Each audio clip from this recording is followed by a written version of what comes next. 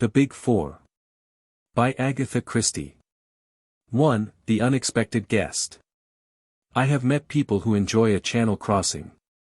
Men who can sit calmly in their deck chairs and, on arrival, wait until the boat is moored, then gather their belongings together without fuss and disembark. Personally, I can never manage this. From the moment I get on board I feel that the time is too short to settle down to anything. I move my suitcases from one spot to another, and if I go down to the saloon for a meal, I bolt my food with an uneasy feeling that the boat may arrive unexpectedly whilst I am below.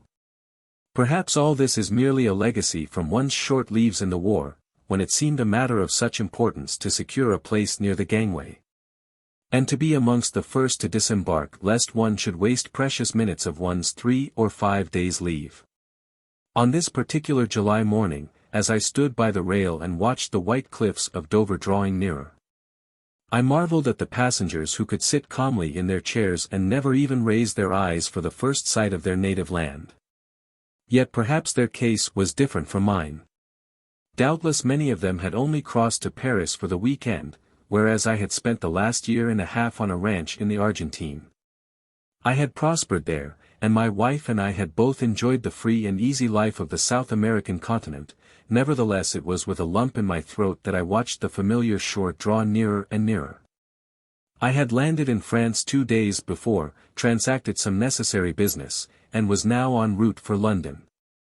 I should be there some months, time enough to look up old friends, and one old friend in particular. A little man with an egg-shaped head and green eyes, Hercule Poirot. I proposed to take him completely by surprise. My last letter from the Argentine had given no hint of my intended voyage, indeed. That had been decided upon hurriedly as a result of certain business complications, and I spent many amused moments picturing to myself his delight and stupefaction on beholding me. He, I knew, was not likely to be far from his headquarters. The time when his cases had drawn him from one end of England to the other was past. His fame had spread, and no longer would he allow one case to absorb all his time. He aimed more and more, as time went on, at being considered a consulting detective, as much a specialist as a Harley Street physician. He had always scoffed at the popular idea of the human bloodhound who assumed wonderful disguises to track criminals, and who paused at every footprint to measure it. "No, my friend Hastings," he would say, "we leave that to Giroux and his friends. Hercule Poirot's methods are his own. Order and method, and the little grey cells. Sitting at ease in our own armchairs we see the things that these others overlook, and we do not jump to the conclusion like the worthy Jap." No. There was little fear of finding Hercule Poirot far afield. On arrival in London, I deposited my luggage at an hotel and drove straight on to the old address. What poignant memories it brought back to me! I hardly waited to greet my old landlady, but hurried up the stairs 2 at a time and rapped on Poirot's door. "Enter, then," cried a familiar voice from within. I strode in. Poirot stood facing me. In his arms he carried a small valise, which he dropped with a crash on beholding me. "Mon ami, Hastings," he cried. "Mon ami, Hastings." And, rushing forward, he enveloped me in a capacious embrace. Our conversation was incoherent and inconsequent. Ejaculations, eager questions, incomplete answers, messages from my wife, explanations as to my journey, were all jumbled up together. "I suppose there's someone in my old rooms?" I asked at last, when we had calmed down somewhat. "I'd love to put up here again with you." Poirot's face changed with startling suddenness. "Mon Dieu! But what a chance épouvantable! Regard around you, my friend." For the first time I took note of my surroundings. Against the wall stood a vast ark of a trunk of prehistoric design. Near to it were placed a number of suitcases, ranged neatly in order of size from large to small. The inference was unmistakable. "You are going away?" "Yes." "Where to?" "South America." "What?" "Yes, it is a droll farce, is it not?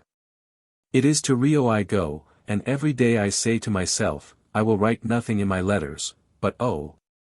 The surprise of the good Hastings when he beholds me. But when are you going? Poirot looked at his watch. In an hour's time. I thought you always said nothing would induce you to make a long sea voyage. Poirot closed his eyes and shuddered. Speak not of it to me, my friend. My doctor, he assures me that one dies not of it, and it is for the one time only, you understand, that never, never shall I return. He pushed me into a chair. Come, I will tell you how it all came about. Do you know who is the richest man in the world? Richer even than Rockefeller? Abe Ryland. The American soap king. Precisely. One of his secretaries approached me. There is some very considerable, as you would call it, hocus-pocus going on in connection with a big company in Rio. He wished me to investigate matters on the spot. I refused. I told him that if the facts were laid before me, I would give him my expert opinion. But that he professed himself unable to do. I was to be put in possession of the facts only on my arrival out there. Normally, that would have closed the matter. To dictate to Hercule Poirot is sheer impertinence. But the sum offered was so stupendous that for the first time in my life I was tempted by mere money. It was a competence, a fortune. And there was a second attraction, you, my friend. For this last year and a half I have been a very lonely old man. I thought to myself, why not? I am beginning to weary of this unending solving of foolish problems. I have achieved sufficient fame. Let me take this money and settle down somewhere near my old friend. I was quite affected by this token of Poirot's regard. So I accepted, he continued, and in an hour's time I must leave to catch the boat train. One of life's little ironies, is it not? But I will admit to you, Hastings, that had not the money offered been so big, I might have hesitated, for just lately I have begun a little investigation of my own. Tell me, what is commonly meant by the phrase, the Big Four? I suppose it had its origin at the Versailles Conference, and then there's the famous Big Four in the film world, and the term is used by hosts of smaller fry. I see, said Poirot thoughtfully. I have come across the phrase, you understand, under certain circumstances where none of those explanations would apply. It seems to refer to a gang of international criminals or something of that kind. Only what? I asked, as he hesitated. Only that I fancy that it is something on a large scale. Just a little idea of mine, nothing more. Ah, but I must complete my packing. The time advances. Don't go, I urged. Cancel your passage and come out on the same boat with me. Poirot drew himself up and glanced at me reproachfully. Ah, it is that you do not understand. I have passed my word, you comprehend, the word of Hercule Poirot. Nothing but a matter of life or death could detain me now. And that's not likely to occur, I murmured ruefully. Unless at the 11th hour the door opens and the unexpected guest comes in. I quoted the old saw with a slight laugh, and then, in the pause that succeeded it, we both started as a sound came from the inner room. What's that? I cried. Ma foi, retorted Poirot. It sounds very like your unexpected guest in my bedroom. But how can anyone be in there? There's no door except into this room. Your memory is excellent, Hastings. Now for the deductions. The window. But it's a burglar then. He must have had a stiff climb of it, I should say it was almost impossible. I had risen to my feet and was striding in the direction of the door when the sound of a fumbling at the handle from the other side arrested me. The door swung slowly open. Framed in the doorway stood a man. He was coated from head to foot with dust and mud, his face was thin and emaciated. He stared at us for a moment, and then swayed and fell. Poirot hurried to his side, then he looked up and spoke to me. Brandy, quickly. I dashed some brandy into a glass and brought it. Poirot managed to administer a little, and together we raised him and carried him to the couch. In a few minutes he opened his eyes and looked round him with an almost vacant stare. "What is it you want, monsieur?" said Poirot. The man opened his lips and spoke in a queer mechanical voice. Hercule Poirot, 14, Faraway Street. Yes, yes, I am he. The man did not seem to understand, and merely repeated in exactly the same tone. Hercule Poirot, 14, Faraway Street. Poirot tried him with several questions. Sometimes the man did not answer at all. Sometimes he repeated the same phrase. Poirot made a sign to me to ring up on the telephone.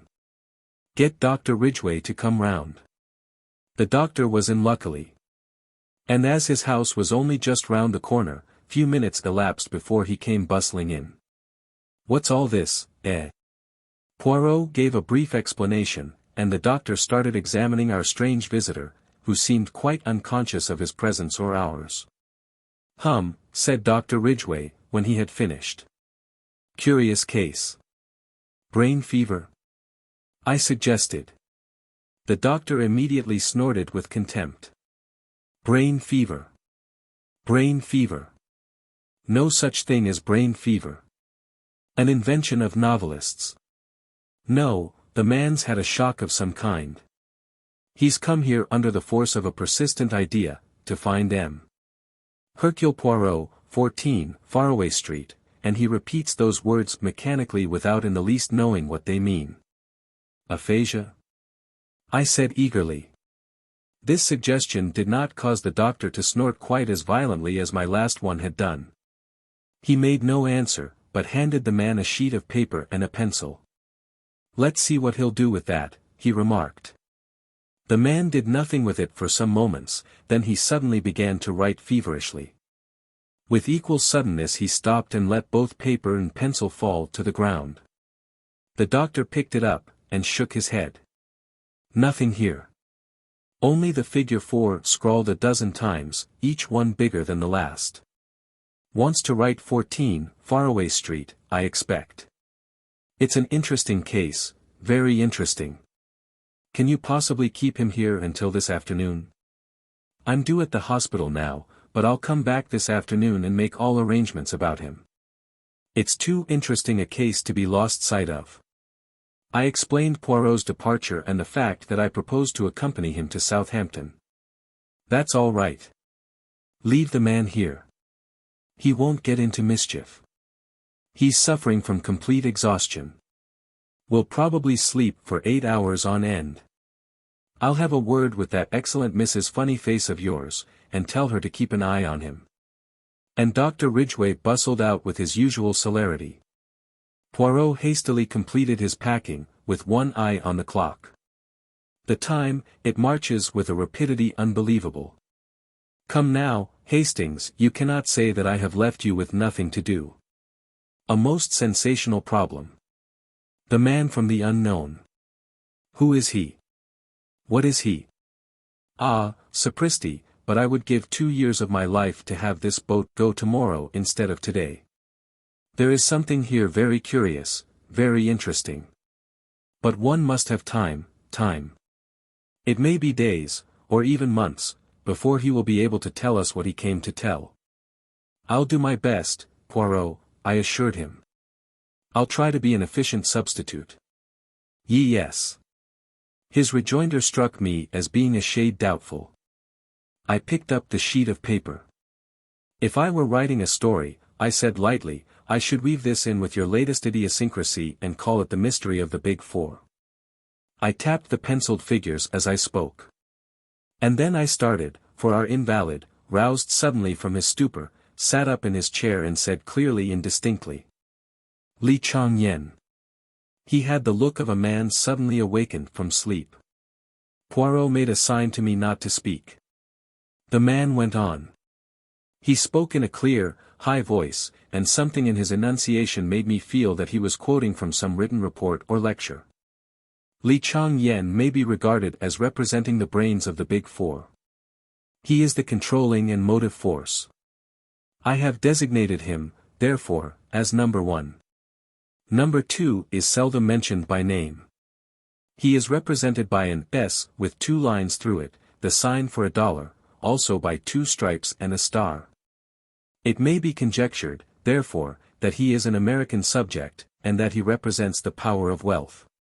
There seems no doubt that number 3 is a woman, and her nationality French.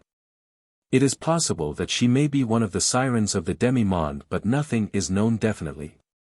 Number 4. His voice faltered and broke. Poirot leant forward.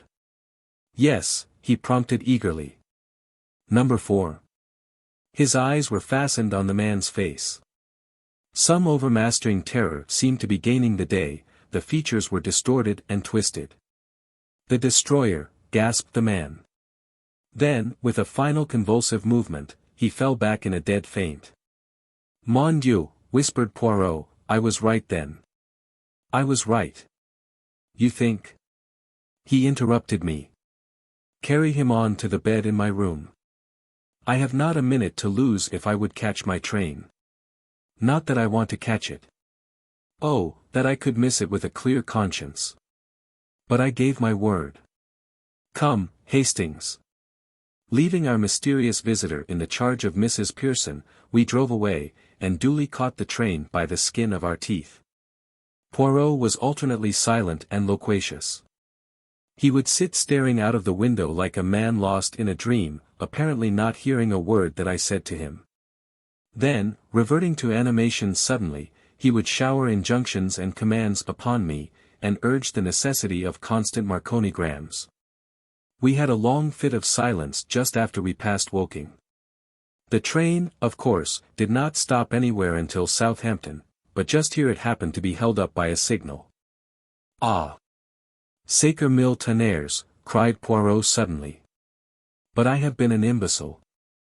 I see clearly at last.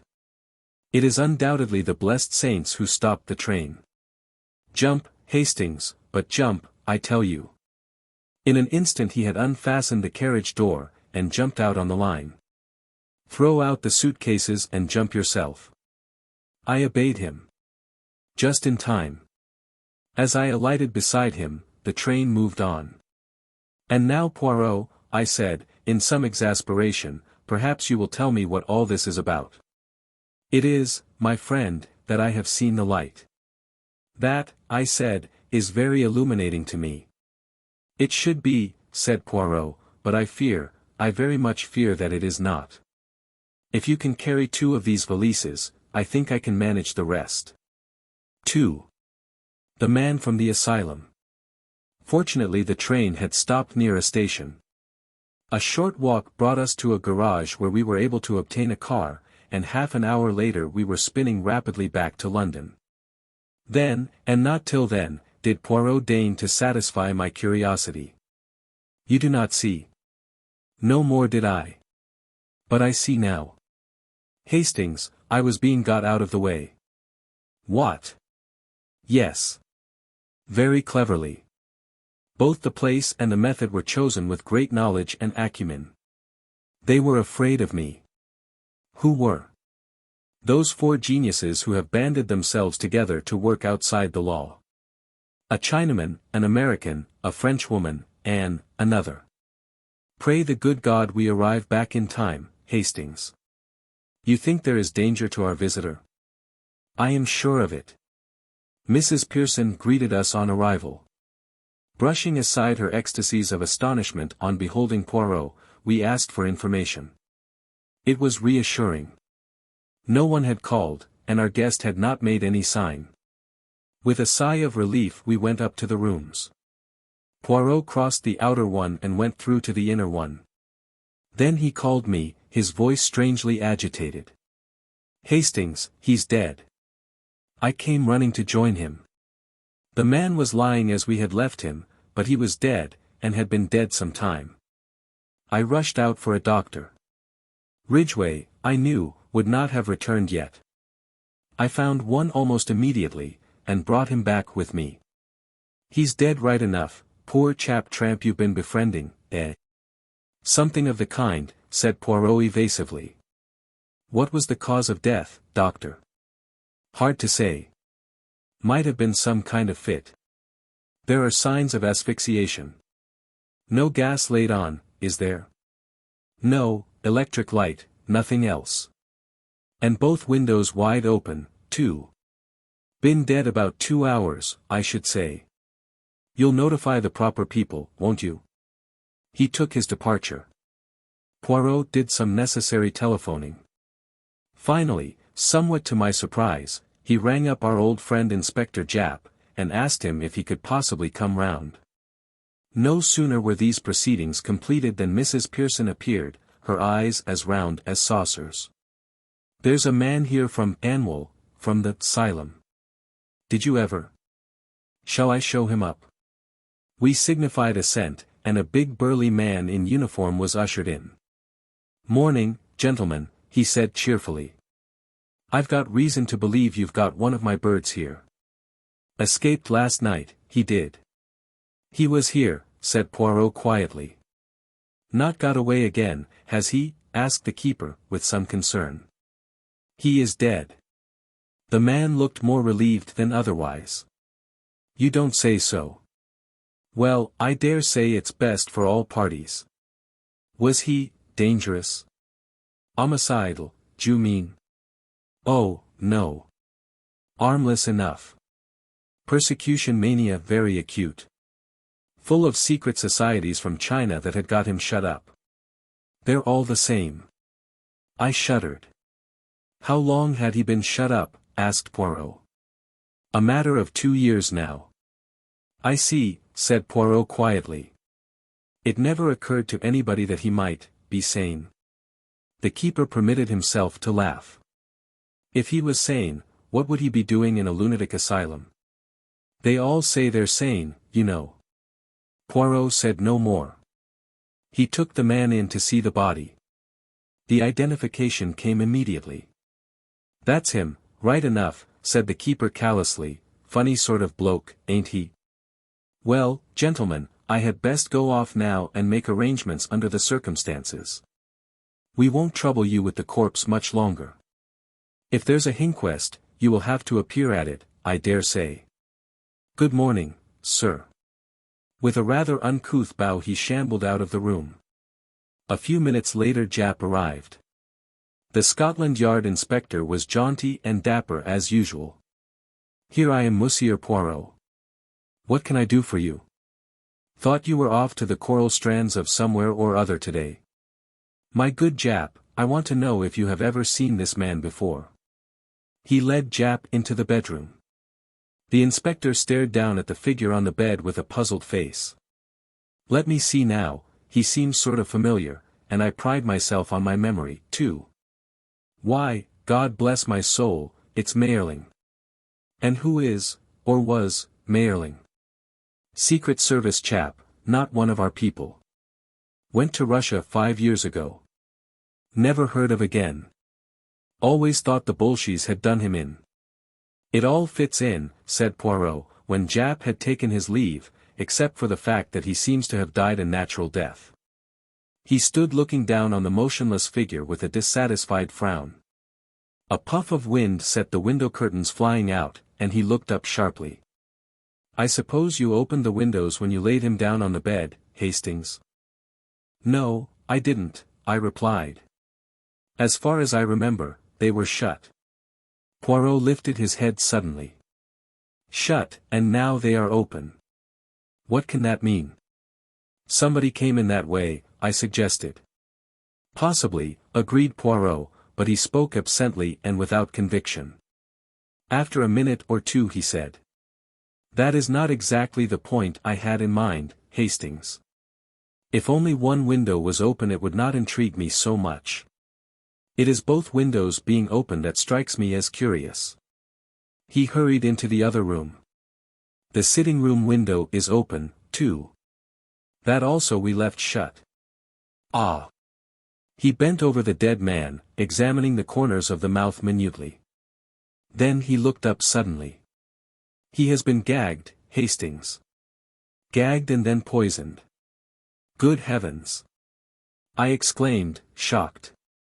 "I suppose we shall find out all about it from the post-mortem." "We shall find out nothing.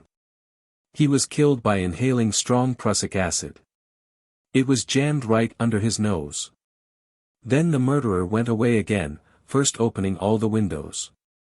Hydrocyanic acid is exceedingly volatile, but it has a pronounced smell of bitter almonds. With no trace of the smell to guide them, and no suspicion of foul play, death would be put down to some natural cause by the doctors. So this man was in the Secret Service, Hastings. And 5 years ago he disappeared in Russia. The last 2 years he's been in the asylum, I said.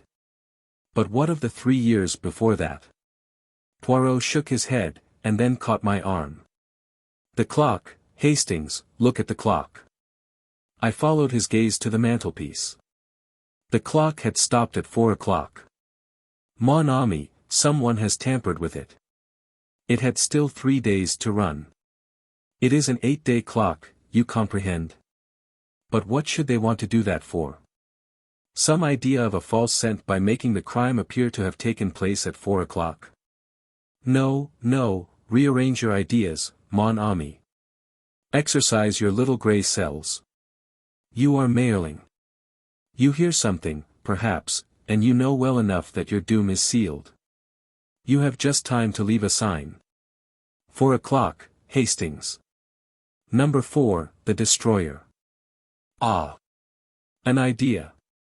He rushed into the other room and seized the telephone. He asked for Hanwell. You are the asylum, yes. I understand there has been an escape today. What is that you say? A little moment, if you please. Will you repeat that? Ah! Parfaitement. He hung up the receiver, and turned to me. You heard, Hastings. There has been no escape. But the man who came, the keeper. I said. I wonder, I very much wonder. You mean? Number 4, the destroyer. I gazed at Poirot dumbfounded. A minute or two after, on recovering my voice, I said. We shall know him again, anywhere, that's one thing. He was a man of very pronounced personality. Was he, mon ami? I think not. He was burly and bluff and red-faced, with a thick mustache and a hoarse voice. He will be none of those things by this time, and for the rest, he has nondescript eyes, nondescript ears, and a perfect set of false teeth. Identification is not such an easy matter as you seem to think. Next time. You think there will be a next time? I interrupted. Poirot's face grew very grave. It is a duel to the death, mon ami. You and I on the one side, the big 4 on the other. They have won the first trick, but they have failed in their plan to get me out of the way, and in the future they have to reckon with Hercule Poirot. 3. We hear more about Li Chong-yen. For a day or two after our visit from the fake asylum attendant I was in some hopes that he might return, and I refused to leave the flat even for a moment. As far as I could see, he had no reason to suspect that we had penetrated his disguise. He might, I thought, return and try to remove the body, but Poirot scoffed at my reasoning. Mon ami, he said, if you wish you may wade in to put salt on the little bird's tail, but for me I do not waste my time so. Well then, Poirot, I argued, why did he run the risk of coming at all? If he intended to return later for the body, I can see some point in his visit. He would at least be removing the evidence against himself. As it is, he does not seem to have gained anything. Poirot shrugged his most Gallic shrug. But you do not see with the eyes of number 4, Hastings, he said. You talk of evidence, but what evidence have we against him? True, we have a body, but we have no proof even that the man was murdered. Prussic acid, when inhaled, leaves no trace. Again, we can find no one who saw anyone enter the flat during our absence, and we have found out nothing about the movements of our late friend, Mayerling. No, Hastings, number 4 has left no trace, and he knows it. His visit we may call a reconnaissance. Perhaps he wanted to make quite sure that Mayerling was dead, but more likely, I think, he came to see Hercule Poirot, and to have speech with the adversary whom alone he must fear. Poirot's reasoning appeared to me typically egotistical, but I forbore to argue.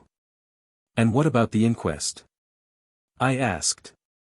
"I suppose you will explain things clearly there, and let the police have a full description of number 4. And to what end? Can we produce anything to impress a coroner's jury of your solid Britishers? Is our description of number 4 of any value? No. We shall allow them to call it accidental death, and maybe, although I have not much hope, our clever murderer will pat himself on the back that he deceived Hercule Poirot in the first round." Poirot was right as usual. We saw no more of the man from the asylum, and the inquest, at which I gave evidence, but which Poirot did not even attend, aroused no public interest. As, in view of his intended trip to South America, Poirot had wound up his affairs before my arrival, he had at this time no cases on hand, but although he spent most of his time in the flat I could get little out of him. He remained buried in an armchair, and discouraged my attempts at conversation. And then one morning, about a week after the murder, he asked me if I would care to accompany him on a visit he wished to make. I was pleased, for I felt he was making a mistake in trying to work things out so entirely on his own, and I wished to discuss the case with him. But I found he was not communicative. Even when I asked where we were going, he would not answer. Poirot loves being mysterious. He will never part with a piece of information until the last possible moment. In this instance, having taken successively a bus and 2 trains, and arrived in the neighborhood of one of London's most depressing southern suburbs, he consented at last to explain matters. "We go, Hastings, to see the one man in England who knows most of the underground life of China." "Indeed. Who is he?" "A man you have never heard of, a Mr. John Ingalls. To all intents and purposes, he is a retired civil servant of mediocre intellect, with a house full of Chinese curios with which he bores his friends and acquaintances. Nevertheless, I am assured by those who should know that the only man capable of giving me the information I seek is this same John Ingalls." A few moments more saw us ascending the steps of the Laurels, as Mr. Ingles's residence was called. Personally, I did not notice a laurel bush of any kind, so deduced that it had been named according to the usual obscure nomenclature of the suburbs. We were admitted by an impassive-faced Chinese servant and ushered into the presence of his master. Mr. Ingalls was a squarely built man, somewhat yellow of countenance, with deep-set eyes that were oddly reflective in character. He rose to greet us, setting aside an open letter which he had held in his hand. He referred to it after his greeting. "Sit down, won't you? Halsey tells me that you want some information and that I may be useful to you in the matter." "That is so, monsieur. I ask of you if you have any knowledge of a man named Li Changyen." "That's rum, very rum indeed. How did you come to hear about the man?" "You know him, then?" "I've met him once. And I know something of him, not quite as much as I should like to. But it surprises me that anyone else in England should even have heard of him. He's a great man in his way, Mandarin class and all that, you know, but that's not the crux of the matter. There's good reason to suppose that he's the man behind it all." "Behind what?" "Everything. The worldwide unrest, the labor troubles that beset every nation, and the revolutions that break out in some. There are people, not scaremongers, who know what they are talking about, and they say that there is a force behind the scenes which aims at nothing less than the disintegration of civilization. In Russia, you know, there were many signs that Lenin and Trotsky were mere puppets whose every action was dictated by another's brain. I have no definite proof that would count with you, but I am quite convinced that this brain was Li Changyen's." "Oh, come," I protested, "isn't that a bit far-fetched? How would a Chinaman cut any ice in Russia?" Poirot frowned at me irritably. "For you, Hastings," he said, "everything is far-fetched that comes not from your own imagination. For me, I agree with this gentleman. But continue, I pray, monsieur. What exactly he hopes to get out of it all I cannot pretend to say for certain," went on Mr. Ingalls. "But I assume his disease is one that has attacked great brains from the time of Akbar and Alexander to Napoleon, a lust for power and personal supremacy." Up to modern times armed force was necessary for conquest, but in this century of unrest a man like Li Changyan can use other means. I have evidence that he has unlimited money behind him for bribery and propaganda, and there are signs that he controls some scientific force more powerful than the world has dreamed of. Poirot was following Mr. Ingles's words with the closest attention. And in China? He asked. He moves there too. The other nodded in emphatic assent. There, he said, although I can produce no proof that would count in a court of law, I speak from my own knowledge. I know personally every man who counts for anything in China today, and this I can tell you, the men who loom most largely in the public eye are men of little or no personality. They are marionettes who dance to the wires pulled by a master hand, and that hand is Li Changyan's. His is the controlling brain of the East today. We don't understand the East, we never shall, but Li Changyan is its moving spirit.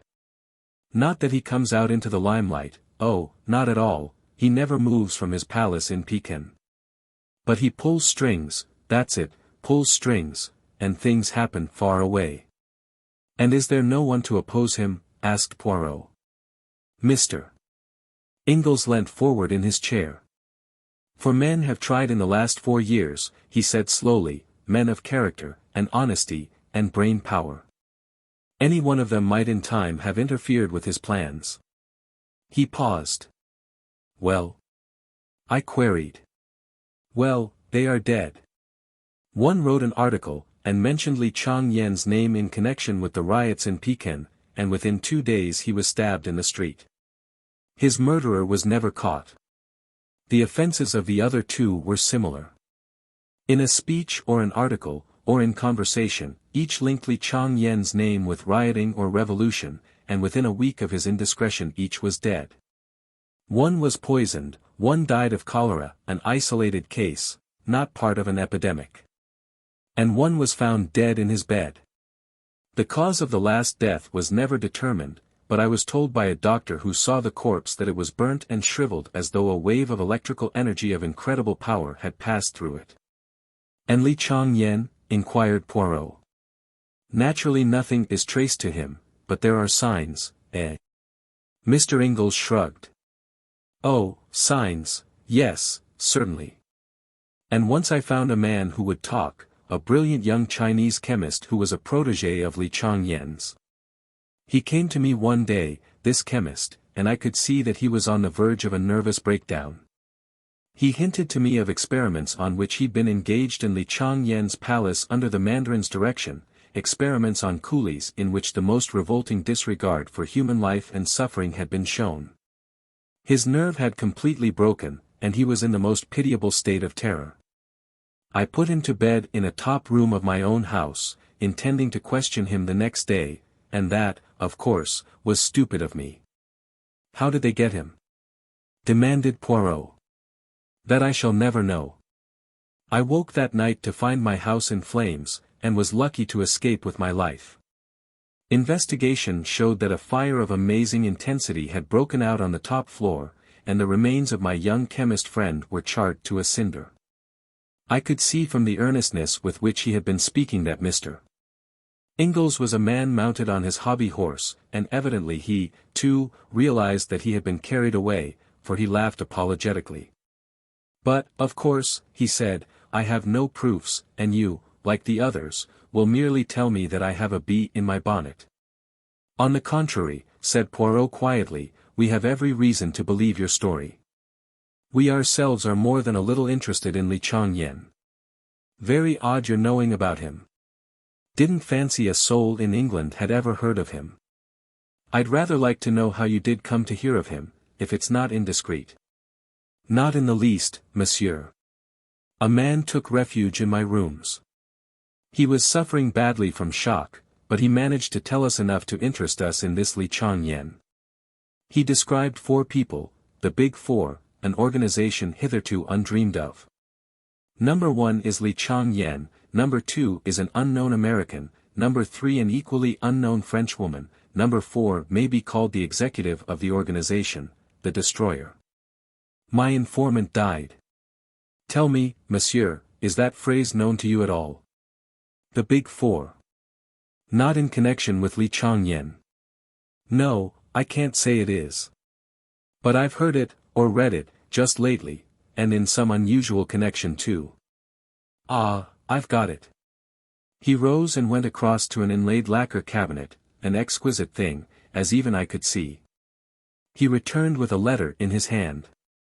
Here you are. Note from an old seafaring man I ran against once in Shanghai. Hoary old reprobate, maudlin with drink by now, I should say. I took this to be the ravings of alcoholism. He read it aloud. Dear sir, you may not remember me, but you did me a good turn once in Shanghai. Do me another now. I must have money to get out of the country. I'm well hid here, I hope, but any day they may get me. The Big Four, I mean.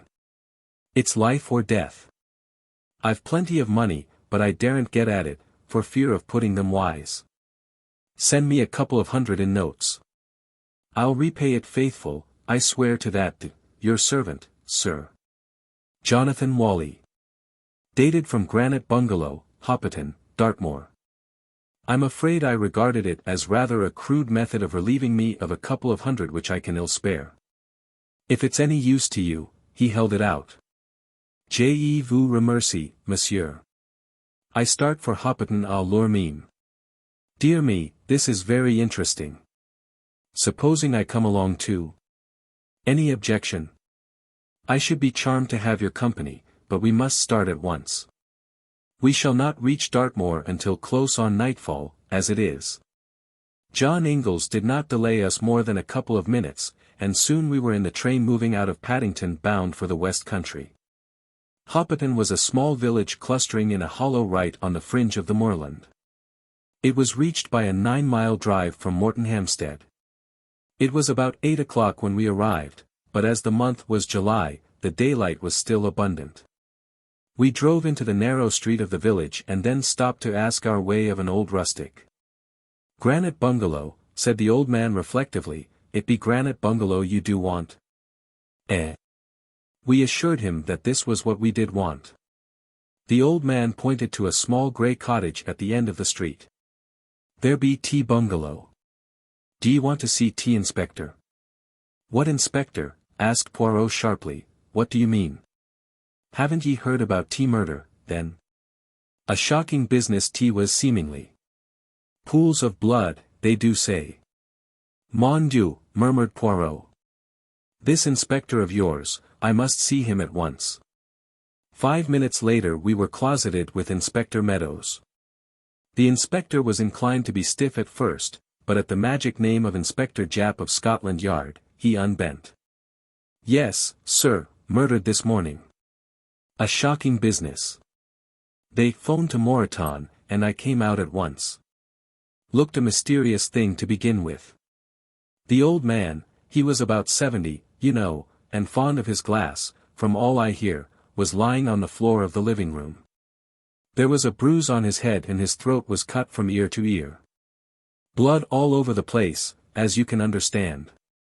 The woman who cooks for him, Betsy Andrews, she told us that her master had several little Chinese jade figures, that he told her were very valuable, and these had disappeared.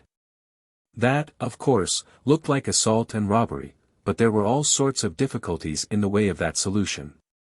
The old fellow had 2 people in the house. Betsy Andrews, who is a Hoppiton woman, and a rough kind of manservant, Robert Grant. Grant had gone to the farm to fetch the milk, which he does every day, and Betsy had stepped out to have a chat with a neighbor. She was only away 20 minutes, between 10 and half past, and the crime must have been done then. Grant returned to the house first. He went in by the back door, which was open. No one locks up doors round here, not in broad daylight, at all events, put the milk in the larder, and went into his own room to read the paper and have a smoke. Had no idea anything unusual had occurred, at least, that's what he says. Then Betsy comes in, goes into the living room, sees what's happened, and lets out a screech to wake the dead. That's all fair and square. Someone got in whilst those 2 were out, and did the poor old man in. But it struck me at once that he must be a pretty cool customer. He'd have to come right up the village street, or creep through someone's backyard. Granite Bungalow has got houses all round it, as you can see. How was it that no one had seen him? The inspector paused with a flourish. "Aha, I perceive your point," said Poirot. "To continue?" "Well, sir, fishy," I said to myself, "fishy." And I began to look about me. Those jade figures, now. Would a common tramp ever suspect that they were valuable? Anyway, it was madness to try such a thing in broad daylight. Suppose the old man had yelled for help? "I suppose, Inspector," said Mr. Ingalls, "that the bruise on the head was inflicted before death." "Quite right, sir. First knocked him silly, the murderer did, and then cut his throat. That's clear enough. But how the dickens did he come or go? They notice strangers quick enough in a little place like this. It came to me all at once, nobody did come. I took a good look round. It had rained the night before, and there were footprints clear enough going in and out of the kitchen. In the living room there were 2 sets of footprints only. Betsy Andrews stopped at the door, Mr. Wally's, he was wearing carpet slippers, and another man's. The other man had stepped in the blood stains, and I traced his bloody footprints. "I beg your pardon, sir." "Not at all," said Mr. Ingalls, with a faint smile, "the adjective is perfectly understood. I traced them to the kitchen, but not beyond. Point number 1. On the lintel of Robert Grant's door was a faint smear, a smear of blood. That's point number 2. Point number 3 was when I got hold of Grant's boots, which he had taken off, and fitted them to the marks. That settled it. It was an inside job. I warned Grant and took him into custody, and what do you think I found packed away in his portmanteau? The little jade figures and a ticket of leave. Robert Grant was also Abraham Biggs, convicted for felony in housebreaking 5 years ago. The inspector paused triumphantly. "What do you think of that, gentlemen?" "I think," said Poirot, "that it appears a very clear case, of a surprising clearness, in fact. This Biggs, or Grant, he must be a man very foolish and uneducated, eh? Oh, he is that, a rough, common sort of fellow. No idea of what a footprint may mean. Clearly he reads not the detective fiction. Well, Inspector, I congratulate you. We may look at the scene of the crime." "Yes. I'll take you there myself this minute. I'd like you to see those footprints." "I, too, should like to see them." Yes, very interesting, very ingenious." We set out forthwith. Mr. Ingalls and the inspector forged ahead. I drew Poirot back a little so as to be able to speak to him out of the inspector's hearing. "What do you really think, Poirot? Is there more in this than meets the eye?" "That is just the question, mon ami. Wally says plainly enough in his letter that the Big Four are on his track, and we know, you and I, that the Big Four is no bogey for the children. Yet everything seems to say that this man Grant committed the crime. Why did he do so? For the sake of the little jade figures? Or is he an agent of the Big Four? I confess that this last seems more likely. However valuable the jade, a man of that class was not likely to realize the fact, at any rate, not to the point of committing murder for them. That, par exemple, ought to have struck the inspector.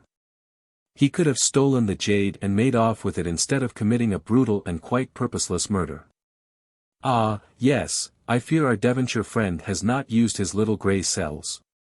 He has measured footprints, and has omitted to reflect and arrange his ideas with the necessary order and method. 4. The importance of a leg of mutton. The inspector drew a key from his pocket and unlocked the door of Granite Bungalow. The day had been fine and dry, so our feet were not likely to leave any prints. Nevertheless, we wiped them carefully on the mat before entering. A woman came up out of the gloom and spoke to the inspector, and he turned aside. Then he spoke over his shoulder. "Have a good look round, Mr. Poirot, and see all there is to be seen. I'll be back in about 10 minutes. By the way, here's Grant's boot. I brought it along with me for you to compare the impressions. We went into the living room, and the sound of the inspector's footsteps died away outside. Ingalls was attracted immediately by some Chinese curios on a table in the corner, and went over to examine them. He seemed to take no interest in Poirot's doings. I, on the other hand, watched him with breathless interest. The floor was covered with a dark green linoleum which was ideal for showing up footprints. A door at the farther end led into the small kitchen. From there another door led into the scullery, where the back door was situated, and another into the bedroom which had been occupied by Robert Grant. Having explored the ground, Poirot commented upon it in a low-running monologue. Here is where the body lay, that big dark stain and the splashes all around mark the spot. Traces of carpet slippers and number 9 boots, you observe, but all very confused. Then 2 sets of tracks leading to and from the kitchen. Whoever the murderer was, he came in that way. You have the boot, Hastings. Give it to me. He compared it carefully with the prints. Yes, both made by the same man, Robert Grant. He came in that way, killed the old man, and went back to the kitchen. He had stepped in the blood, see the stains he left as he went out. Nothing to be seen in the kitchen, all the village has been walking about in it. He went into his own room, no, first he went back again to the scene of the crime, was that to get the little jade figures? Or had he forgotten something that might incriminate him? Perhaps he killed the old man the second time he went in. I suggested. Mais non, you do not observe. On one of the outgoing footmarks stained with blood there is superimposed an ingoing one. I wonder what he went back for, the little jade figures as an afterthought. It is all ridiculous, stupid. Well, he's given himself away pretty hopelessly. N'est-ce pas? I tell you, Hastings, it goes against reason. It offends my little grey cells. Let us go into his bedroom. Ah, yes, there is the smear of blood on the lintel and just a trace of footmarks, the blood stained. Robert Grant's footmarks, and his only, near the body, Robert Grant the only man who went near the house. Yes, it must be so. What about the old woman? I said suddenly. She was in the house alone after Grant had gone for the milk. She might have killed him and then gone out. Her feet would leave no prints if she hadn't been outside. Very good, Hastings.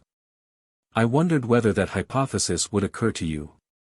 I had already thought of it and rejected it. Betsy Andrews is a local woman, well known hereabouts.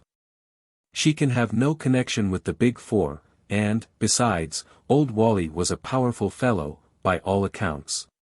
This is a man's work, not a woman's. I suppose the Big Four couldn't have had some diabolical contrivance concealed in the ceiling, something which descended automatically and cut the old man's throat and was afterwards drawn up again. Like Jacob's ladder. I know, Hastings, that you have an imagination of the most fertile, but I implore of you to keep it within bounds. I subsided, abashed. Poirot continued to wander about, poking into rooms and cupboards with a profoundly dissatisfied expression on his face. Suddenly he uttered an excited yelp, reminiscent of a Pomeranian dog. I rushed to join him.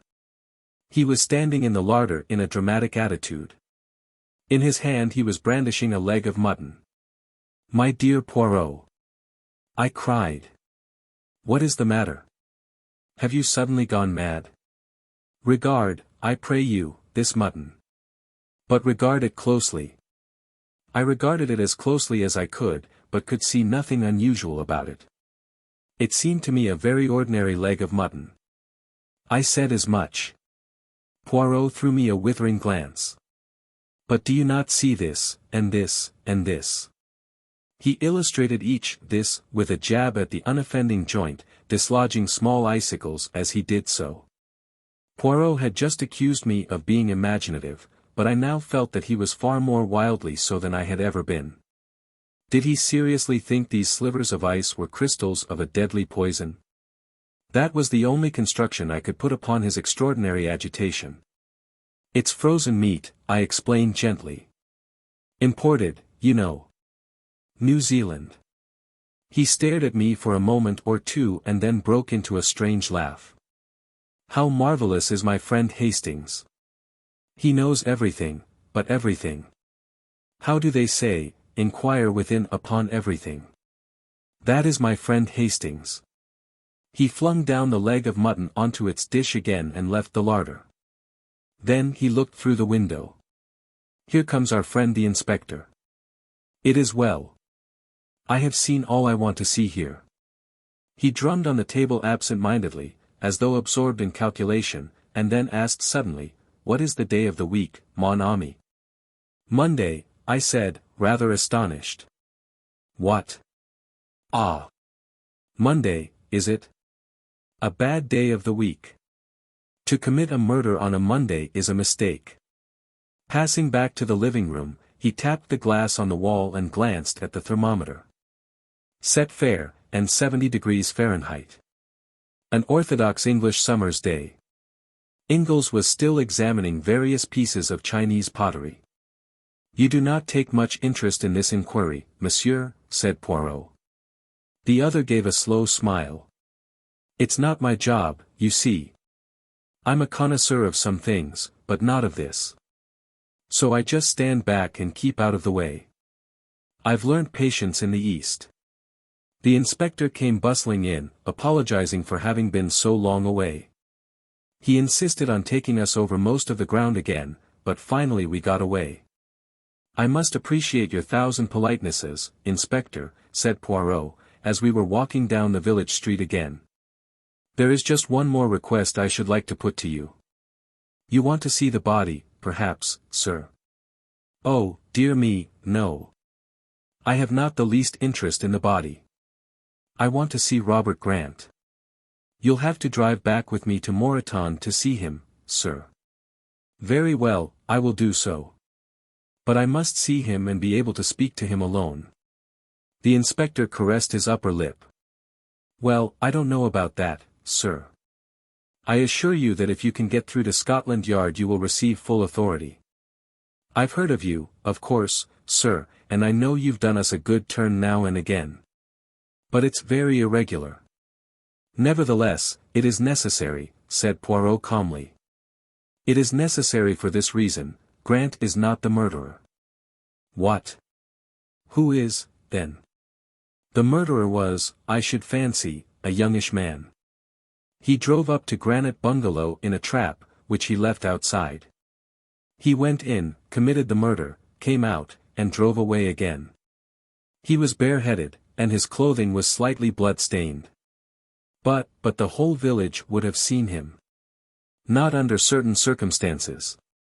Not if it was dark, perhaps, but the crime was committed in broad daylight." Poirot merely smiled. "And the horse and trap, sir, how could you tell that? Any amount of wheeled vehicles have passed along outside. There's no mark of one in particular to be seen. Not with the eyes of the body, perhaps. But with the eyes of the mind, yes." The inspector touched his forehead significantly with a grin at me. I was utterly bewildered, but I had faith in Poirot. Further discussion ended in our all driving back to MUTTON with the inspector. Poirot and I were taken to Grant, but a constable was to be present during the interview. Poirot went straight to the point. "Grant, I know you to be innocent of this crime. Relate to me in your own words exactly what happened." The prisoner was a man of medium height, with a somewhat unpleasing cast of features. He looked a jailbird if ever a man did. "Honest to God, I never did it," he whined. "Someone put those little glass figures amongst my traps. It was a frame-up, that's what it was. I went straight to my rooms when I came in, like I said. I never knew a thing till Betsy screeched out. Swelp me, God, I didn't." Poirot rose. "If you can't tell me the truth, that is the end of it." "But, governor, you did go into the room, you did know your master was dead, and you were just preparing to make a bolt of it when the good Betsy made her terrible discovery." The man stared at Poirot with a dropped jaw. "Come now, is it not so? I tell you solemnly, on my word of honor, that to be frank now is your only chance. I'll risk it, said the man suddenly. It was just as you say.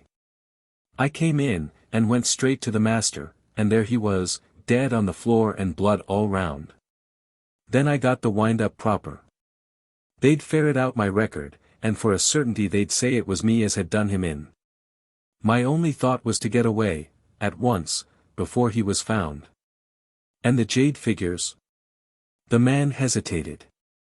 You see. You took them by a kind of reversion to instinct, as it were. You had heard your master say that they were valuable, and you felt you might as well go the whole hog. That, I understand. Now, answer me this. Was it the second time that you went into the room that you took the figures? I didn't go in a second time. Once was enough for me. You are sure of that? Absolutely certain. Good. Now, when did you come out of prison? 2 months ago. How did you obtain this job? Through one of them prisoners' help societies. Bloke met me when I came out. What was he like? Not exactly a parson, but looked like one. Soft black hat and mincing way of talking. Got a broken front tooth. Spectacled chap Saunders his name was. Said he hoped I was repentant, and that he'd find me a good post. I went to old Wally on his recommendation. Poirot rose once more. I thank you. I know all now. Have patience. He paused in the doorway and added, Saunders gave you a pair of boots, didn't he? Grant looked very astonished. Why, yes, he did. But how did you know? It is my business to know things, said Poirot gravely. After a word or two to the inspector, the three of us went to the White Hart and discussed eggs and bacon and Devonshire cider. Any elucidations yet? Asked Ingalls, with a smile. Yes, the case is clear enough now. But, see you, I shall have a good deal of difficulty in proving it. Wally was killed by order of the Big Four, but not by Grant. A very clever man got Grant the post and deliberately planned to make him the scapegoat, an easy matter with Grant's prison record. He gave him a pair of boots, one of 2 duplicate pairs. The other he kept himself. It was all so simple. When Grant is out of the house, and Betsy is chatting in the village, which she probably did every day of her life, he drives up wearing the duplicate boots, enters the kitchen, goes through into the living room, fells the old man with a blow. And then cuts his throat. Then he returns to the kitchen, removes the boots, puts on another pair, and, carrying the first pair, goes out to his trap and drives off again. Ingalls looked steadily at Poirot. There's a catch in it still. Why did nobody see him? Ah! That is where the cleverness of number 4, I am convinced, comes in. Everybody saw him, and yet nobody saw him. You see, he drove up in a butcher's cart. I uttered an exclamation. The leg of mutton. Exactly, Hastings, the leg of mutton. Everybody swore that no one had been to Granite Bungalow that morning, but, nevertheless, I found in the larder a leg of mutton, still frozen. It was Monday, so the meat must have been delivered that morning. For if on Saturday, in this hot weather, it would not have remained frozen over Sunday. So someone had been to the bungalow, and a man on whom a trace of blood here and there would attract no attention. Damned ingenious! Cried Ingalls approvingly. Yes, he is clever, number 4. As clever as Hercule Poirot. I murmured. My friend threw me a glance of dignified reproach. There are some jests that you should not permit yourself, Hastings, he said sententiously. Have I not saved an innocent man from being sent to the gallows? That is enough for one day. 5. Disappearance of a scientist. Personally, I don't think that, even when a jury had acquitted Robert Grant, alias Biggs, of the murder of Jonathan Wally, Inspector Meadows was entirely convinced of his innocence. The case which he had built up against Grant, the man's record, the jade which he had stolen, the boots which fitted the footprints so exactly, was to his matter-of-fact mind too complete to be easily upset. But Poirot, compelled much against his inclination to give evidence, convinced the jury. 2 witnesses were produced who had seen a butcher's cart drive up to the bungalow on that Monday morning, and the local butcher testified that his cart only called there on Wednesdays and Fridays. A woman was actually found who, when questioned, remembered seeing the butcher's man leaving the bungalow, but she could furnish no useful description of him. The only impression he seemed to have left on her mind was that he was clean-shaven, of medium height, and looked exactly like a butcher's man. At this description Poirot shrugged his shoulders philosophically. "It is as I tell you, Hastings," he said to me, after the trial. "He is an artist, this one. He disguises himself not with the false beard and the blue spectacles. He alters his features, yes, but that is the least part. For the time being he is the man he would be. He lives in his part." Certainly I was compelled to admit that the man who had visited us from Hanwell had fitted in exactly with my idea of what an asylum attendant should look like. I should never for a moment have dreamt of doubting that he was genuine. It was all a little discouraging, and our experience on Dartmoor did not seem to have helped us at all. I said as much to Poirot, but he would not admit that we had gained nothing. "We progress," he said, "we progress. At every contact with this man we learn a little of his mind and his methods.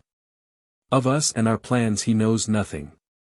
"And there, Poirot," I protested, "he and I seem to be in the same boat. You don't seem to me to have any plans, you seem to sit and wait for him to do something." Poirot smiled. "Mon ami, you do not change.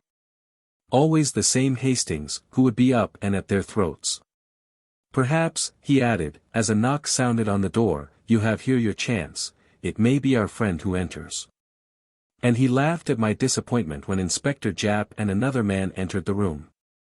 "Good evening, monsieur," said the inspector. "Allow me to introduce Captain Kent of the United States Secret Service." Captain Kent was a tall, lean American, with a singularly impassive face which looked as though it had been carved out of wood. "Pleased to meet you, gentlemen," he murmured, as he shook hands jerkily. Poirot threw an extra log on the fire, and brought forward more easy chairs. I brought out glasses and the whiskey and soda. The captain took a deep draught, and expressed appreciation. "Legislation in your country is still sound," he observed. "And now to business," said Japp. "Monsieur Poirot here made a certain request to me. He was interested in some concern that went by the name of the Big Four, and he asked me to let him know at any time if I came across a mention of it in my official line of business. I didn't take much stock in the matter, but I remembered what he said, and when the captain here came over with rather a curious story, I said at once, 'We'll go round to Monsieur Poirot's.'" Poirot looked across at Captain Kent, and the American took up the tale. "You may remember reading, M. Poirot, that a number of torpedo boats and destroyers were sunk by being dashed upon the rocks off the American coast. It was just after the Japanese earthquake, and the explanation given was that the disaster was the result of a tidal wave. Now, a short time ago, a roundup was made of certain crooks and gunmen, and with them were captured some papers which put an entirely new face upon the matter. They appeared to refer to some organization called the Big Four, and gave an incomplete description of some powerful wireless installation, a concentration of wireless energy far beyond anything so far attempted, and capable of focusing a beam of great intensity upon some given spot. The claims made for this invention seemed manifestly absurd, but I turned them in to headquarters for what they were worth, and one of our highbrow professors got busy on them. Now it appears that one of your British scientists read a paper upon the subject before the British Association. His colleagues didn't think great shakes of it, by all accounts, thought it far-fetched and fanciful, but your scientist stuck to his guns, and declared that he himself was on the eve of success in his experiments. "Eh, bien?" demanded Poirot, with interest. "It was suggested that I should come over here and get an interview with this gentleman. Quite a young fellow, he is, Halliday by name. He is the leading authority on the subject, and I was to get from him whether the thing suggested was anyway possible." "And was it?" I asked eagerly. That's just what I don't know. I haven't seen Mr. Halliday, and I'm not likely to, by all accounts. The truth of the matter is, said Japp, shortly, Halliday's disappeared. When? 2 months ago. Was his disappearance reported? Of course it was. His wife came to us in a great state. We did what we could, but I knew all along it would be no good. Why not? Never is, when a man disappears that way. Japp winked. What way? Paris. So Halliday disappeared in Paris? Yes. Went over there on scientific work, so he said. Of course, he'd have to say something like that. But you know what it means when a man disappears over there.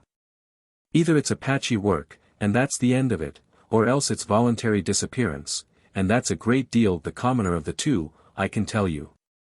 Gay Paris and all that, you know. Sick of home life. Halliday and his wife had had a tiff before he started, which all helps to make it a pretty clear case. I wonder, said Poirot thoughtfully. The American was looking at him curiously. Say, mister, he drawled, what's this Big Four idea? The Big Four, said Poirot, is an international organization which has at its head a Chinaman. He is known as Number 1. Number 2 is an American. Number 3 is a Frenchwoman. Number 4, the destroyer, is an Englishman. A Frenchwoman, eh? The American whistled. And Halliday disappeared in France. Maybe there's something in this. What's her name? I don't know. I know nothing about her. But it's a mighty big proposition, suggested the other. Poirot nodded, as he arranged the glasses in a neat row on the tray. His love of order was as great as ever. What was the idea in sinking those boats? Are the Big Four a German stunt? The Big Four are for themselves, and for themselves only, Le Capitaine. Their aim is world domination. The American burst out laughing, but broke off at the sight of Poirot's serious face. You laugh, monsieur, said Poirot, shaking a finger at him. You reflect not, you use not the little grey cells of the brain. Who are these men who send a portion of your navy to destruction simply as a trial of their power? For that was all it was, monsieur, a test of this new force of magnetical attraction which they hold.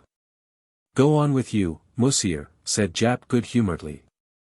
I've read of super-criminals many a time, but I've never come across them. Well, you've heard Captain Kent's story. Anything further I can do for you? Yes, my good friend.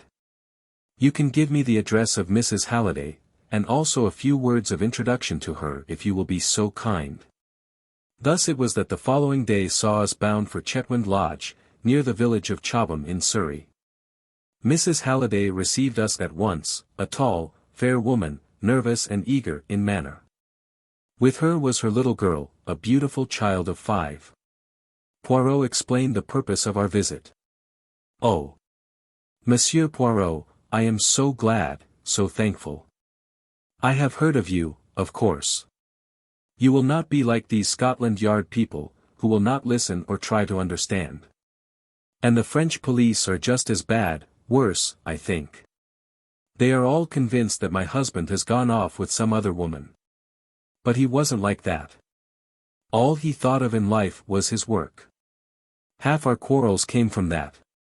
He cared for it more than he did for me. Englishmen, they are like that, said Poirot soothingly. And if it is not work, it is the games, the sport. All those things they take au grand sérieux. Now, madam, recount to me exactly, in detail, and as methodically as you can, the exact circumstances of your husband's disappearance. My husband went to Paris on Thursday, the 20th of July. He was to meet and visit various people there connected with his work, amongst them Madame Olivier. Poirot nodded at the mention of the famous French woman chemist, who had eclipsed even Madame Curie in the brilliance of her achievements. She had been decorated by the French government, and was one of the most prominent personalities of the day. He arrived there in the evening and went at once to the Hotel Castiglione in the Rue de Castiglione. On the following morning, he had an appointment with Professor Bourguignot, which he kept. His manner was normal and pleasant. The two men had a most interesting conversation, and it was arranged that he should witness some experiments in the professor's laboratory on the following day. He lunched alone at the Café Royal, went for a walk in the Bois, and then visited Madame Olivier at her house at Passy. There, also, his manner was perfectly normal. He left about 6. Where he dined is not known, probably alone at some restaurant. He returned to the hotel about 11 o'clock and went straight up to his room, after inquiring if any letters had come for him. On the following morning, he walked out of the hotel, and has not been seen again. At what time did he leave the hotel? At the hour when he would normally leave it to keep his appointment at Professor Bourguignot's laboratory? We do not know. He was not remarked leaving the hotel. But no petit déjeuner was served to him, which seems to indicate that he went out early. Or he might, in fact, have gone out again after he came in the night before. I do not think so. His bed had been slept in, and the night porter would have remembered any one going out at that hour. A very just observation, madam. We may take it, then, that he left early on the following morning, and that is reassuring from one point of view. He is not likely to have fallen a victim to any Apache assault at that hour. His baggage, now, was it all left behind? Mrs. Halliday seemed rather reluctant to answer, but at last she said. No, he must have taken one small suitcase with him. Said Poirot thoughtfully, I wonder where he was that evening. If we knew that, we should know a great deal. Whom did he meet? There lies the mystery. Madam, myself I do not of necessity accept the view of the police, with them is it always cherchez la femme. Yet it is clear that something occurred that night to alter your husband's plans. You say he asked for letters on returning to the hotel. Did he receive any? One only, and that must have been the one I wrote him on the day he left England. Poirot remained sunk in thought for a full minute, then he rose briskly to his feet. Well, madam, the solution of the mystery lies in Paris, and to find it I myself journey to Paris on the instant. It is all a long time ago, monsieur. Yes, yes. Nevertheless, it is there that we must seek. He turned to leave the room, but paused with his hand on the door. Tell me, madam, do you ever remember your husband mentioning the phrase, the Big Four? The Big Four, she repeated thoughtfully. No, I can't say I do. 6. The woman on the stairs.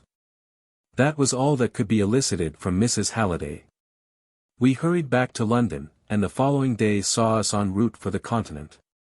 With rather a rueful smile, Poirot observed. This Big Four, they make me to bestir myself, mon ami. I run up and down, all over the ground, like our old friend the human foxhound. Perhaps you'll meet him in Paris, I said, knowing that he referred to a certain Giroux, one of the most trusted detectives of the Charite, whom he had met on a previous occasion.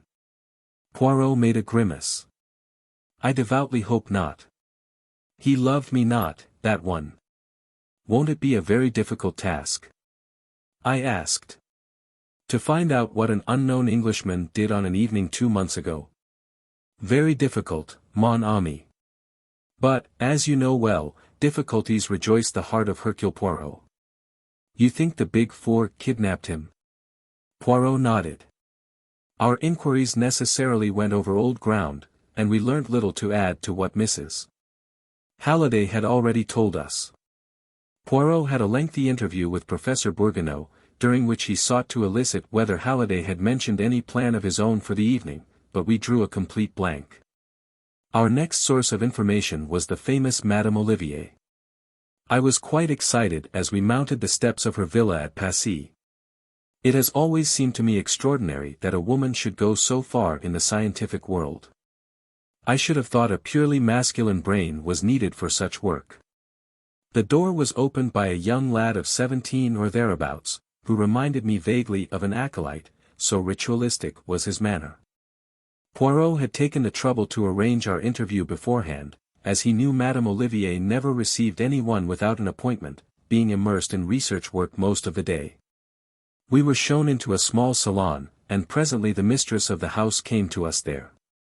Madame Olivier was a very tall woman, her tallness accentuated by the long white overall she wore, and a coif like a nun's that shrouded her head.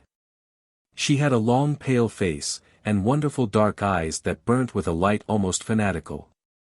She looked more like a priestess of old than a modern Frenchwoman. One cheek was disfigured by a scar, and I remembered that her husband and co-worker had been killed in an explosion in the laboratory 3 years before, and that she herself had been terribly burned. Ever since then she had shut herself away from the world, and plunged with fiery energy into the work of scientific research. She received us with cold politeness. "I have been interviewed by the police many times, messieurs. I think it hardly likely that I can help you, since I have not been able to help them. Madam, it is possible that I shall not ask you quite the same questions. To begin with, of what did you talk together, you and M. Halliday?" She looked a trifle surprised. "But of his work." "His work, and also mine. Did he mention to you the theories he had embodied recently in his paper read before the British Association?" "Certainly he did. It was chiefly of those we spoke." "His ideas were somewhat fantastic, were they not?" asked Poirot carelessly. "Some people have thought so. I do not agree." "You considered them practicable?" "Perfectly practicable. My own line of research has been somewhat similar, though not undertaken with the same end in view. I have been investigating the gamma rays emitted by the substance usually known as radium-C. A product of radium emanation, and in doing so I have come across some very interesting magnetical phenomena. Indeed, I have a theory as to the actual nature of the force we call magnetism, but it is not yet time for my discoveries to be given to the world. Mr. Halliday's experiments and views were exceedingly interesting to me." Poirot nodded. Then he asked a question which surprised me. "Madam, where did you converse on these topics?" "In here?" "No, monsieur. In the laboratory." "May I see it?" "Certainly." She led the way to the door from which she had entered. It opened on a small passage. We passed through 2 doors and found ourselves in the big laboratory, with its array of beakers and crucibles and 100 appliances of which I did not even know the names. There were 2 occupants, both busy with some experiment. Madame Olivier introduced them. Mademoiselle Claude, one of my assistants. A tall, serious-faced young girl bowed to us. Monsieur Henri, an old and trusted friend. The young man, short and dark, bowed jerkily. Poirot looked round him. There were 2 other doors besides the one by which we had entered. One, Madame explained, led into the garden, the other into a smaller chamber also devoted to research. Poirot took all this in, then declared himself ready to return to the salon. "Madame, were you alone with M. Halliday during your interview?" "Yes, monsieur. My 2 assistants were in the smaller room next door." "Could your conversation be overheard, by them or anyone else?" Madame reflected, then shook her head. "I do not think so. I am almost sure it could not. The doors were all shut. Could anyone have been concealed in the room? There is the big cupboard in the corner, but the idea is absurd. Pas tout à fait, madame. One thing more, did M. Halliday make any mention of his plans for the evening?" "He said nothing whatever, monsieur." "I thank you, madam, and I apologize for disturbing you. Pray do not trouble, we can find our way out." We stepped out into the hall. A lady was just entering the front door as we did so. She ran quickly up the stairs, and I was left with an impression of the heavy mourning that denotes a French widow. "A most unusual type of woman, that," remarked Poirot, as we walked away. "Madame Olivier?" "Yes, she. Mais non, not Madame Olivier. C'est la vie sans dire. There are not many geniuses of her stamp in the world." "No, I referred to the other lady, the lady on the stairs. I didn't see her face, I said, staring. And I hardly see how you could have done. She never looked at us. That is why I said she was an unusual type, said Poirot placidly. A woman who enters her home, for I presume that it is her home since she enters with a key, and runs straight upstairs without even looking at two strange visitors in the hall to see who they are, is a very unusual type of woman, quite unnatural. In fact. Mille tonnerres. What is that? He dragged me back, just in time. A tree had crashed down onto the sidewalk, just missing us. Poirot stared at it, pale and upset. It was a near thing that. But clumsy, all the same, for I had no suspicion, at least hardly any suspicion. Yes, but for my quick eyes, the eyes of a cat, Hercule Poirot might now be crushed out of existence, a terrible calamity for the world. And you, too, mon ami, though that would not be such a national catastrophe. Thank you, I said coldly. And what are we going to do now? Do? Cried Poirot. We are going to think. Yes, here and now, we are going to exercise our little grey cells. This M. Halliday now, was he really in Paris? Yes, for Professor Bourguignot, who knows him, saw and spoke to him. What on earth are you driving at? I cried. That was Friday morning. He was last seen at 11 Friday night, but was he seen then? The porter. A night porter, who had not previously seen Halliday. A man comes in, sufficiently like Halliday, we may trust number 4 for that, asks for letters, goes upstairs, packs a small suitcase, and slips out the next morning. Nobody saw Halliday all that evening, no, because he was already in the hands of his enemies. Was it Halliday whom Madame Olivier received? Yes, for though she did not know him by sight, an impostor could hardly deceive her on her own special subject. He came here, he had his interview, he left. What happened next? Seizing me by the arm, Poirot was fairly dragging me back to the villa. Now, mon ami, imagine that it is the day after the disappearance, and that we are tracking footprints. You love footprints, do you not? See, here they go, a man's, Mr. Halliday's. He turns to the right as we did, he walks briskly, ah. Other footsteps following behind, very quickly, small footsteps, a woman's. See, she catches him up, a slim young woman, in a widow's veil. Pardon, monsieur, Madame Olivier desires that I recall you. He stops, he turns. Now where would the young woman take him? She does not wish to be seen walking with him. Is it coincidence that she catches up with him just where a narrow alleyway opens, dividing two gardens? She leads him down it. It is shorter this way, monsieur. On the right is the garden of Madame Olivier's villa, on the left the garden of another villa, and from that garden, mark you, the tree fell, so nearly on us. Garden doors from both open on the alley. The ambush is there. Men pour out, overpower him, and carry him into the strange villa. Good gracious, Poirot, I cried, are you pretending to see all this? I see it with the eyes of the mind, mon ami. So, and only so, could it have happened. Come, let us go back to the house. You want to see Madame Olivier again? Poirot gave a curious smile. No, Hastings, I want to see the face of the lady on the stairs. Who do you think she is, a relation of Madame Olivier's? More probably a secretary, and a secretary engaged not very long ago. The same gentle acolyte opened the door to us. Can you tell me, said Poirot, the name of the lady, the widow lady, who came in just now? Madame Verneau. Madame's secretary. That is the lady. Would you be so kind as to ask her to speak to us for a moment? The youth disappeared. He soon reappeared. I am sorry. Madame Verneau must have gone out again. I think not, said Poirot quietly. Will you give her my name, M. Hercule Poirot, and say that it is important I should see her at once, as I am just going to the prefecture. Again our messenger departed. This time the lady descended. She walked into the salon. We followed her. She turned and raised her veil. To my astonishment I recognized our old antagonist, the Countess Rosikoff, a Russian countess, who had engineered a particularly smart jewel robbery in London.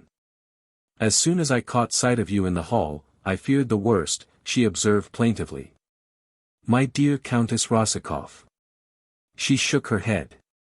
Inez Verano now, she murmured. A Spaniard, married to a Frenchman. What do you want of me, M. Poirot? You are a terrible man. You hunted me from London. Now, I suppose, you will tell our wonderful Madame Olivier about me, and hunt me from Paris? We poor Russians, we must live, you know. It is more serious than that, madame, said Poirot, watching her. I propose to enter the villa next door, and release M. Halliday, if he is still alive. I know everything, you see. I saw her sudden pallor. She bit her lip. Then she spoke with her usual decision. He is still alive, but he is not at the villa.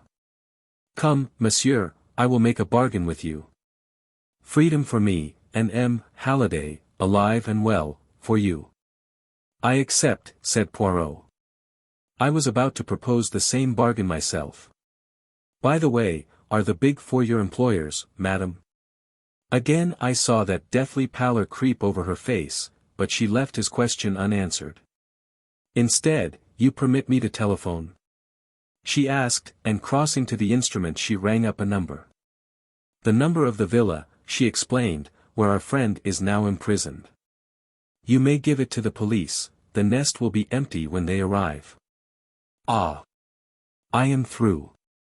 Is that you, André? It is I, Inez. The little Belgian knows all. Send Halliday to the hotel, and clear out. She replaced the receiver, and came towards us, smiling. You will accompany us to the hotel, madam. Naturally. I expected that. I got a taxi, and we drove off together. I could see by Poirot's face that he was perplexed. The thing was almost too easy. We arrived at the hotel. The porter came up to us. A gentleman has arrived. He is in your rooms. He seems very ill. A nurse came with him, but she has left. That is all right, said Poirot, he is a friend of mine. We went upstairs together. Sitting in a chair by the window was a haggard young fellow who looked in the last stages of exhaustion. Poirot went over to him. Are you John Halliday? The man nodded. Show me your left arm. John Halliday has a mole just below the left elbow. The man stretched out his arm. The mole was there. Poirot bowed to the Countess. She turned and left the room. A glass of brandy revived Halliday somewhat. My God, he muttered. I have been through hell, hell. Those fiends are devils incarnate. My wife, where is she? What does she think? They told me that she would believe, would believe. She does not, said Poirot firmly.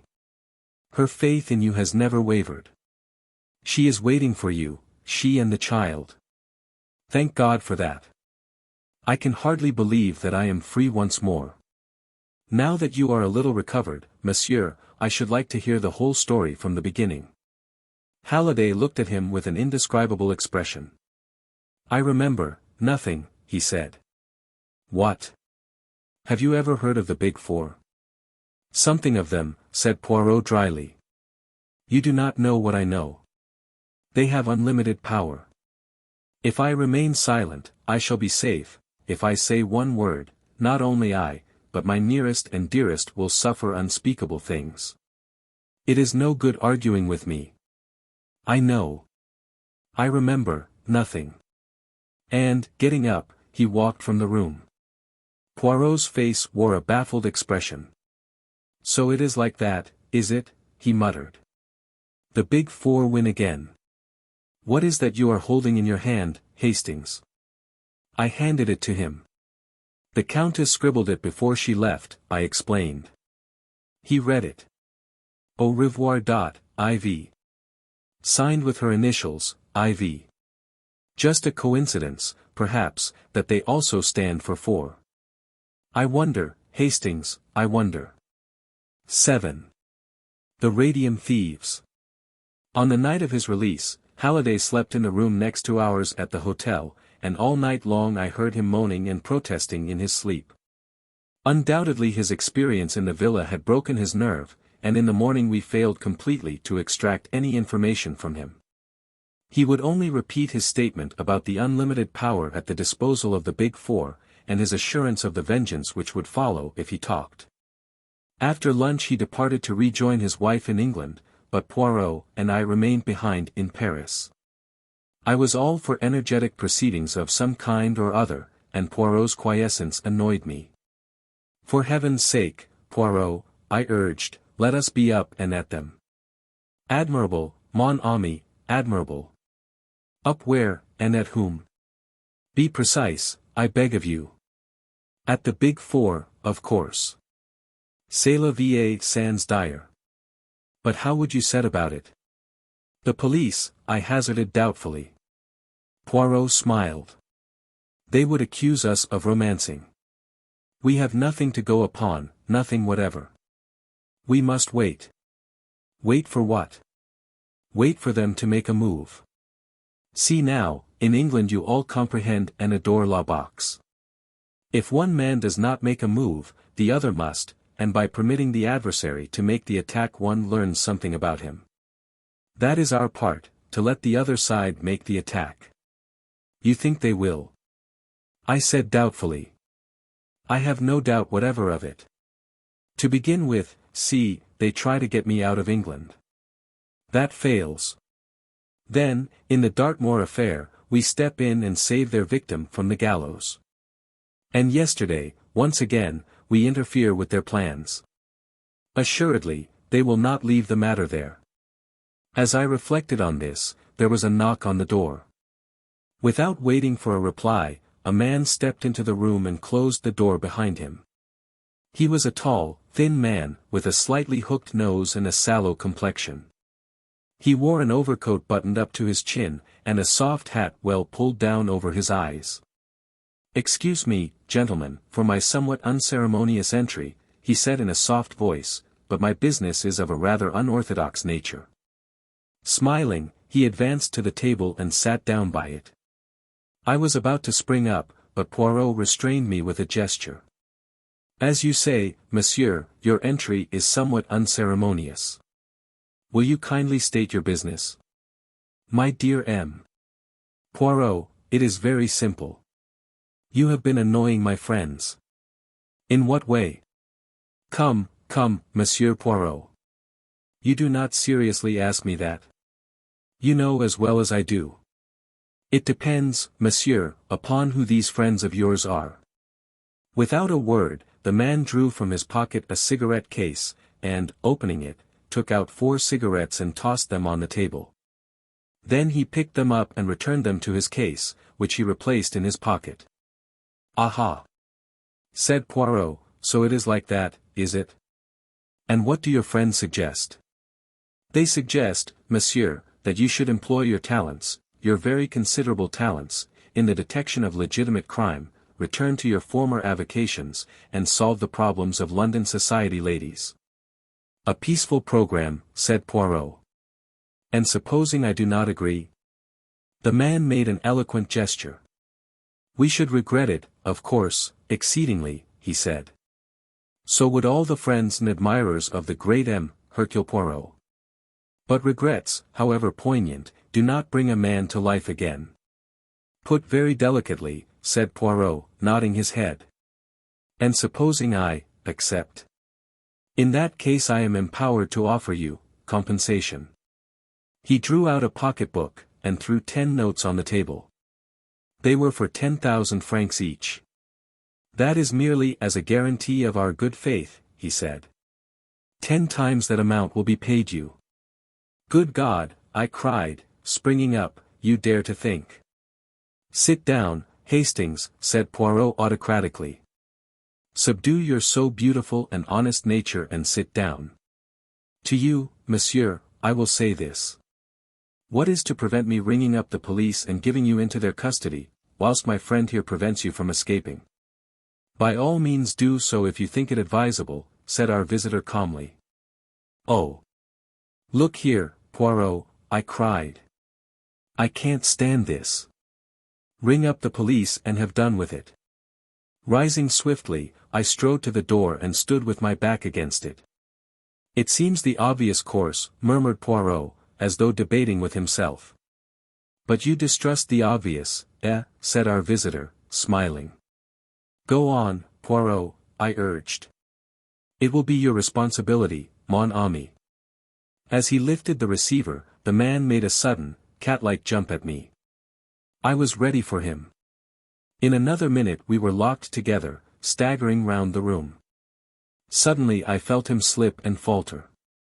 I pressed my advantage. He went down before me. And then, in the very flush of victory, an extraordinary thing happened. I felt myself flying forwards. Head first, I crashed into the wall in a complicated heap. I was up in a minute, but the door was already closing behind my late adversary. I rushed to it and shook it, it was locked on the outside. I seized the telephone from Poirot. Is that the bureau? Stop a man who is coming out. A tall man, with a buttoned-up overcoat and a soft hat. He is wanted by the police. Very few minutes elapsed before we heard a noise in the corridor outside. The key was turned and the door flung open. The manager himself stood in the doorway. The man, you have got him? I cried.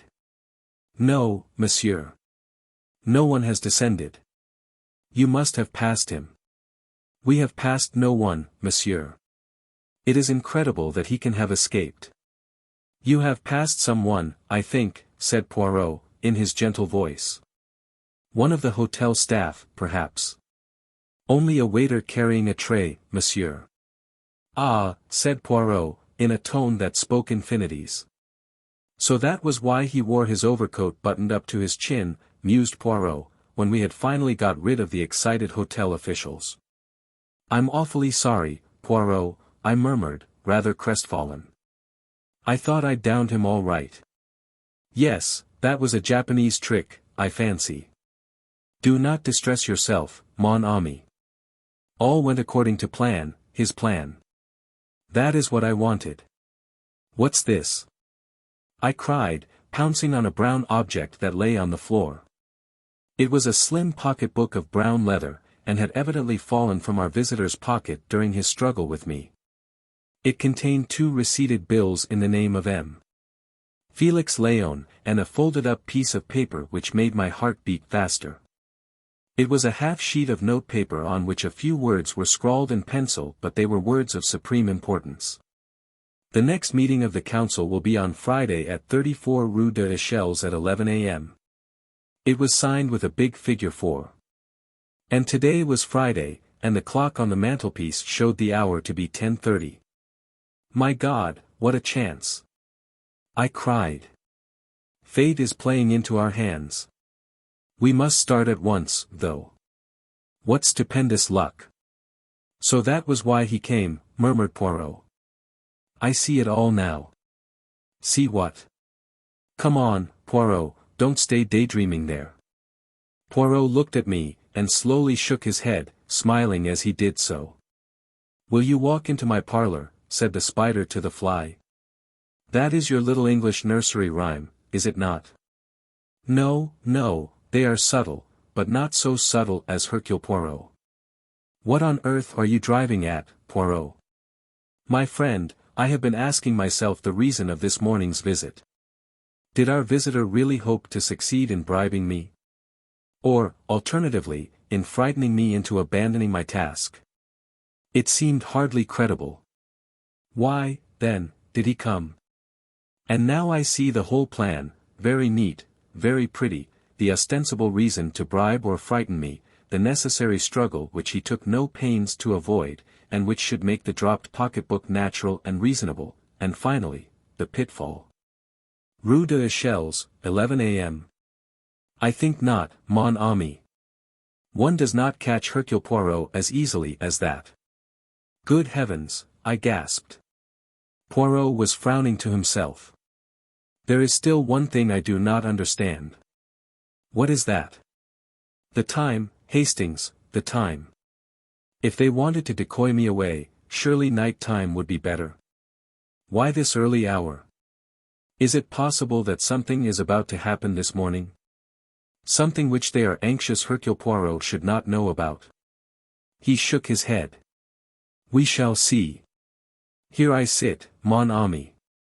We do not stir out this morning. We await events here. It was at 11:30 exactly that the summons came. A petit bleu. Poirot tore it open, then handed it to me.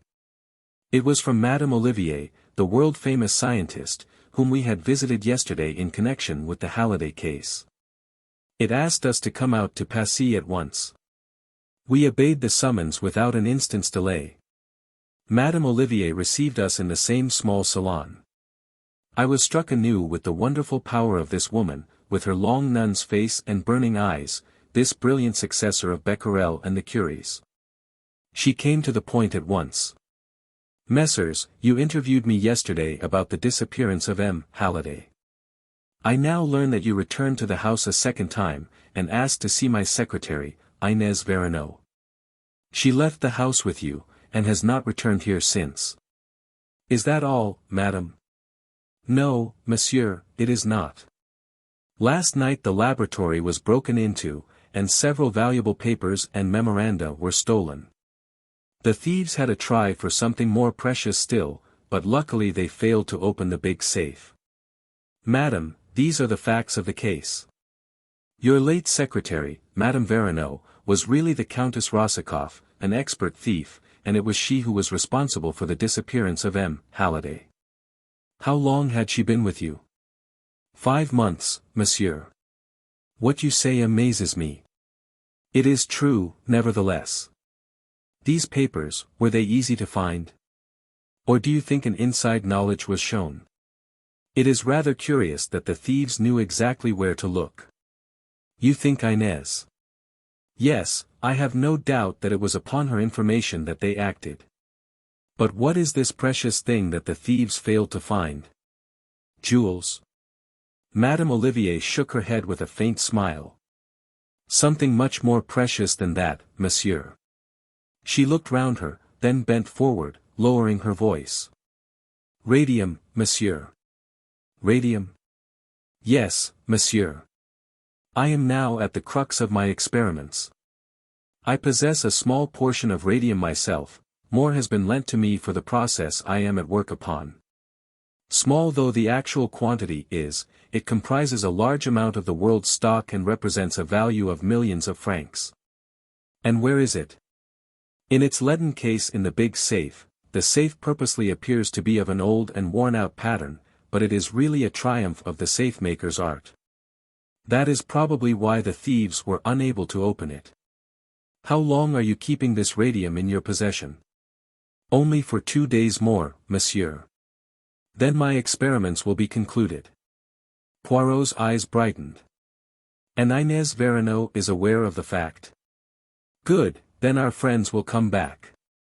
Not a word of me to anyone, madam. But rest assured, I will save your radium for you. You have a key of the door leading from the laboratory to the garden? Yes, monsieur. Here it is. I have a duplicate for myself. And here is the key of the garden door leading out into the alleyway between this villa and the next one. I thank you, madam.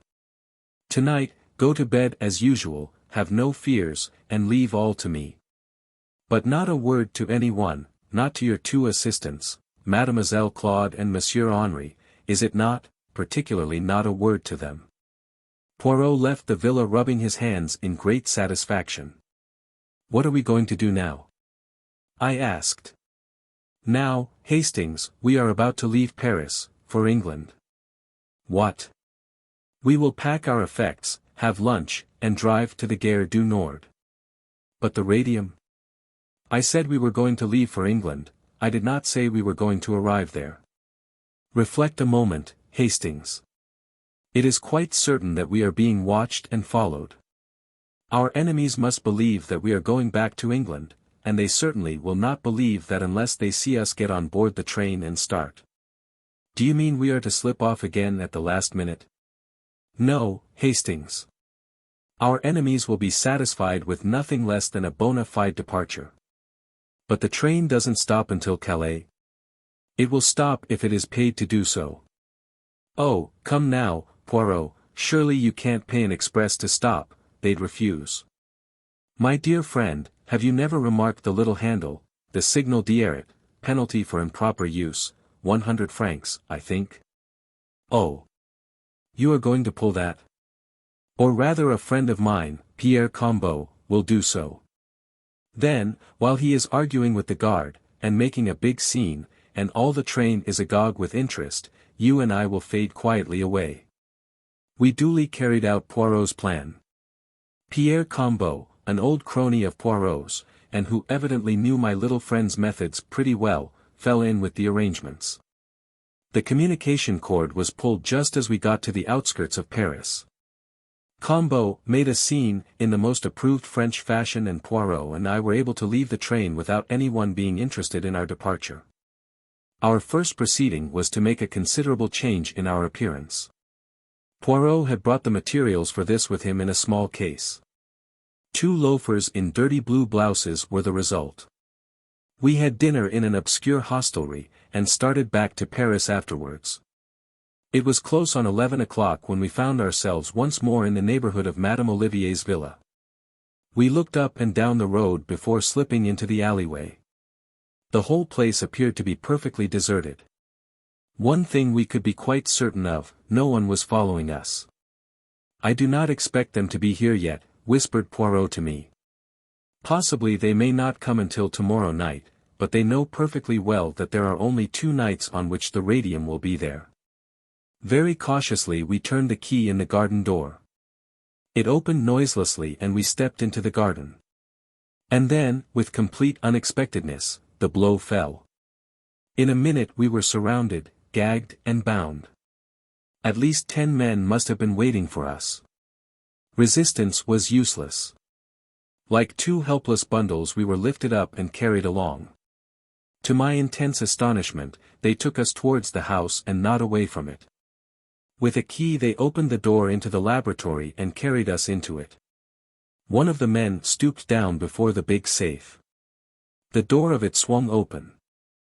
I felt an unpleasant sensation down my spine. Were they going to bundle us into it, and leave us there to asphyxiate slowly? However, to my amazement, I saw that from the inside of the safe steps led down beneath the floor. We were thrust down this narrow way and eventually came out into a big subterranean chamber. A woman stood there, tall and imposing, with a black velvet mask covering her face. She was clearly in command of the situation by her gestures of authority. The men slung us down on the floor and left us, alone with the mysterious creature in the mask. I had no doubt who she was. This was the unknown Frenchwoman, number 3 of the Big Four. She knelt down beside us and removed the gags, but left us bound, then rising and facing us, with a sudden swift gesture she removed her mask. It was Madame Olivier. M. Poirot, she said, in a low mocking tone. The great, the wonderful, the unique M. Poirot. I sent a warning to you yesterday morning. You chose to disregard it. You thought you could pit your wits against us. And now, you are here. There was a cold malignity about her that froze me to the marrow. It was so at variance with the burning fire of her eyes. She was mad, mad, with the madness of genius. Poirot said nothing. His jaw had dropped, and he was staring at her. Well, she said softly, this is the end. We cannot permit our plans to be interfered with. Have you any last request to make? Never before, or since, have I felt so near death. Poirot was magnificent. He neither flinched nor paled, just stared at her with unabated interest. Your psychology interests me enormously, madam, he said quietly. It is a pity that I have so short a time to devote to studying it. Yes, I have a request to make. A condemned man is always allowed a last smoke, I believe. I have my cigarette case on me. If you would permit, he looked down at his bonds. Ah, yes, she laughed. You would like me to untie your hands, would you not? You are clever, M. Hercule Poirot, I know that. I shall not untie your hands, but I will find you a cigarette. She knelt down by him, extracted his cigarette case, took out a cigarette, and placed it between his lips. And now a match, she said, rising. It is not necessary, madam. Something in his voice startled me. She, too, was arrested. Do not move, I pray of you, madam. You will regret it if you do. Are you acquainted at all with the properties of quer? The South American Indians use it as an arrow poison. A scratch with it means death. Some tribes use a little blowpipe, too, have a little blowpipe constructed so as to look exactly like a cigarette. I have only to blow. Ah! You start. Do not move, madam. The mechanism of this cigarette is most ingenious. One blows, and a tiny dart resembling a fishbone flies through the air, to find its mark. You do not wish to die, madam.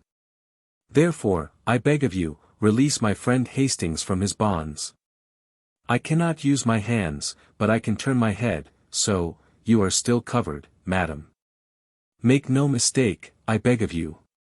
Slowly, with shaking hands, and rage and hate convulsing her face, she bent down and did his bidding. I was free. Poirot's voice gave me instructions. Your bonds will now do for the lady, Hastings. That is right. Is she securely fastened? Then release me, I pray of you. It is a fortunate circumstance she sent away her henchman. With a little luck we may hope to find the way out unobstructed. In another minute, Poirot stood by my side. He bowed to the lady. Hercule Poirot is not killed so easily, madam. I wish you good night. The gag prevented her from replying, but the murderous gleam in her eyes frightened me. I hoped devoutly that we should never fall into her power again. 3 minutes later we were outside the villa, and hurriedly traversing the garden. The road outside was deserted, and we were soon clear of the neighborhood. Then Poirot broke out. I deserve all that that woman said to me. I am a triple imbecile, a miserable animal, 36 times an idiot. I was proud of myself for not falling into their trap. And it was not even meant as a trap, except exactly in the way in which I fell into it. They knew I would see through it, they counted on my seeing through it. This explains all, the ease with which they surrendered Halliday, everything. Madame Olivier was the ruling spirit, Vera Rosikoff only her lieutenant. Madame needed Halliday's ideas, she herself had the necessary genius to supply the gaps that perplexed him. Yes, Hastings, we know now who number 3 is, the woman who is probably the greatest scientist in the world. Think of it. The brain of the East, the science of the West, and 2 others whose identities we do not yet know. But we must find out. Tomorrow we will return to London and set about it. You are not going to denounce Madame Olivier to the police. I should not be believed. That woman is one of the idols of France. And we can prove nothing. We are lucky if she does not denounce us. What? Think of it. We are found at night upon the premises with keys in our possession which she will swear she never gave us. She surprises us at the safe, and we gag and bind her and make away. Have no illusions, Hastings. The boot is not upon the right leg, is that how you say it? 8. In the house of the enemy. After our adventure in the villa at Passy we returned post-haste to London. Several letters were awaiting Poirot. He read one of them with a curious smile, and then handed it to me. Read this, mon ami. I turned first to the signature, Abe Ryland, and recalled Poirot's words, the richest man in the world. Mr. Ryland's letter was curt and incisive. He expressed himself as profoundly dissatisfied with the reasons Poirot had given for withdrawing from the South American proposition at the last moment. "This gives one furiously to think, does it not?" said Poirot. "I suppose it's only natural he should be a bit ratty." "No, no, you comprehend not. Remember the words of Mayerling, the man who took refuge here, only to die by the hands of his enemies. Number 2 is represented by an S with 2 lines through it, the sign for $1, also by 2 stripes and a star. It may be conjectured therefore that he is an American subject, and that he represents the power of wealth. Add to those words the fact that Ryland offered me a huge sum to tempt me out of England, and what about it, Hastings?" "You mean," I said, staring, "that you suspect Abe Ryland, the multimillionaire, of being number 2 of the Big Four. Your bright intellect has grasped the idea, Hastings." "Yes, I do." The tone in which you said multimillionaire was eloquent, but let me impress upon you one fact: this thing is being run by men at the top, and Mr. Ryland has the reputation of being no beauty in his business dealings. An able, unscrupulous man, a man who has all the wealth that he needs, and is out for unlimited power. There was undoubtedly something to be said for Poirot's view. I asked him when he had made up his mind definitely upon the point. "That is just it. I am not sure. I cannot be sure. Mon ami, I would give anything to know. Let me but place number 2 definitely as Abe Ryland, and we draw nearer to our goal." "He has just arrived in London, I see by this," I said, tapping the letter. "Shall you call upon him, and make your apologies in person?" "I might do so." 2 days later, Poirot returned to our rooms in a state of boundless excitement. He grasped me by both hands in his most impulsive manner. "My friend, an occasion stupendous, unprecedented, never to be repeated, has presented itself. But there is danger, grave danger. I should not even ask you to attempt it." If Poirot was trying to frighten me, he was going the wrong way to work, and so I told him. Becoming less incoherent, he unfolded his plan. It seemed that Ryland was looking for an English secretary, one with a good social manner and presence. It was Poirot's suggestion that I should apply for the post. "I would do it, myself, mon ami," he explained apologetically. "But, see you, it is almost impossible for me to disguise myself in the needful manner. I speak the English very well, except when I am excited, but hardly so as to deceive the ear, and even though I were to sacrifice my mustaches, I doubt not but that I should still be recognizable as Hercule Poirot." I doubted it also, and declared myself ready and willing to take up the part and penetrate into Ryland's household. 10 to 1 he won't engage me anyway," I remarked. "Oh, yes, he will. I will arrange for you such testimonials as shall make him lick his lips. The Home Secretary himself shall recommend you." This seemed to be carrying things a bit far, but Poirot waved aside my remonstrances. "Oh, yes, he will do it." I investigated for him a little matter which might have caused a grave scandal. All was solved with discretion and delicacy, and now, as you would say, he perches upon my hand like the little bird and pecks the crumbs. Our first step was to engage the services of an artist in make-up. He was a little man, with a quaint bird-like turn of the head, not unlike Poirot's own. He considered me some time in silence, and then fell to work. When I looked at myself in the glass half an hour afterwards, I was amazed. Special shoes caused me to stand at least 2 inches taller, and the coat I wore was arranged so as to give me a long, lank, weedy look. My eyebrows had been cunningly altered, giving a totally different expression to my face. I wore pads in my cheeks, and the deep tan of my face was a thing of the past. My mustache had gone, and a gold tooth was prominent on one side of my mouth. "Your name," said Poirot, "is Arthur Neville. God guard you, my friend, for I fear that you go into perilous places." It was with a beating heart that I presented myself at the Savoy, at an hour named by Mr. Ryland, and asked to see the great man. After being kept waiting a minute or 2, I was shown upstairs to his suite. Ryland was sitting at a table. Spread out in front of him was a letter which I could see out of the tail of my eye was in the Home Secretary's handwriting. It was my first sight of the American millionaire, and, in spite of myself, I was impressed. He was tall and lean, with a jutting-out chin and slightly hooked nose. His eyes glittered cold and grave behind penthouse brows. He had thick grizzled hair, and a long black cigar, without which, I learned later, he was never seen, protruded rakishly from the corner of his mouth. "Sit down," he grunted. I sat. He tapped the letter in front of him. "According to this piece here, you're the goods all right, and I don't need to look further. Say, are you well up in the social matters?" I said that I thought I could satisfy him in that respect. "I mean to say, if I have a lot of dukes and earls and viscounts and such like down to the country place I've gotten, you'll be able to sort them out all right and put them where they should be round the dining table?" "Oh. Quite easily," I replied, smiling. We exchanged a few more preliminaries, and then I found myself engaged. What Mr. Ryland wanted was a secretary conversant with English society, as he already had an American secretary and a stenographer with him. 2 days later I went down to Hatton Chase, the seat of the Duke of Loamshire, which the American millionaire had rented for a period of 6 months. My duties gave me no difficulty whatever.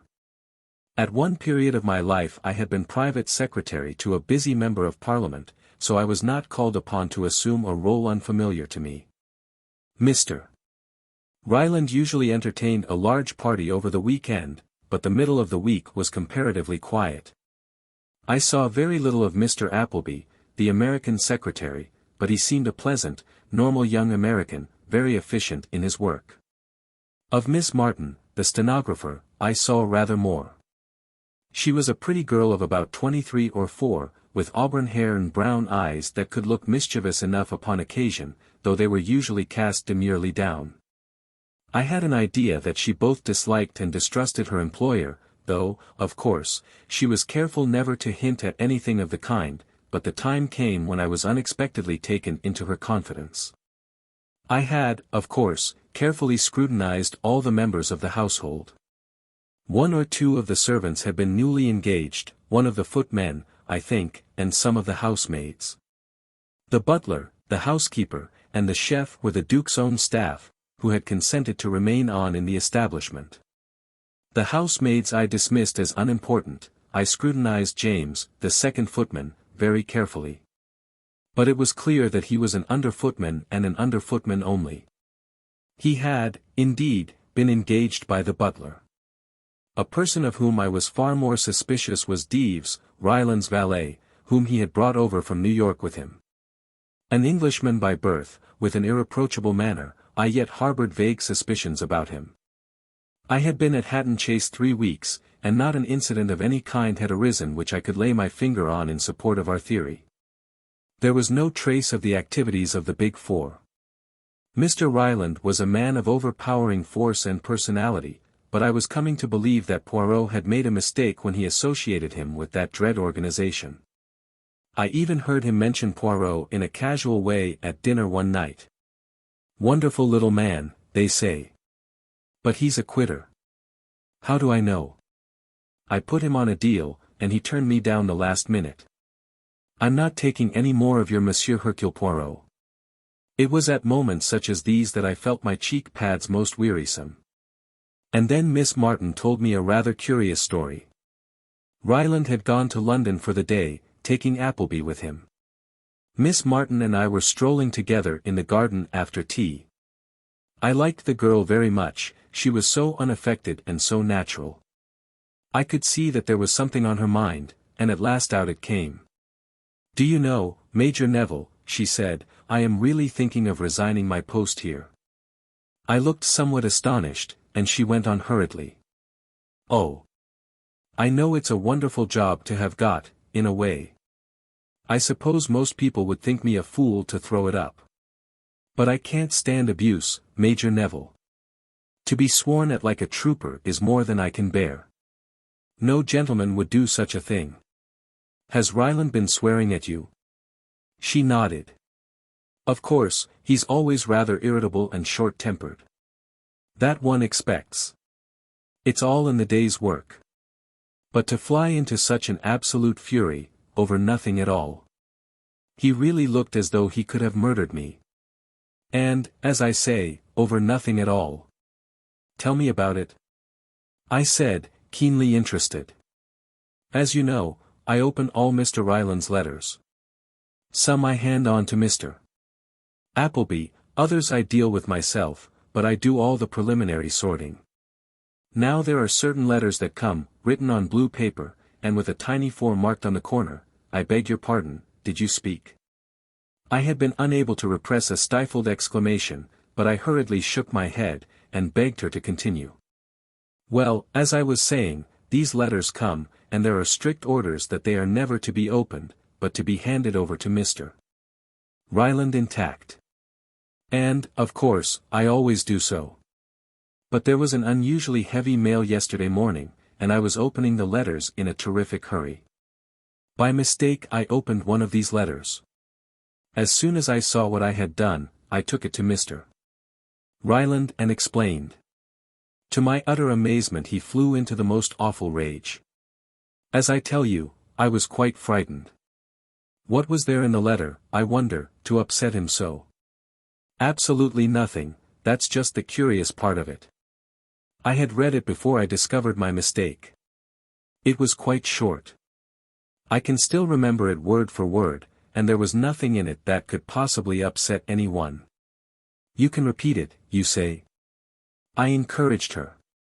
Yes. She paused a minute and then repeated slowly, whilst I noted down the words unobtrusively, the following. Dear Sir, the essential thing now, I should say, is to see the property. If you insist on the quarry being included, then 17,000 seems reasonable. 11% commission too much, 4% is ample.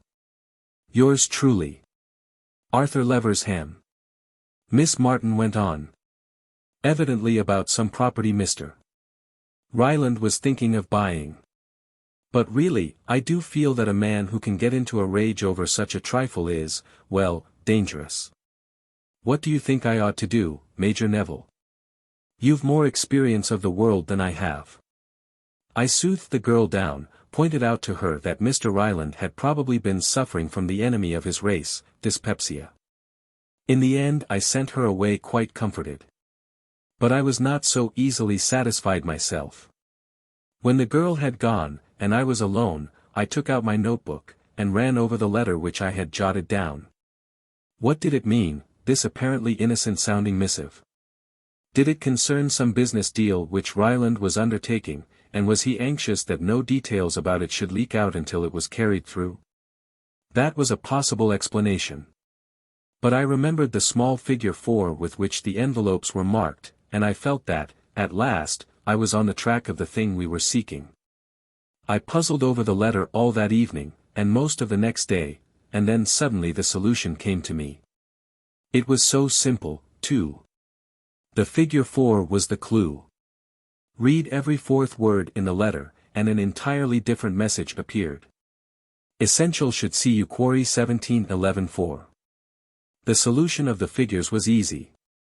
17 stood for the 17th of October, which was tomorrow, 11 was the time, and 4 was the signature, either referring to the mysterious number 4 himself, or else it was the trademark, so to speak, of the Big Four.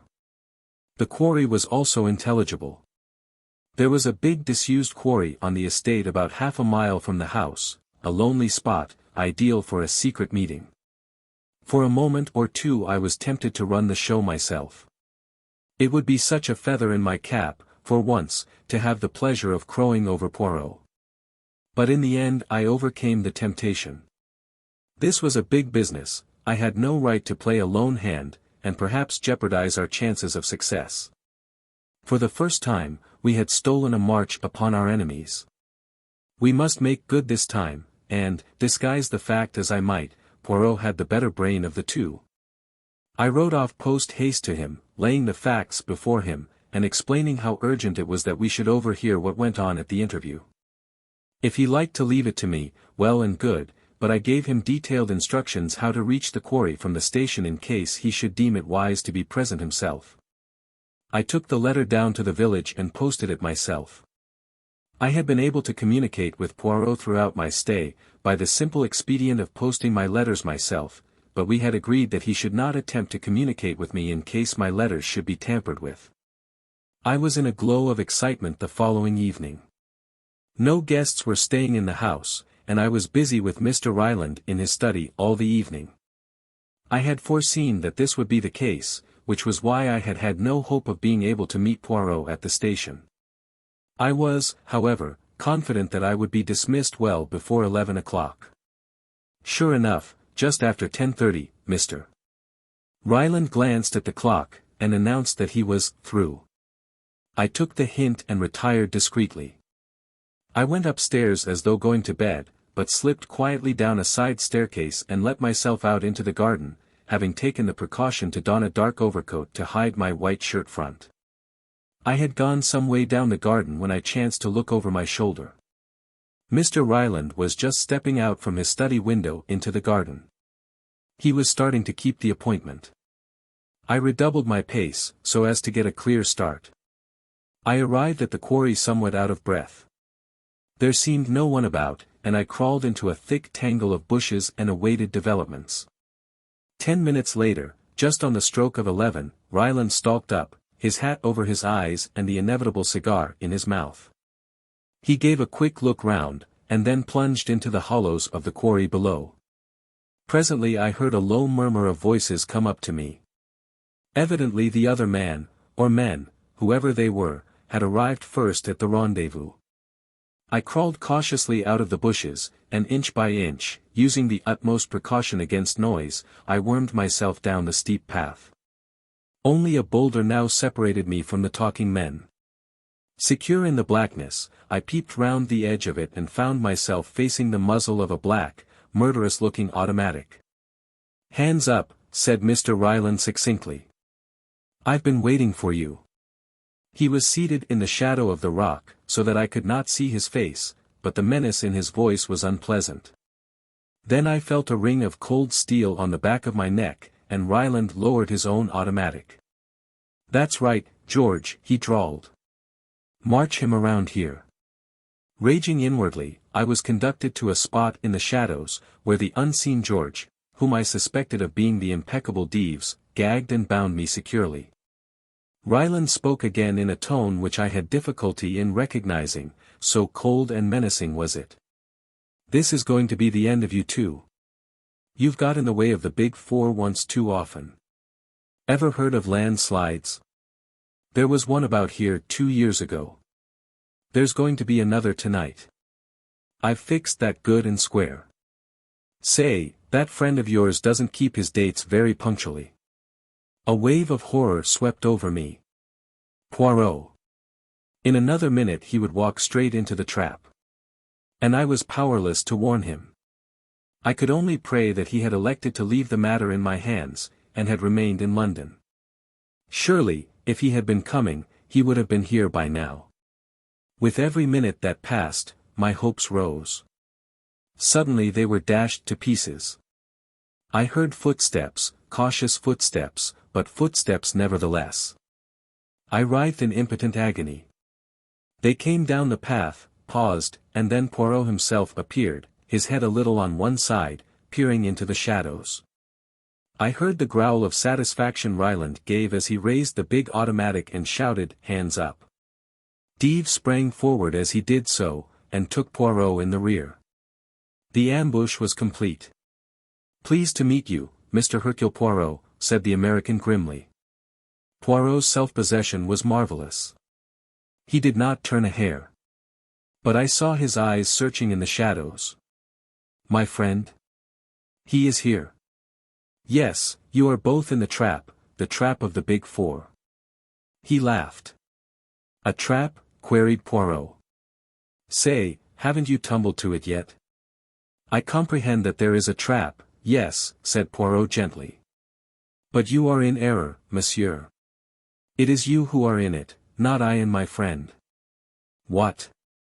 Ryland raised the big automatic, but I saw his gaze falter. "If you fire, you commit murder watched by 10 pairs of eyes, and you will be hanged for it." This place is surrounded, has been for the last hour, by Scotland Yard men. It is checkmate, Mr. Abe Ryland.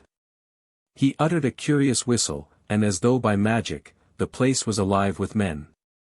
They seized Ryland and the valet and disarmed them. After speaking a few words to the officer in charge, Poirot took me by the arm, and led me away. Once clear of the quarry he embraced me with vigor. "You are alive, you are unhurt. It is magnificent. Often have I blamed myself for letting you go." "I'm perfectly all right," I said, disengaging myself. "But I'm just a bit fogged." "You tumbled to their little scheme, did you?" "But I was waiting for it. For what else did I permit you to go there? Your false name, your disguise, not for a moment was it intended to deceive." "What?" I cried. "You never told me." "As I have frequently told you, Hastings, you have a nature so beautiful and so honest that unless you are yourself deceived, it is impossible for you to deceive others." "Good, then, you are spotted from the first, and they do what I had counted on their doing, a mathematical certainty to anyone who uses his gray cells properly, use you as a decoy. They set the girl on, by the way, mon ami, as an interesting fact psychologically, has she got red hair?" "If you mean Miss Martin," I said coldly. "Her hair is a delicate shade of auburn, but they are epitant, these people. They have even studied your psychology." "Oh. Yes, my friend, Miss Martin was in the plot, very much so. She repeats the letter to you, together with her tale of Mr. Ryland's wrath, you write it down, you puzzle your brains, the cipher is nicely arranged, difficult, but not too difficult, you solve it and you send for me. But what they do not know is that I am waiting for just this very thing to happen. I go post-haste to Jap and arrange things. And so, as you see, all is triumph." I was not particularly pleased with Poirot, and I told him so. We went back to London on a milk train in the early hours of the morning, and a most uncomfortable journey it was. I was just out of my bath and indulging in pleasurable thoughts of breakfast when I heard Jap's voice in the sitting room. I threw on a bathrobe and hurried in. "A pretty mare's nest you've got us into this time," Jap was saying. "It's too bad of you, M. Poirot. First time I've ever known you take a toss." Poirot's face was a study. Jap went on. "There were we, taking all this Black Hand stuff seriously, and all the time it was the footman." "The footman?" I gasped. "Yes, James, or whatever his name is. Seems he laid a wager in the servants' hall that he could get taken for the old man by his nibs, that's you, Captain Hastings, and would hand him out a lot of spy stuff about a Big Four gang." "Impossible!" I cried. "Don't you believe it? I marched our gentlemen straight to Hatton Chase, and there was the real Ryland in bed and asleep, and the butler and the cook and God knows how many of them to swear to the wager. Just a silly hoax, that's all it was, and the valet is with him." "So that was why he kept in the shadow," murmured Poirot. After Jap had gone we looked at each other. "We know, Hastings," said Poirot at last. "Number 2 of the Big Four is Abe Ryland. The masquerading on the part of the footman was to ensure a way of retreat in case of emergencies." "And the footman?" "Yes," I breathed. "Number 4, said Poirot gravely. 9. The Yellow Jasmine Mystery. It was all very well for Poirot to say that we were acquiring information all the time and gaining an insight into our adversaries' minds. I felt myself that I required some more tangible success than this. Since we had come into contact with the Big Four, they had committed 2 murders, abducted Halliday, and had been within an ace of killing Poirot and myself, whereas so far we had hardly scored a point in the game. Poirot treated my complaints lightly. "So far, Hastings," he said, "they laugh." "That is true, but you have a proverb, have you not, 'He laughs best who laughs at the end'? And at the end, mon ami, you shall see. You must remember, too," he added, "that we deal with no ordinary criminal, but with the second greatest brain in the world." I forbore to pander to his conceit by asking the obvious question. I knew the answer, at least I knew what Poirot's answer would be, and instead I tried without success to elicit some information as to what steps he was taking to track down the enemy. As usual, he had kept me completely in the dark as to his movements, but I gathered that he was in touch with Secret Service agents in India, China, and Russia, and, from his occasional bursts of self-glorification, that he was at least progressing in his favorite game of gauging his enemy's mind. He had abandoned his private practice almost entirely, and I know that at this time he refused some remarkably handsome fees. True, he would sometimes investigate cases which intrigued him, but he usually dropped them the moment he was convinced that they had no connection with the activities of the Big Four. This attitude of his was remarkably profitable to our friend, Inspector Japp. Undeniably, he gained much kudos for solving several problems in which his success was really due to a half-contemptuous hint from Poirot. In return for such service, Japp supplied full details of any case which he thought might interest the little Belgian, and when he was put in charge of what the newspaper called the Yellow Jasmine mystery, he wired Poirot, asking him whether he would care to come down and look into the case. It was in response to this wire that, about a month after my adventure in Abe Ryland's house, we found ourselves alone in a railway compartment whirling away from the smoke and dust of London, bound for the little town of Market Handford in Worcestershire, the seat of the mystery. Poirot leant back in his corner. "And what exactly is your opinion of the affair, Hastings?" I did not at once reply to his question. I felt the need of going warily. "It all seems so complicated," I said cautiously. "Does it not?" said Poirot delightedly. "I suppose our rushing off like this is a pretty clear sign that you consider Mr. Painter's death to be murder, not suicide or the result of an accident." "No, no, you misunderstand me, Hastings. Granting that Mr. Painter died as the result of a particularly terrible accident, there are still a number of mysterious circumstances to be explained. That was what I meant when I said it was all so complicated. Let us go over all the main facts quietly and methodically. Recount them to me, Hastings, in an orderly and lucid fashion." I started forthwith, endeavoring to be as orderly and lucid as I could. "We start," I said, "with Mr. Painter. A man of 55, rich, cultured, and somewhat of a globetrotter. For the last 12 years he has been little in England, but suddenly tiring of incessant travelling, he bought a small place in Worcestershire, near Market Handford, and prepared to settle down. His first action was to write to his only relative, a nephew, Gerald Painter, the son of his younger brother, and to suggest to him that he should come and make his home at CROFTLANDS, as the place is called, with his uncle. Gerald Painter, who is an impecunious young artist, was glad enough to fall in with the arrangement, and had been living with his uncle for about 7 months when the tragedy occurred. "Your narrative style is masterly," murmured Poirot. "I say to myself, it is a book that talks, not my friend Hastings." Paying no attention to Poirot, I went on, warming to the story. Mr. Painter kept up a fair staff at CROFTLANDS, 6 servants as well as his own Chinese body servant, Ah Ling. "His Chinese servant, Ah Ling," murmured Poirot.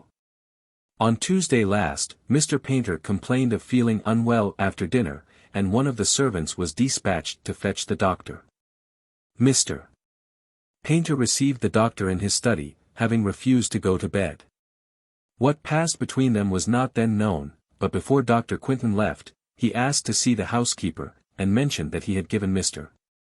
Painter a hypodermic injection as his heart was in a very weak state, recommended that he should not be disturbed, and then proceeded to ask some rather curious questions about the servants, how long they had been there, from whom they had come, etc.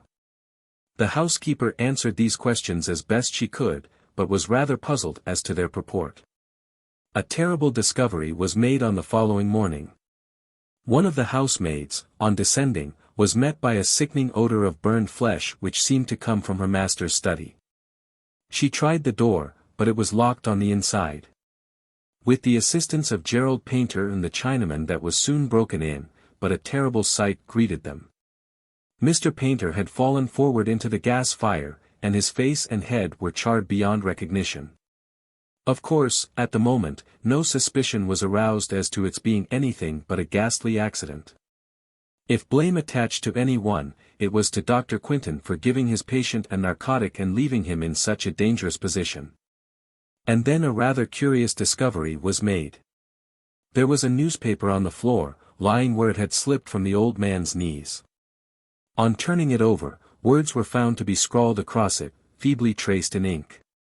A writing table stood close to the chair in which Mr. Painter had been sitting, and the forefinger of the victim's right hand was ink-stained up to the second joint. It was clear that, too weak to hold a pen, Mr. Painter had dipped his finger in the inkpot and managed to scrawl these two words across the surface of the newspaper he held, but the words themselves seemed utterly fantastic: yellow jasmine, just that and nothing more.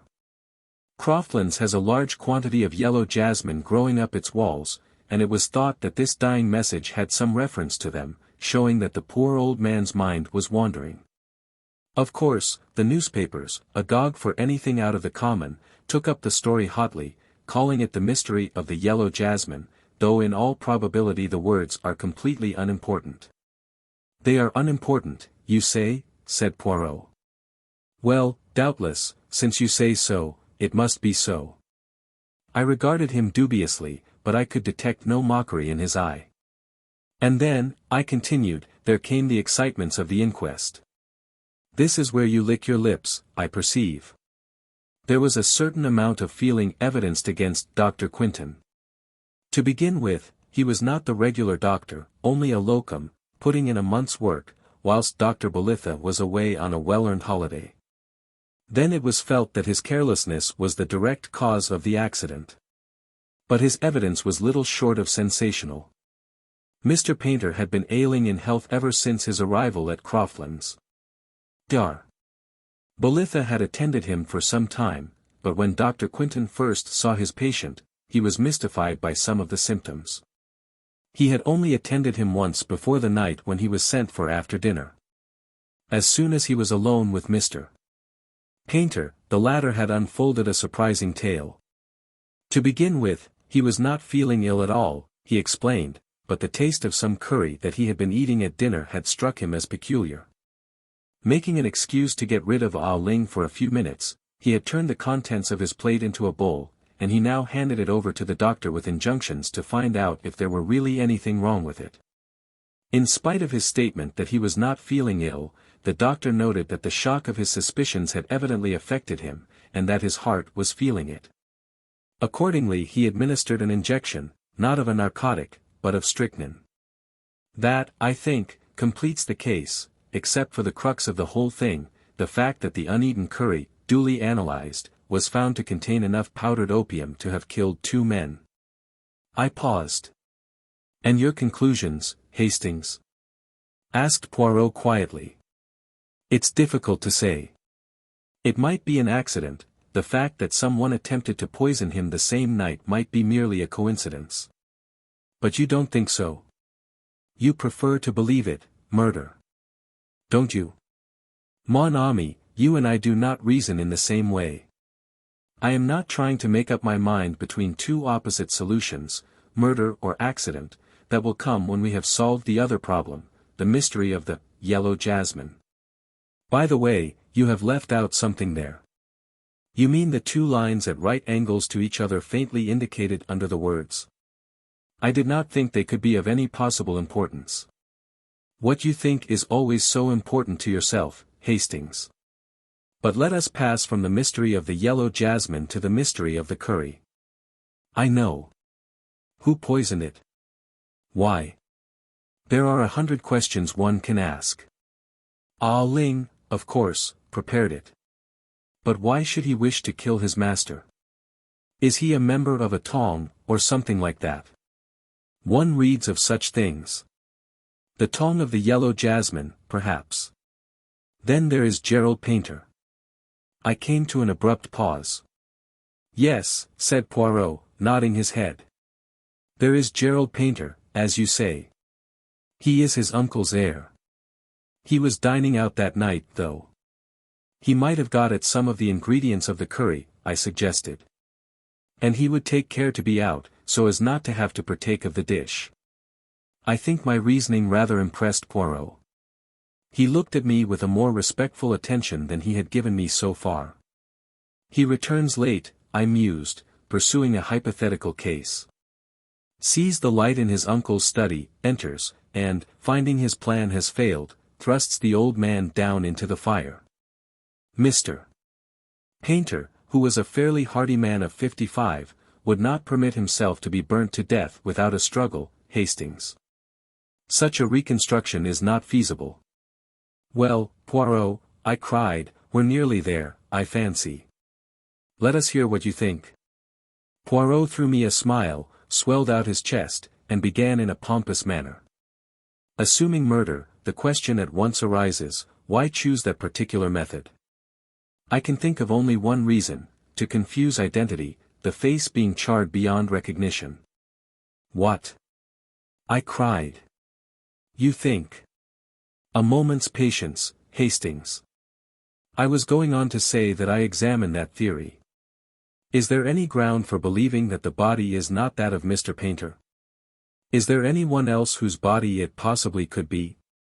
I examine these two questions and finally I answer them both in the negative. Oh! I said, rather disappointed.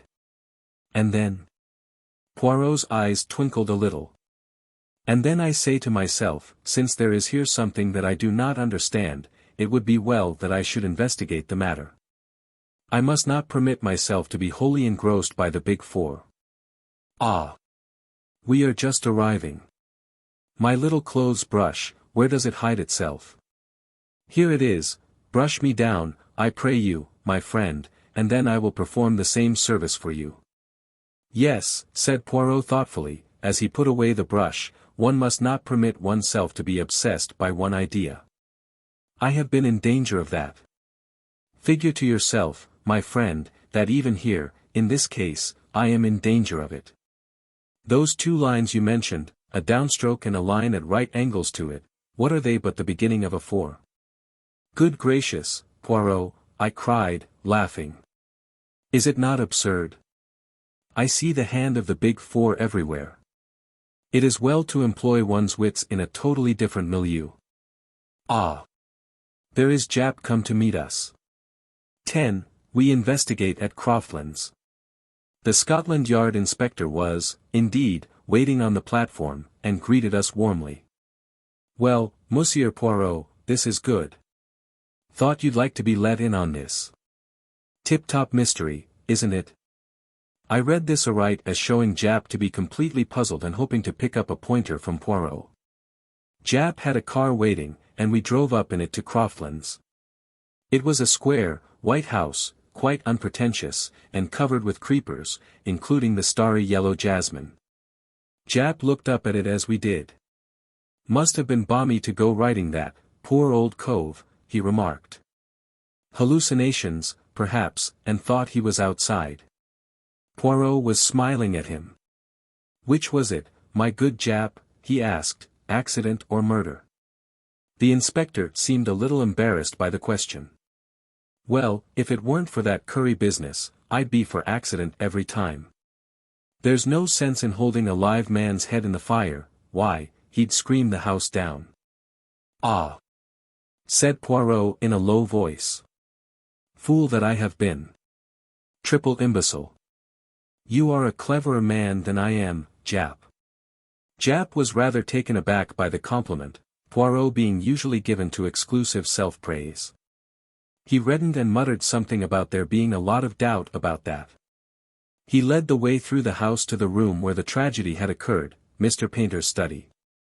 It was a wide, low room, with book-lined walls and big leather armchairs. Poirot looked across at once to the window which gave upon a gravelled terrace. The window, it was unlatched, he asked. That's the whole point, of course. When the doctor left this room, he merely closed the door behind him. The next morning it was found locked. Who locked it? Mr. Painter. Ah Ling declares that the window was closed and bolted. Dar. Quinton, on the other hand, has an impression that it was closed, but not fastened, but he won't swear either way. If he could, it would make a great difference. If the man was murdered, someone entered the room either through the door or the window. If through the door, it was an inside job. If through the window, it might have been anyone. First thing when they had broken the door down, they flung the window open, and the housemaid who did it thinks that it wasn't fastened, but she's a precious bad witness, will remember anything you ask her to. What about the key? There you are again. It was on the floor among the wreckage of the door. Might have fallen from the keyhole, might have been dropped there by one of the people who entered, might have been slipped underneath the door from the outside. In fact, everything is might have been. You've hit it, Monsieur Poirot. That's just what it is. Poirot was looking round him, frowning unhappily. I cannot see light, he murmured. Just now, yes, I got a gleam, but now all is darkness once more. I have not the clue, the motive. Young Gerald Painter had a pretty good motive, remarked Japp grimly. He's been wild enough in his time, I can tell you. And extravagant. You know what artists are, too, no morals at all. Poirot did not pay much attention to Japp's sweeping strictures on the artistic temperament. Instead he smiled knowingly. My good Japp, is it possible that you throw the mud in my eyes? I know well enough that it is the Chinaman you suspect. But you are so artful. You want me to help you, and yet you drag the red kipper across the trail. Japp burst out laughing. That's you all over, Mr. Poirot. Yes, I'd bet on the chink, I'll admit it now. It stands to reason that it was he who doctored the curry, and if he'd try once in an evening to get his master out of the way, he'd try twice. I wonder if he would, said Poirot softly. But it's the motive that beats me. Some heathen revenge or other, I suppose. I wonder, said Poirot again. There has been no robbery. Nothing has disappeared. No jewelry, or money, or papers. No, that is, not exactly. I pricked up my ears, so did Poirot. There's been no robbery, I mean, explained Japp. But the old boy was writing a book of some sort. We only knew about it this morning when there was a letter from the publishers asking about the manuscript. It was just completed, it seems. Young Painter and I have searched high and low, but can't find a trace of it. He must have hidden it away somewhere. Poirot's eyes were shining with the green light I knew so well. How was it called, this book? He asked. The Hidden Hand in China, I think it was called. Aha, said Poirot, with almost a gasp. Then he said quickly, let me see the Chinaman, Ah Ling. The Chinaman was sent for and appeared, shuffling along, with his eyes cast down, and his pigtail swinging. His impassive face showed no trace of any kind of emotion. Ah Ling, said Poirot, are you sorry your master is dead? I welly sorry. He good master. You know who kill him? I not know. I tell policeman if I know. The questions and answers went on.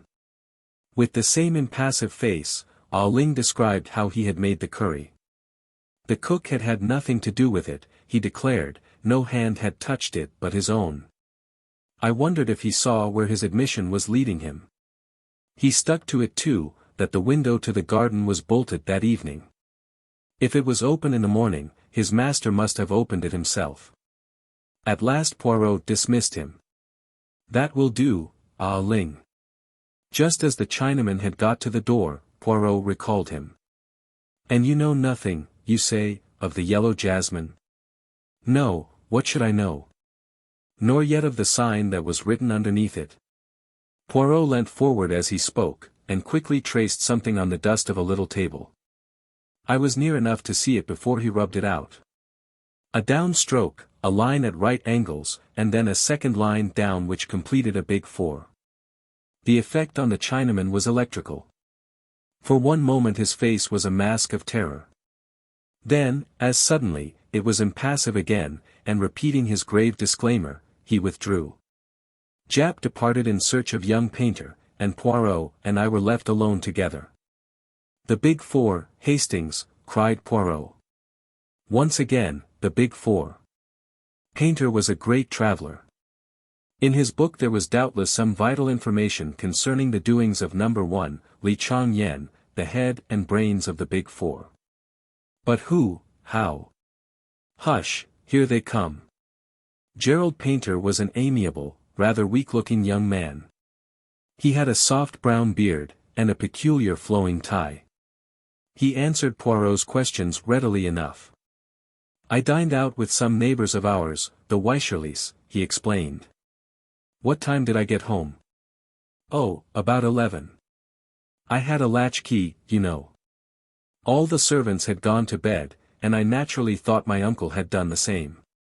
As a matter of fact, I did think I caught sight of that soft-footed Chinese beggar Ah Ling just whisking round the corner of the hall, but I fancy I was mistaken. When did you last see your uncle, Mr. Painter? I mean before you came to live with him. Oh. Not since I was a kid of 10. He and his brother, my father, quarreled, you know. But he found you again with very little trouble, did he not? In spite of all the years that had passed. Yes, it was quite a bit of luck my seeing the lawyer's advertisement. Poirot asked no more questions. Our next move was to visit Dr. Quinton. His story was substantially the same as he had told at the inquest, and he had little to add to it. He received us in his surgery, having just come to the end of his consulting patients. He seemed an intelligent man. A certain primness of manner went well with his pince-nez, but I fancied that he would be thoroughly modern in his methods.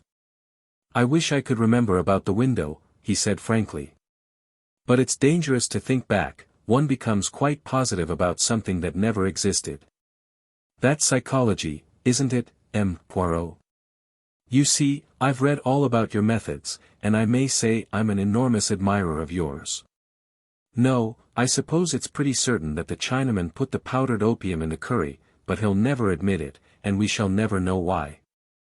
But holding a man down in a fire, that's not in keeping with our Chinese friend's character, it seems to me. I commented on this last point to Poirot as we walked down the main street of Market Handford. Do you think he let a confederate in? I asked. By the way, I suppose Jap can be trusted to keep an eye on him. The inspector had passed into the police station on some business or other. The emissaries of the Big Four are pretty spry. Jap is keeping an eye on both of them, said Poirot grimly. They have been closely shadowed ever since the body was discovered. Well, at any rate we know that Gerald Painter had nothing to do with it. You always know so much more than I do, Hastings, that it becomes quite fatiguing. You old fox, I laughed. You never will commit yourself. To be honest, Hastings, the case is now quite clear to me, all but the words, yellow jasmine, and I am coming to agree with you that they have no bearing on the crime. In a case of this kind, you have got to make up your mind who is lying. I have done that. And yet. He suddenly darted from my side and entered an adjacent bookshop. He emerged a few minutes later, hugging a parcel. Then Jap rejoined us, and we all sought quarters at the inn. I slept late the next morning. When I descended to the sitting room reserved for us, I found Poirot already there, pacing up and down, his face contorted with agony. Do not converse with me, he cried, waving an agitated hand. Not until I know that all is well, that the arrest is made. Ah! But my psychology has been weak. Hastings, if a man writes a dying message, it is because it is important. Everyone has said, yellow jasmine. There is yellow jasmine growing up the house, it means nothing. Well, what does it mean? Just what it says. Listen. He held up a little book he was holding. My friend, it struck me that it would be well to inquire into the subject. What exactly is yellow jasmine? This little book has told me. Listen. He read. Gelseminae radix. Yellow jasmine. Composition, alkaloids gelseminin C22H26N2O3, a potent poison acting like coniine, gelsamine C12H14NO2, acting like strychnine. Gelsemic acid, etc. Gelsemium is a powerful depressant to the central nervous system. At a late stage in its action it paralyzes the motor nerve endings, and in large doses causes giddiness and loss of muscular power. Death is due to paralysis of the respiratory center. You see, Hastings. At the beginning I had an inkling of the truth when Jap made his remark about a live man being forced into the fire. I realized then that it was a dead man who was burned. But why? What was the point? My friend, if you were to shoot a man, or stab a man after he were dead, or even knock him on the head, it would be apparent that the injuries were inflicted after death. But with his head charred to a cinder, no one is going to hunt about for obscure causes of death, and a man who has apparently just escaped being poisoned at dinner, is not likely to be poisoned just afterwards. Who is lying? That is always the question. I decided to believe Ah Ling. What? I exclaimed. You are surprised, Hastings. Ah Ling knew of the existence of the Big Four, that was evident, so evident that it was clear he knew nothing of their association with the crime until that moment. Had he been the murderer, he would have been able to retain his impassive face perfectly. So I decided then, to believe Ah Ling, and I fixed my suspicions on Gerald Painter. It seemed to me that number 4 would have found an impersonation of a long-lost nephew very easy. What? I cried. Number 4. No, Hastings, not number 4. As soon as I had read up the subject of yellow jasmine, I saw the truth. In fact, it leapt to the eye. As always, I said coldly, it doesn't leap to mine. Because you will not use your little grey cells. Who had a chance to tamper with the curry? Ah Ling. No one else. No one else. What about the doctor? But that was afterwards. Of course it was afterwards. There was no trace of powdered opium in the curry served to Mr. Painter, but acting in obedience to the suspicions Dr. Quinton had aroused, the old man eats none of it, and preserves it to give to his medical attendant, whom he summons according to plan. Dr. Quinton arrives, takes charge of the curry, and gives Mr. Painter an injection, of strychnine, he says, but really of yellow jasmine, a poisonous dose. When the drug begins to take effect, he departs, after unlatching the window. Then, in the night, he returns by the window, finds the manuscript, and shoves Mr. Painter into the fire. He does not heed the newspaper that drops to the floor and is covered by the old man's body. Painter knew what drug he had been given, and strove to accuse the Big Four of his murder. It is easy for Quinton to mix powdered opium with the curry before handing it over to be analyzed. He gives his version of the conversation with the old man, and mentions the strychnine injection casually, in case the mark of the hypodermic needle is noticed. Suspicion at once is divided between accident and the guilt of Ah Ling owing to the poison in the curry. But Dr. Quinton cannot be number 4. I fancy he can. There is undoubtedly a real Dr. Quinton who is probably abroad somewhere. Number 4 has simply masqueraded as him for a short time. The arrangements with Dr. Bolitha were all carried out by correspondence, the man who was to do locum originally having been taken ill at the last minute. At that minute, Jap burst in, very red in the face. You have got him? Cried Poirot anxiously. Jap shook his head, very out of breath. Bolitha came back from his holiday this morning, recalled by telegram. No one knows who sent it. The other man left last night. We'll catch him yet, though. Poirot shook his head quietly. I think not, he said, and absent-mindedly he drew a big 4 on the table with a fork. 11. A chess problem. Poirot and I often dined at a small restaurant in Soho. We were there one evening, when we observed a friend at an adjacent table. It was Inspector Jap, and as there was room at our table, he came and joined us. It was some time since either of us had seen him. Never do you stop in to see us nowadays, declared Poirot reproachfully. Not since the affair of the yellow jasmine have we met, and that is nearly a month ago. I've been up north, that's why. How are things with you? Big Four still going strong, eh? Poirot shook a finger at him reproachfully. Ah! You mock yourself at me, but the Big Four, they exist. Oh! I don't doubt that, but they're not the hub of the universe, as you make out. My friend, you are very much mistaken. The greatest power for evil in the world today is this Big Four. To what end they are tending, no one knows, but there has never been another such criminal organization. The finest brain in China at the head of it, an American millionaire, and a French woman scientist as members, and for the fourth. Jap interrupted. I know. Regular bee in your bonnet over it all. It's becoming your little mania, Monsieur Poirot. Let's talk of something else for a change. Take any interest in chess? I have played it, yes. Did you see that curious business yesterday? Match between two players of worldwide reputation, and one died during the game.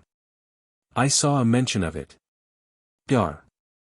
Savronov, the Russian champion, was one of the players, and the other, who succumbed to heart failure, was the brilliant young American, Gilmore Wilson. Quite right. Savronov beat Rubinstein and became Russian champion some years ago. Wilson is said to be a second Capablanca. A very curious occurrence, mused Poirot. If I mistake not, you have a particular interest in the matter. Jap gave a rather embarrassed laugh. You've hit it, Monsieur Poirot. I'm puzzled. Wilson was sound as a bell, no trace of heart trouble. His death is quite inexplicable. You suspect Dr. Savronov of putting him out of the way? I cried. Hardly that, said Jap dryly. I don't think even a Russian would murder another man in order not to be beaten at chess, and anyway, from all I can make out, the boot was likely to be on the other leg.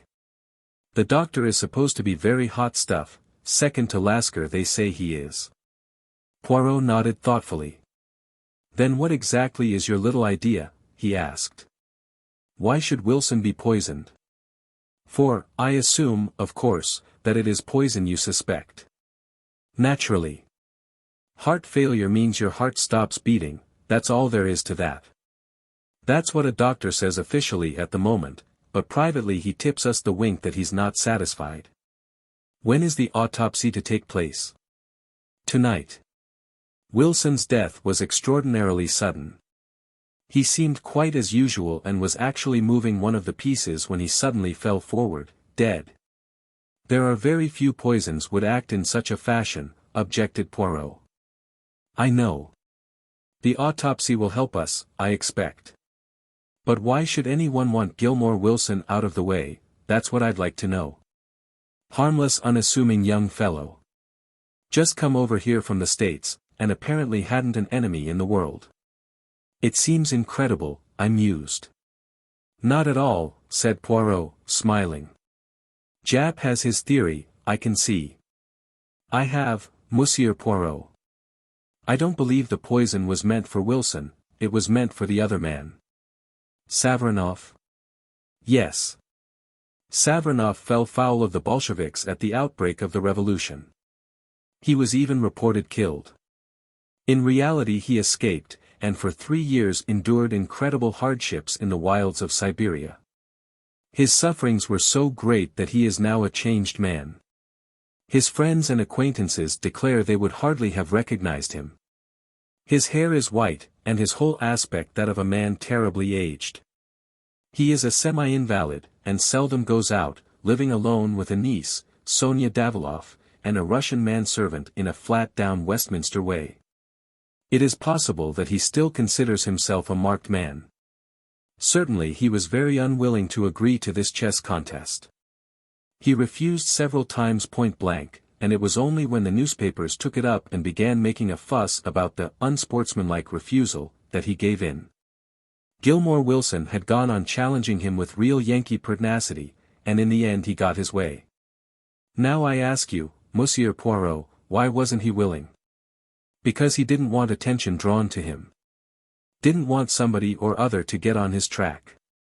That's my solution, Gilmore Wilson got pipped by mistake. There is no one who has any private reason to gain by Savernoff's death. Well, his niece, I suppose. He's recently come into an immense fortune. Left him by Madame Gaspoja, whose husband was a sugar profiteer under the old regime. They had an affair together once, I believe, and she refused steadfastly to credit the reports of his death. Where did the match take place? In Savernoff's own flat. He's an invalid, as I told you. Many people there to watch it. At least a dozen, probably more. Poirot made an expressive grimace. My poor Jap, your task is not an easy one. Once I know definitely that Wilson was poisoned, I can get on. Has it occurred to you that, in the meantime, supposing your assumption that Savernoff was the intended victim to be correct, the murderer may try again? Of course it has. 2 men are watching Savernoff's flat. That will be very useful if anyone should call with a bomb under his arm, said Poirot dryly. You're getting interested, Monsieur Poirot, said Jap, with a twinkle. Care to come round to the mortuary and see Wilson's body before the doctors start on it? Who knows, his tie-pin may be askew, and that may give you a valuable clue that will solve the mystery. My dear Jap, all through dinner my fingers have been itching to rearrange your own tie-pin. You permit, yes. Ah. That is much more pleasing to the eye. Yes, by all means, let us go to the mortuary.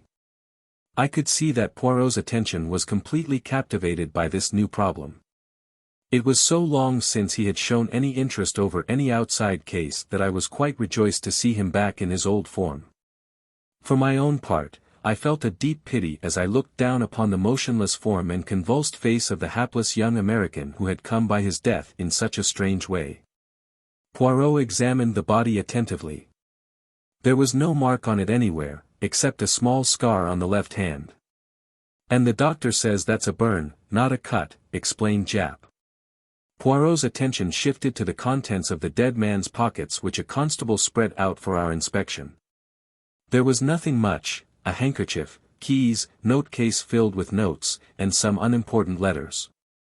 But one object standing by itself filled Poirot with interest. A chessman, he exclaimed. A white bishop. Was that in his pocket? No, clasped in his hand. We had quite a difficulty to get it out of his fingers. It must be returned to Dr. Savernoff sometime. It's part of a very beautiful set of carved ivory chessmen. Permit me to return it to him. It will make an excuse for my going there. Aha, cried Jap. So you want to come in on this case? I admit it. So skillfully have you aroused my interest. That's fine. Got you away from your brooding. Captain Hastings is pleased, too, I can see. Quite right, I said, laughing. Poirot turned back towards the body. No other little detail you can tell me about him, he asked. I don't think so. Not even, that he was left-handed. You're a wizard, Monsieur Poirot. How did you know that? He was left-handed. Not that it's anything to do with the case. Nothing whatever, agreed Poirot hastily, seeing that Jap was slightly ruffled. My little joke, that was all. I like to play you the trick, see you. We went out upon an amicable understanding. The following morning saw us wending our way to Dr. Savernoff's flat in Westminster. Sonia Daviloff, I mused. It's a pretty name. Poirot stopped, and threw me a look of despair. Always looking for romance. You are incorrigible. It would serve you right if Sonia Daviloff turned out to be our friend and enemy the Countess Vera Rosikoff. At the mention of the Countess, my face clouded over. Surely, Poirot, you don't suspect. But, no. It was a joke. I have not the big four on the brain to that extent, whatever Jap may say. The door of the flat was opened to us by a manservant with a peculiarly wooden face. It seemed impossible to believe that that impassive countenance could ever display emotion. Poirot presented a card on which Jap had scribbled a few words of introduction, and we were shown into a low, long room furnished with rich hangings and curios. One or two wonderful icons hung upon the walls, and exquisite Persian rugs lay upon the floor. A samovar stood upon a table. I was examining one of the icons which I judged to be of considerable value, and turned to see Poirot prone upon the floor. Beautiful as the rug was, it hardly seemed to me to necessitate such close attention. "Is it such a very wonderful specimen?" I asked.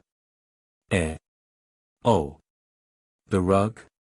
But no, it was not the rug I was remarking.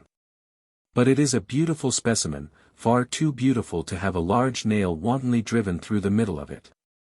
No, Hastings, as I came forward, the nail is not there now. But the hole remains. A sudden sound behind us made me spin round, and Poirot spring nimbly to his feet. A girl was standing in the doorway.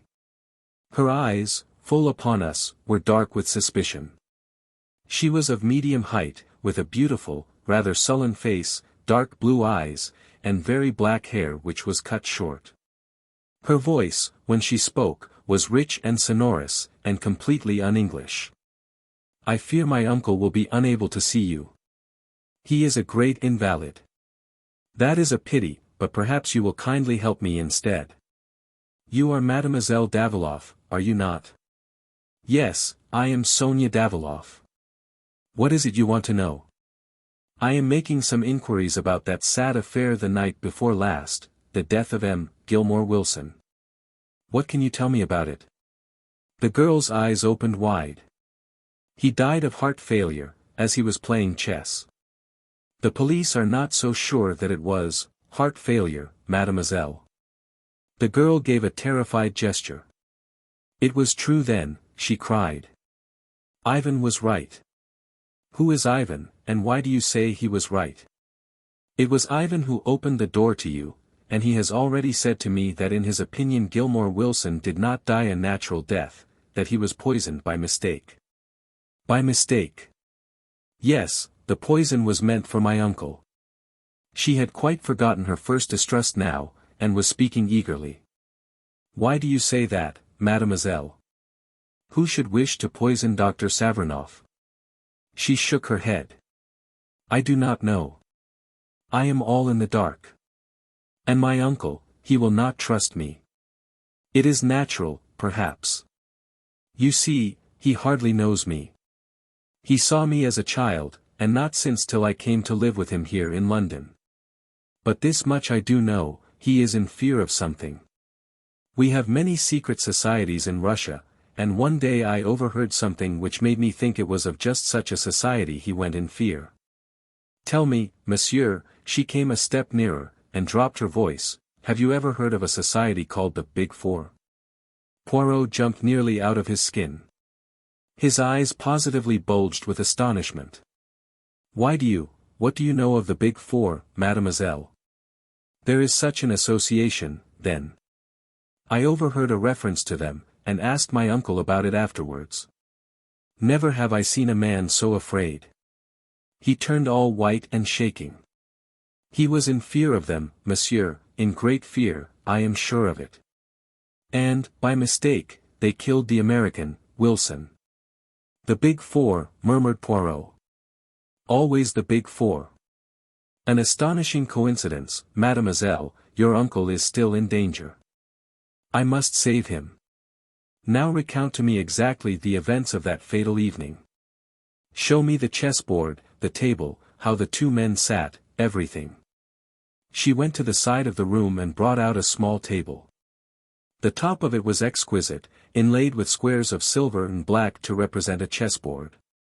"This was sent to my uncle a few weeks ago as a present, with the request that he would use it in the next match he played. It was in the middle of the room, so." Poirot examined the table with what seemed to me quite unnecessary attention. He was not conducting the inquiry at all as I would have done. Many of his questions seemed to me pointless, and upon really vital matters he seemed to have no questions to ask. I concluded that the unexpected mention of the Big Four had thrown him completely off his balance. After a minute examination of the table and the exact position it had occupied, he asked to see the chessmen. Sonia Daviloff brought them to him in a box. He examined one or two of them in a perfunctory manner. An exquisite set, he murmured absent-mindedly. Still not a question as to what refreshments there had been, or what people had been present. I cleared my throat significantly. Don't you think, Poirot, that... He interrupted me peremptorily. Do not think, my friend. Leave all to me. Mademoiselle, is it quite impossible that I should see your uncle? A faint smile showed itself on her face. He will see you, yes.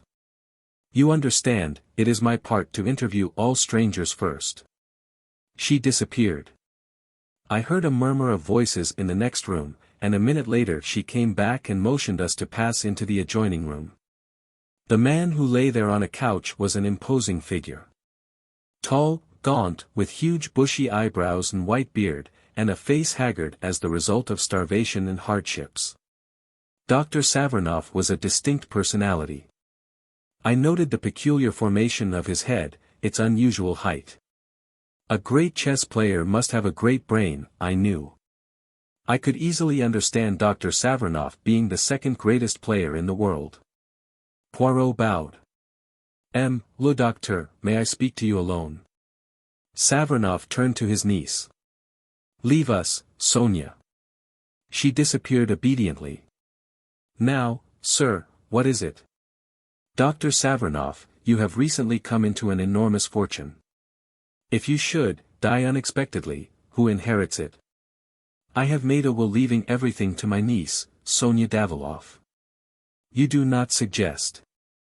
I suggest nothing, but you have not seen your niece since she was a child. It would have been easy for anyone to impersonate her. Savernoff seemed thunderstruck by the suggestion. Poirot went on easily. Enough as to that. I give you the word of warning, that is all. What I want you to do now is to describe to me the game of chess the other evening. How do you mean, describe it? Well, I do not play the chess myself, but I understand that there are various regular ways of beginning, the gambit, do they not call it? Dr. Savernoff smiled a little. Ah! I comprehend you now. Wilson opened Ruy Lopez, one of the soundest openings there is, and one frequently adopted in tournaments and matches. And how long had you been playing when the tragedy happened? It must have been about the third or fourth move when Wilson suddenly fell forward over the table, stone dead. Poirot rose to depart. He flung out his last question as though it was of absolutely no importance, but I knew better. Had he had anything to eat or drink? A whiskey and soda, I think. Thank you, Dr. Savernoff. I will disturb you no longer. Ivan was in the hall to show us out. Poirot lingered on the threshold. The flat below this, do you know who lives there? Sir Charles Kingwell, a member of Parliament, sir. It has been let furnished lately, though. Thank you. We went out into the bright winter sunlight. Well, really, Poirot, I burst out. I don't think you've distinguished yourself this time. Surely your questions were very inadequate. You think so, Hastings? Poirot looked at me appealingly.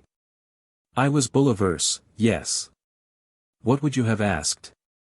I considered the question carefully, and then outlined my scheme to Poirot. He listened with what seemed to be close interest. My monologue lasted until we had nearly reached home. Very excellent, very searching, Hastings, said Poirot, as he inserted his key in the door and preceded me up the stairs. But quite unnecessary. Unnecessary. I cried, amazed. If the man was poisoned. Aha, cried Poirot, pouncing upon a note which lay on the table. From Jap. Just as I thought. He flung it over to me. It was brief and to the point. No traces of poison had been found, and there was nothing to show how the man came by his death.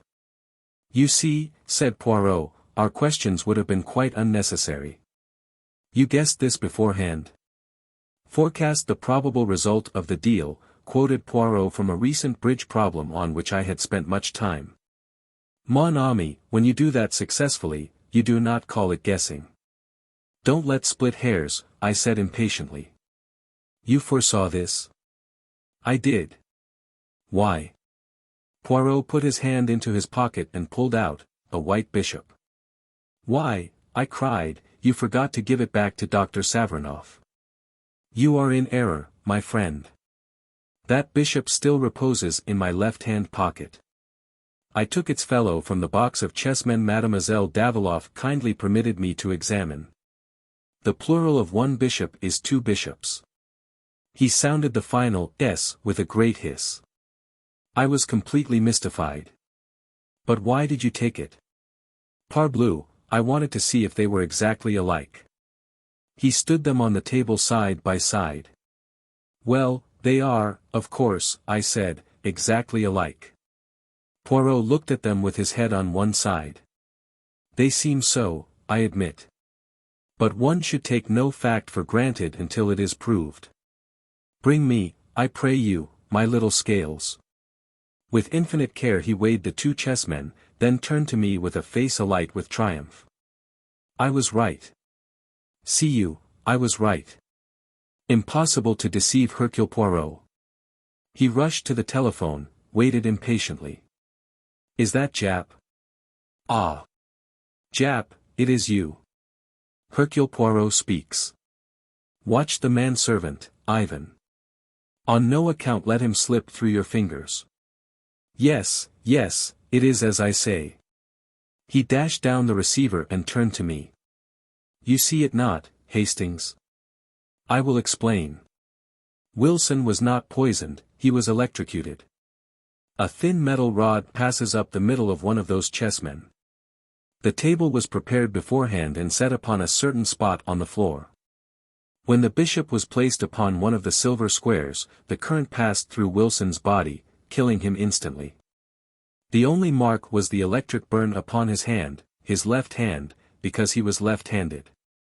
The special table was an extremely cunning piece of mechanism. The table I examined was a duplicate, perfectly innocent. It was substituted for the other immediately after the murder. The thing was worked from the flat below, which, if you remember, was let furnished. But one accomplice at least was in Savernoff's flat. The girl is an agent of the Big Four, working to inherit Savernoff's money. And Ivan? I strongly suspect that Ivan is none other than the famous number 4. What? Yes. The man is a marvelous character actor. He can assume any part he pleases. I thought back over past adventures, the lunatic asylum keeper, the butcher's young man, the suave doctor, all the same man, and all totally unlike each other. It's amazing, I said at last. Everything fits in. Savernoff had an inkling of the plot, and that's why he was so averse to playing the match. Poirot looked at me without speaking.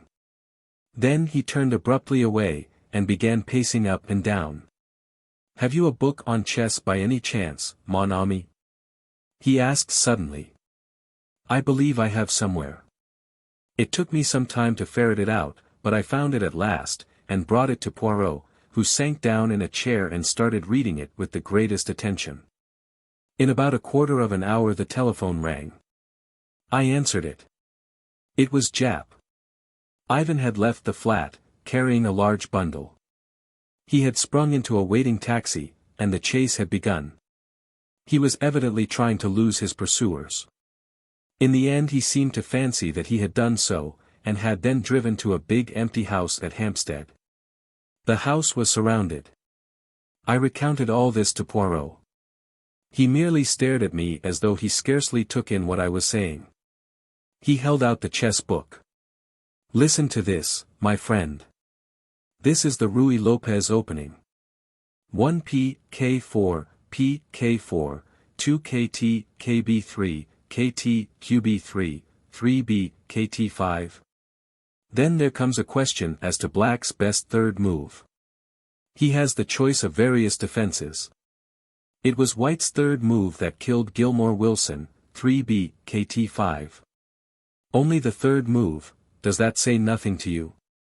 I hadn't the least idea what he meant, and told him so. I suppose, Hastings, that while you were sitting in this chair, you heard the front door being opened and shut. What would you think? I should think someone had gone out, I suppose. Yes, but there are always two ways of looking at things. Someone gone out, someone come in, two totally different things, Hastings. But if you assumed the wrong one, presently some little discrepancy would creep in and show you that you were on the wrong track. What does all this mean, Poirot? Poirot sprang to his feet with sudden energy. It means that I have been a triple imbecile. Quick, quick, to the flat in Westminster. We may yet be in time. We tore off in a taxi. Poirot returned no answer to my excited questions. We raced up the stairs. Repeated rings and knocks brought no reply, but listening closely I could distinguish a hollow groan coming from within. The hall porter proved to have a master key, and after a few difficulties he consented to use it. Poirot went straight to the inner room. A whiff of chloroform met us. On the floor was Sonia Daviloff, gagged and bound, with a great wad of saturated cotton wool over her nose and mouth. Poirot tore it off and began to take measures to restore her. Presently a doctor arrived, and Poirot handed her over to his charge and drew aside with me. There was no sign of Dr. Savranoff. What does it all mean? I asked, bewildered. It means that before two equal deductions I chose the wrong one. You heard me say that it would be easy for anyone to impersonate Sonia Daviloff because her uncle had not seen her for so many years? Yes. Well, precisely the opposite held good also. It was equally easy for anyone to impersonate the uncle. What? Savranoff did die at the outbreak of the revolution. The man who pretended to have escaped with such terrible hardships, the man so changed that his own friends could hardly recognize him, the man who successfully laid claim to an enormous fortune. Yes. Who was he? Number 4. No wonder he was frightened when Sonia let him know she had overheard one of his private conversations about the Big Four. Again he has slipped through my fingers. He guessed I should get on the right track in the end, so he sent off the honest Ivan on a tortuous wild goose chase, chloroformed the girl, and got out, having by now doubtless realized most of the securities left by Madame Gaspoja. But who tried to kill him then? Nobody tried to kill him. Wilson was the intended victim all along. But why? My friend, Savranoff was the second greatest chess player in the world. In all probability number 4 did not even know the rudiments of the game. Certainly he could not sustain the fiction of a match. He tried all he knew to avoid the contest. When that failed, Wilson's doom was sealed. At all costs he must be prevented from discovering that the great Savranoff did not even know how to play chess. Wilson was fond of the Ruy Lopez opening, and was certain to use it. Number 4 arranged for death to come with the third move, before any complications of defense set in. But, my dear Poirot, I persisted, are we dealing with a lunatic? I quite follow your reasoning, and admit that you must be right, but to kill a man just to sustain his role. Surely there were simpler ways out of the difficulty than that. He could have said that his doctor forbade the strain of a match. Poirot wrinkled his forehead. Certainement, Hastings, he said, there were other ways, but none so convincing. Besides, you are assuming that to kill a man is a thing to avoid, are you not? Number 4's mind, it does not act that way. I put myself in his place, a thing impossible for you. I picture his thoughts. He enjoys himself as the professor at that match. I doubt not he has visited the chess tourneys to study his part. He sits and frowns in thought. He gives the impression that he is thinking great plans, and all the time he laughs in himself. He is aware that 2 moves are all that he knows, and all that he need know. Again, it would appeal to his mind to foresee the events and to make the man his own executioner at the exact time that suits number 4. Oh, yes, Hastings, I begin to understand our friend and his psychology. I shrugged. Well, I suppose you're right, but I can't understand anyone running a risk he could so easily avoid. Risk. Poirot snorted. Where then lay the risk? Would Japp have solved the problem? No. If number 4 had not made one small mistake, he would have run no risk. And his mistake? I asked, although I suspected the answer. Mon ami, he overlooked the little grey cells of Hercule Poirot. Poirot has his virtues, but modesty is not one of them. 12. The baited trap. It was mid-January, a typical English winter day in London, damp and dirty. Poirot and I were sitting in 2 chairs well drawn up to the fire. I was aware of my friend looking at me with a quizzical smile, the meaning of which I could not fathom. A penny for your thoughts, I said lightly. I was thinking, my friend, that at midsummer, when you first arrived, you told me that you proposed to be in this country for a couple of months only. Did I say that? I asked, rather awkwardly. I don't remember. Poirot's smile broadened. You did, mon ami. Since then, you have changed your plan, is it not so? Yes, I have. And why is that? Dash it all, Poirot, you don't think I'm going to leave you all alone when you're up against a thing like the Big Four, do you? Poirot nodded gently. Just as I thought. You are a staunch friend, Hastings. It is to serve me that you remain on here. And your wife, little Cinderella as you call her, what does she say? I haven't gone into details, of course, but she understands. She'd be the last one to wish me to turn my back on a pal. Yes, she, too, is a loyal friend. But it is going to be a long business, perhaps. I nodded, rather discouraged. 6 months already, I mused, and where are we? You know, Poirot, I can't help thinking that we ought to do something. Always so energetic, Hastings. And what precisely would you have me do? This was somewhat of a poser, but I was not going to withdraw from my position. We ought to take the offensive, I urged. What have we done all this time? More than you think, my friend. After all, we have established the identity of number 2 and number 3, and we have learnt more than a little about the ways and methods of number 4. I brightened up a little. As Poirot put it, things didn't sound so bad. Oh. Yes, Hastings, we have done a great deal. It is true that I am not in a position to accuse either Ryland or Madame Olivier, who would believe me. You remember I thought once I had Ryland successfully cornered. Nevertheless I have made my suspicions known in certain quarters, the highest, Lord Aldington, who enlisted my help in the matter of the stolen submarine plans, is fully cognizant of all my information respecting the Big Four, and while others may doubt, he believes. Ryland and Madame Olivier, and Li Chang-yen himself may go their ways, but there is a searchlight turned on all their movements. And number 4? I asked. As I said just now, I am beginning to know and understand his methods. You may smile, Hastings, but to penetrate a man's personality, to know exactly what he will do under any given circumstances, that is the beginning of success. It is a duel between us, and whilst he is constantly giving away his mentality to me, I endeavour to let him know little or nothing of mine. He is in the light, I in the shade. I tell you, Hastings, that every day they fear me the more for my chosen inactivity.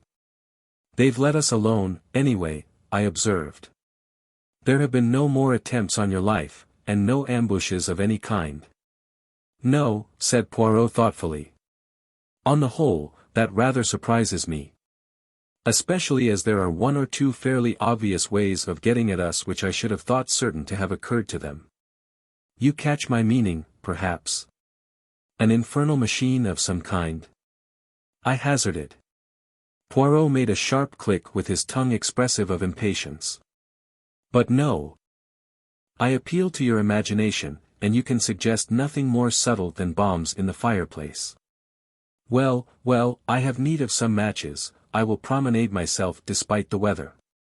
Pardon, my friend, but is it possible that you read the future of the Argentine, mirror of society, cattle breeding, the clue of crimson in sport in the Rockies at one and the same time? I laughed, and admitted that the clue of crimson was at present engaging my sole attention. Poirot shook his head sadly. But replace then the others on the bookshelf. Never, never shall I see you embrace the order and the method. Mon Dieu, what then is a bookshelf for? I apologized humbly, and Poirot, after replacing the offending volumes, each in its appointed place, went out and left me to uninterrupted enjoyment of my selected book. I must admit, however, that I was half asleep when Mrs. Pearson's knock at the door aroused me. "A telegram for you, Captain." I tore the orange envelope open without much interest. Then I sat as though turned to stone. It was a cable from Bronson, my manager out at the South American ranch, and it ran as follows. Mrs. Hastings disappeared yesterday, feared been kidnapped by some gang calling itself Big Four. Cable instructions have notified police but no clue as yet. Bronson. I waved Mrs. Pearson out of the room, and sat as though stunned, reading the words over and over again. Cinderella, kidnapped. In the hands of the infamous Big Four. God, what could I do? Poirot. I must have Poirot. He would advise me. He would checkmate them somehow. In a few minutes now, he would be back. I must wait patiently until then. But Cinderella, in the hands of the Big Four. Another knock. Mrs. Pearson put her head in once more. A note for you, Captain, brought by a heathen Chinaman. He's waiting downstairs. I seized it from her. It was brief and to the point. If you ever wish to see your wife again, go with the bearer of this note immediately. Leave no message for your friend or she will suffer. It was signed with a Big Four. What ought I to have done? What would you who read have done in my place? I had no time to think. I saw only one thing, Cinderella in the power of those devils. I must obey, I dare not risk a hair of her head. I must go with this Chinaman and follow whither he led. It was a trap, yes, and it meant certain capture and possible death, but it was baited with the person dearest to me in the whole world, and I dared not hesitate. What irked me most was to leave no word for Poirot. Once set him on my track, and all might yet be well. Dare I risk it? Apparently I was under no supervision, but yet I hesitated. It would have been so easy for the Chinaman to come up and assure himself that I was keeping to the letter of the command. Why didn't he? His very abstention made me more suspicious. I had seen so much of the omnipotence of the Big Four that I credited them with almost superhuman powers. For all I know, even the little bedraggled servant girl might be one of their agents. No, I dared not risk it. But one thing I could do, leave the telegram. He would know then that Cinderella had disappeared, and who was responsible for her disappearance. All this passed through my head in less time than it takes to tell, and I had clapped my hat on my head and was descending the stairs to where my guide waited, in a little over a minute. The bearer of the message was a tall impassive Chinaman, neatly but rather shabbily dressed. He bowed and spoke to me. His English was perfect, but he spoke with a slight sing-song intonation. You Captain Hastings? Yes, I said. You give me note, please. I had foreseen the request, and handed him over the scrap of paper without a word. But that was not all. You have telegram today, yes. Come along just now. From South America, yes. I realized anew the excellence of their espionage system, or it might have been a shrewd guess. Bronson was bound to cable me. They would wait until the cable was delivered and would strike hard upon it. No good could come of denying what was palpably true. Yes, I said. I did get a telegram. You fetch him, yes. Fetch him now. I ground my teeth, but what could I do? I ran upstairs again. As I did so, I thought of confiding in Mrs. Pearson, at any rate as far as Cinderella's disappearance went. She was on the landing, but close behind her was the little maid-servant, and I hesitated. If she was a spy, the words of the note danced before my eyes. She will suffer. I passed into the sitting room without speaking. I took up the telegram and was about to pass out again when an idea struck me. Could I not leave some sign which would mean nothing to my enemies but which Poirot himself would find significant? I hurried across to the bookcase and tumbled out 4 books onto the floor. No fear of Poirot's not seeing them. They would outrage his eyes immediately, and coming on top of his little lecture, surely he would find them unusual. Next I put a shovelful of coal on the fire and managed to spill 4 knobs into the grate. I had done all I could, pray heaven Poirot would read the sign aright. I hurried down again. The Chinaman took the telegram from me, read it, then placed it in his pocket and with a nod beckoned me to follow him. It was a long weary march that he led me. Once we took a bus and once we went for some considerable way in a train, and always our route led us steadily eastward. We went through strange districts, the existence of which I had never dreamed of. We were down by the docks now, I knew, and I realized that I was being taken into the heart of Chinatown. In spite of myself I shivered. Still my guide plodded on, turning and twisting through mean streets and byways, until at last he stopped at a dilapidated house and rapped 4 times upon the door. It was opened immediately by another Chinaman who stood aside to let us pass in. The clanging to of the door behind me was the knell of my last hopes. I was indeed in the hands of the enemy. I was now handed over to the second Chinaman. He led me down some rickety stairs and into a cellar which was filled with bales and casks and which exhaled a pungent odor, as of Eastern spices. I felt wrapped all round with the atmosphere of the East, tortuous, cunning, sinister. Suddenly my guide rolled aside 2 of the casks, and I saw a low tunnel-like opening in the wall. He motioned me to go ahead. The tunnel was of some length, and it was just too low for me to stand upright. At last, however, it broadened out into a passage, and a few minutes later we stood in another cellar. My Chinaman went forward, and rapped 4 times on one of the walls. A whole section of the wall swung out, leaving a narrow doorway. I passed through, and to my utter astonishment found myself in a kind of Arabian Nights palace. A low long subterranean chamber hung with rich oriental silks, brilliantly lighted and fragrant with perfumes and spices. There 5 or 6 silk-covered divans, and exquisite carpets of Chinese workmanship covered the ground. At the end of the room was a curtained recess. From behind these curtains came a voice. "You have brought our honored guest." "Excellency, he is here," replied my guide. "Let our guest enter," was the answer. At the same moment, the curtains were drawn aside by an unseen hand, and I was facing an immense cushioned divan on which sat a tall thin Oriental dressed in wonderfully embroidered robes, and clearly, by the length of his finger-nails, a great man. "Be seated, I pray you, Captain Hastings," he said, with a wave of his hand. "You acceded to my request to come immediately, I am glad to see." "Who are you?"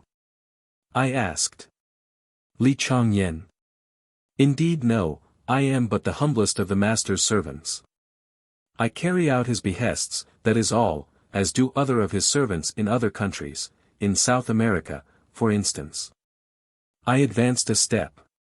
"Where is she? What have you done with her out there?"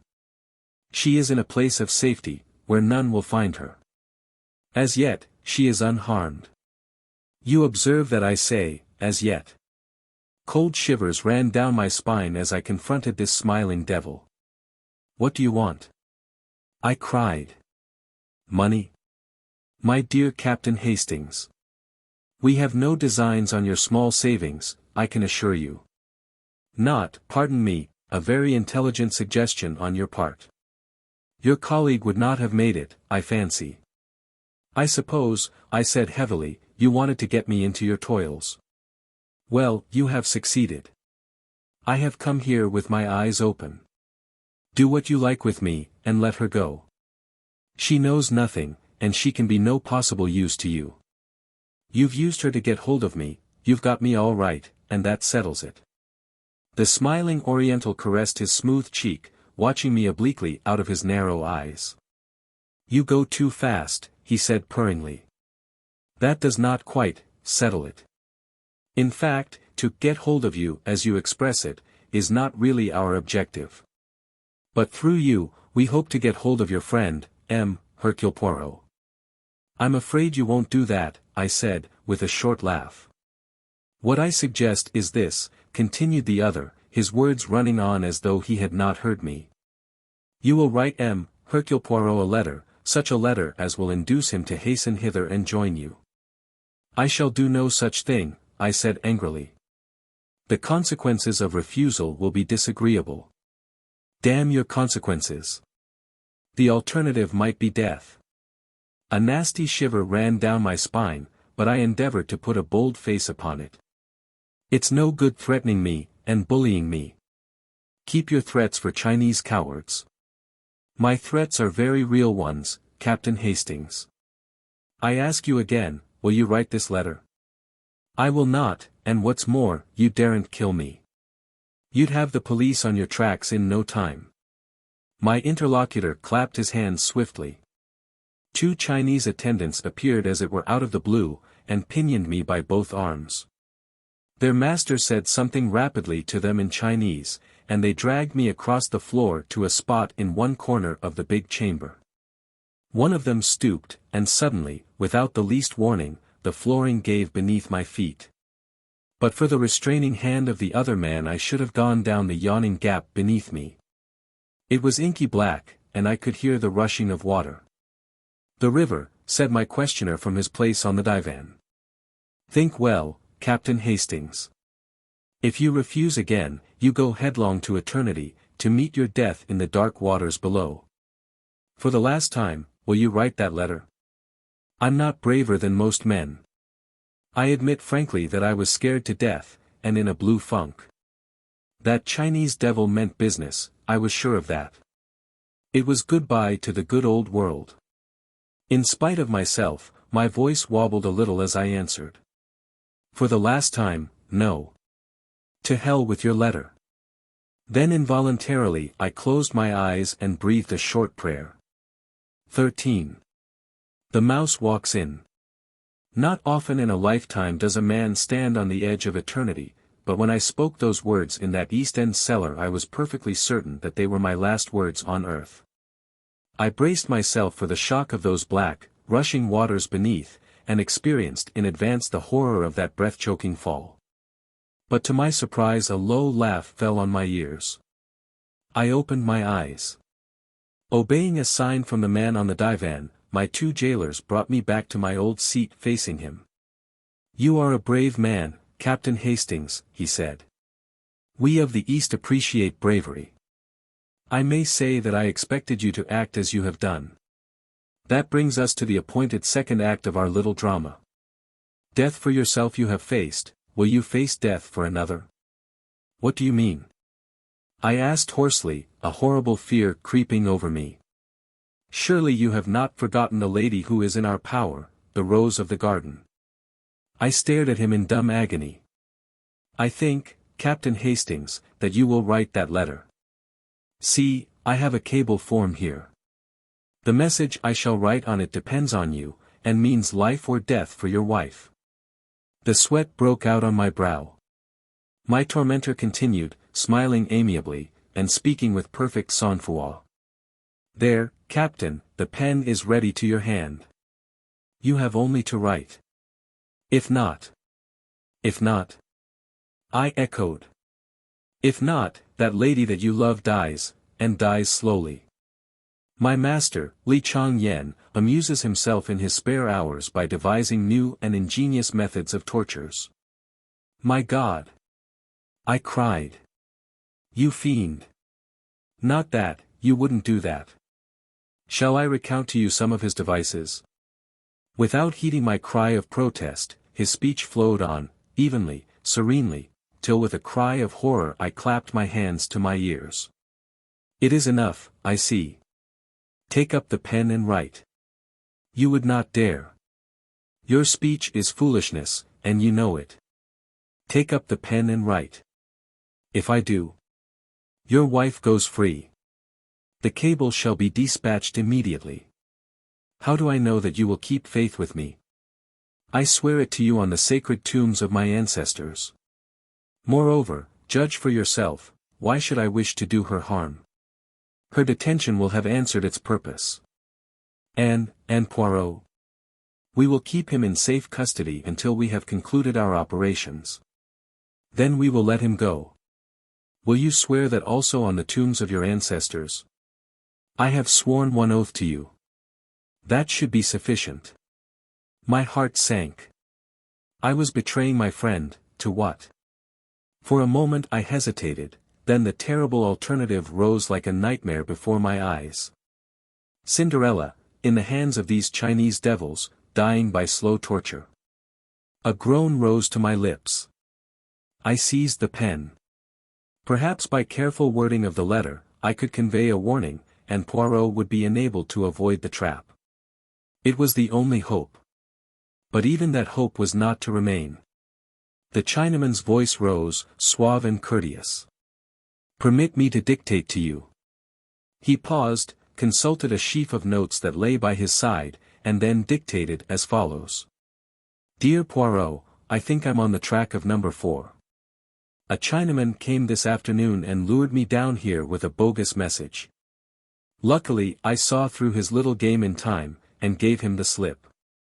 Then I turned the tables on him, and managed to do a bit of shadowing on my own account, rather neatly too, I flatter myself. I'm getting a bright young lad to carry this to you. Give him half a crown, will you? That's what I promised him if it was delivered safely. I'm watching the house, and daren't leave. I shall wait for you until 6 o'clock, and if you haven't come then, I'll have a try at getting into the house on my own. It's too good a chance to miss, and, of course, the boy mightn't find you. But if he does, get him to bring you down here right away. And cover up those precious mustaches of yours in case anyone's watching out from the house and might recognize you. Yours in haste. A.H. Every word that I wrote plunged me deeper in despair. The thing was diabolically clever. I realized how closely every detail of our life must be known. It was just such an epistle as I might have penned myself. The acknowledgment that the Chinaman who had called that afternoon had endeavored to lure me away discounted any good I might have done by leaving my sign of 4 books. It had been a trap, and I had seen through it, that was what Poirot would think. The time, too, was cleverly planned. Poirot, on receiving the note, would have just time to rush off with his innocent-looking guide, and that he would do so, I knew. My determination to make my way into the house would bring him post-haste. He always displayed a ridiculous distrust of my capacities. He would be convinced that I was running into danger without being equal to the situation, and would rush down to take command of the situation. But there was nothing to be done. I wrote as bidden. My captor took the note from me, read it, then nodded his head approvingly and handed it to one of the silent attendants who disappeared with it behind one of the silken hangings on the wall which masked a doorway. With a smile the man opposite to me picked up a cable form and wrote. He handed it to me.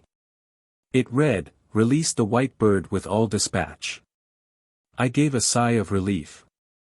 "You will send it at once?" I urged. He smiled, and shook his head. "When Hercule Poirot is in my hands it shall be sent. Not until then." "But you promised." "If this device fails, I may have need of our white bird, to persuade you to further efforts." I grew white with anger. "My God! If you—" He waved a long slim yellow hand. "Be reassured, I do not think it will fail. And the moment Poirot is in our hands, I will keep my oath. If you play me false, I have sworn it by my honored ancestors. Have no fear. Rest here a while.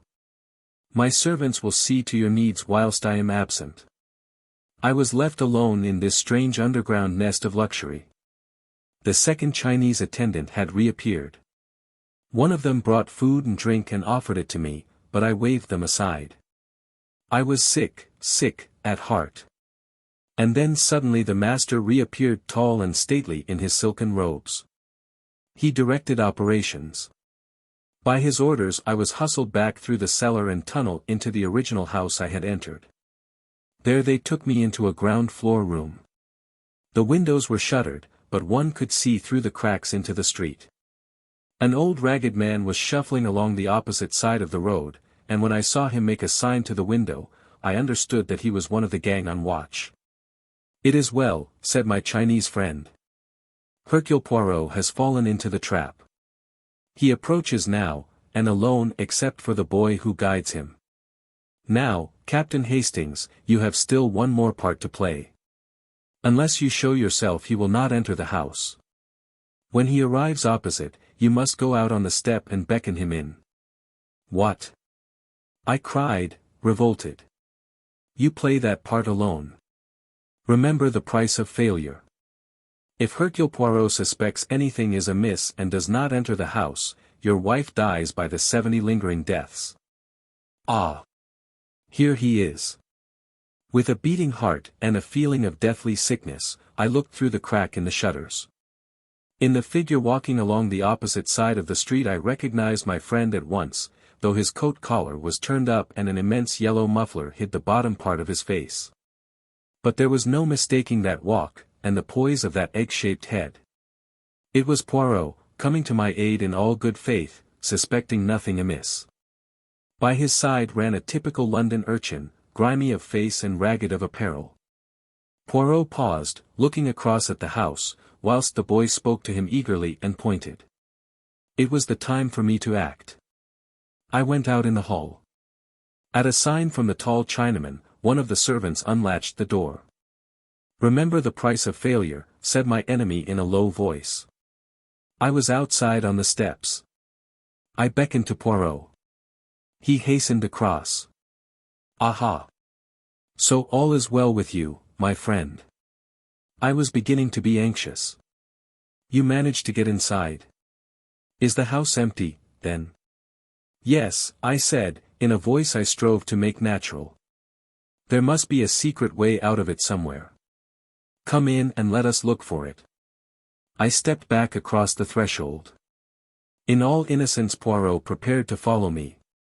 And then something seemed to snap in my head. I saw only too clearly the part one was playing, the part of Judas. "Back, Poirot!" I cried. "Back for your life. It's a trap. Never mind me. Get away at once." Even as I spoke, or rather shouted, my warning hands gripped me like a vice. One of the Chinese servants sprang past me to grab Poirot. I saw the latter spring back, his arm raised, then suddenly a dense volume of smoke was rising round me, choking me, killing me. I felt myself falling, suffocating. This was death. I came to myself slowly and painfully, all my senses dazed. The first thing I saw was Poirot's face. He was sitting opposite me watching me with an anxious face. He gave a cry of joy when he saw me looking at him. "Ah, you revive, you return to yourself. All is well. My friend, my poor friend. Where am I?" I said painfully. "Where? But chez vous." I looked round me. True enough, I was in the old familiar surroundings. And in the grate were the identical 4 knobs of coal I had carefully spilt there. Poirot had followed my glance. "But yes, that was a famous idea of yours, that and the books. See you, if they should say to me any time, 'That friend of yours, that Hastings, he has not the great brain, is it not so?' I shall reply to them, 'You are in error.' It was an idea magnificent and superb that occurred to you there. You understood their meaning then? Am I an imbecile? Of course I understood. It gave me just the warning I needed, and the time to mature my plans. Somehow or other the Big Four had carried you off. With what object? Clearly not for your beaux-yeux, equally clearly not because they feared you and wanted to get you out of the way. No, their object was plain. You would be used as a decoy to get the great Hercule Poirot into their clutches. I have long been prepared for something of the kind. I make my little preparations, and presently, sure enough, the messenger arrives, such an innocent little street urchin. I swallow everything, and hasten away with him, and, very fortunately, they permit you to come out on the doorstep. That was my one fear, that I should have to dispose of them before I had reached the place where you were concealed, and that I should have to search for you, perhaps in vain, afterwards. Dispose of them, did you say? I asked feebly. Single-handed.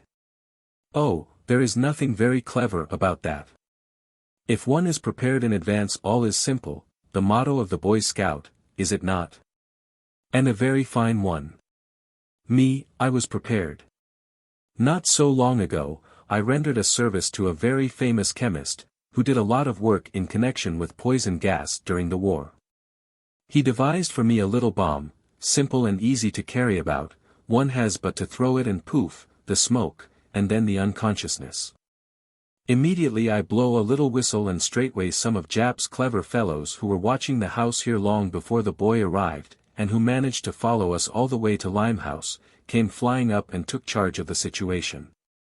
But how was it you weren't unconscious too? Another piece of luck. Our friend number 4, who certainly composed that ingenious letter, permitted himself a little jest at my mustaches, which rendered it extremely easy for me to adjust my respirator under the guise of a yellow muffler. I remember, I cried eagerly, and then with the word remember, all the ghastly horror that I had temporarily forgotten came back to me. Cinderella. I fell back with a groan. I must have lost consciousness again for a minute or two. I awoke to find Poirot forcing some brandy between my lips. What is it, mon ami? But what is it, then? Tell me. Word by word, I got the thing told, shuddering as I did so. Poirot uttered a cry. My friend! My friend! But what you must have suffered! And I who knew nothing of all this! But reassure yourself. All is well. You will find her, you mean? But she is in South America. And by the time we get there, long before, she will be dead, and God knows how and in what horrible way she will have died. No, you do not understand. She is safe and well. She has never been in their hands for one instant. But I got a cable from Bronson. No, you did not. You may have got a cable from South America signed Bronson, that is a very different matter. Tell me, has it never occurred to you that an organization of this kind, with ramifications all over the world, might easily strike at us through that little girl, Cinderella, whom you love so well?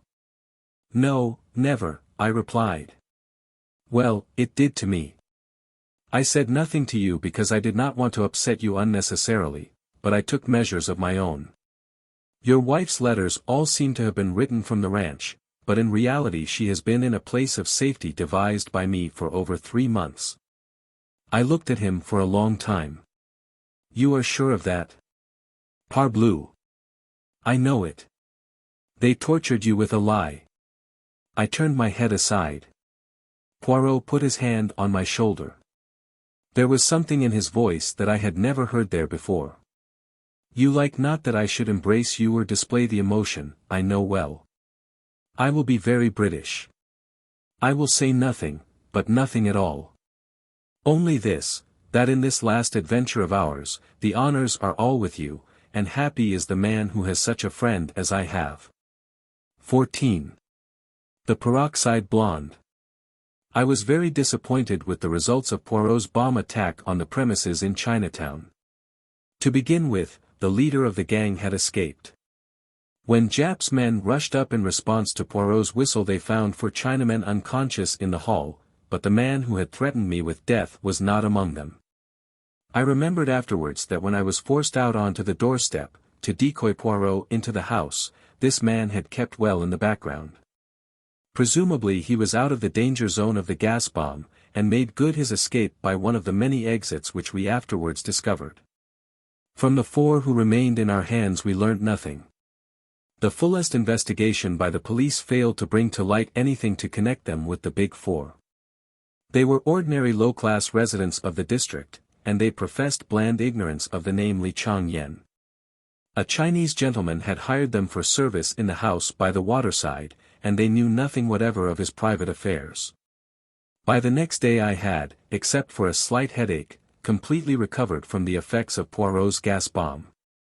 We went down together to Chinatown and searched the house from which I had been rescued.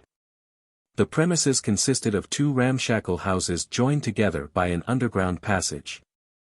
The ground floors and the upper stories of each were unfurnished and deserted, the broken windows covered by decaying shutters. Jap had already been prying about in the cellars, and had discovered the secret of the entrance to the subterranean chamber where I had spent such an unpleasant half-hour. Closer investigation confirmed the impression that it had made on me the night before. The silks on the walls and divan and the carpets on the floors were of exquisite workmanship.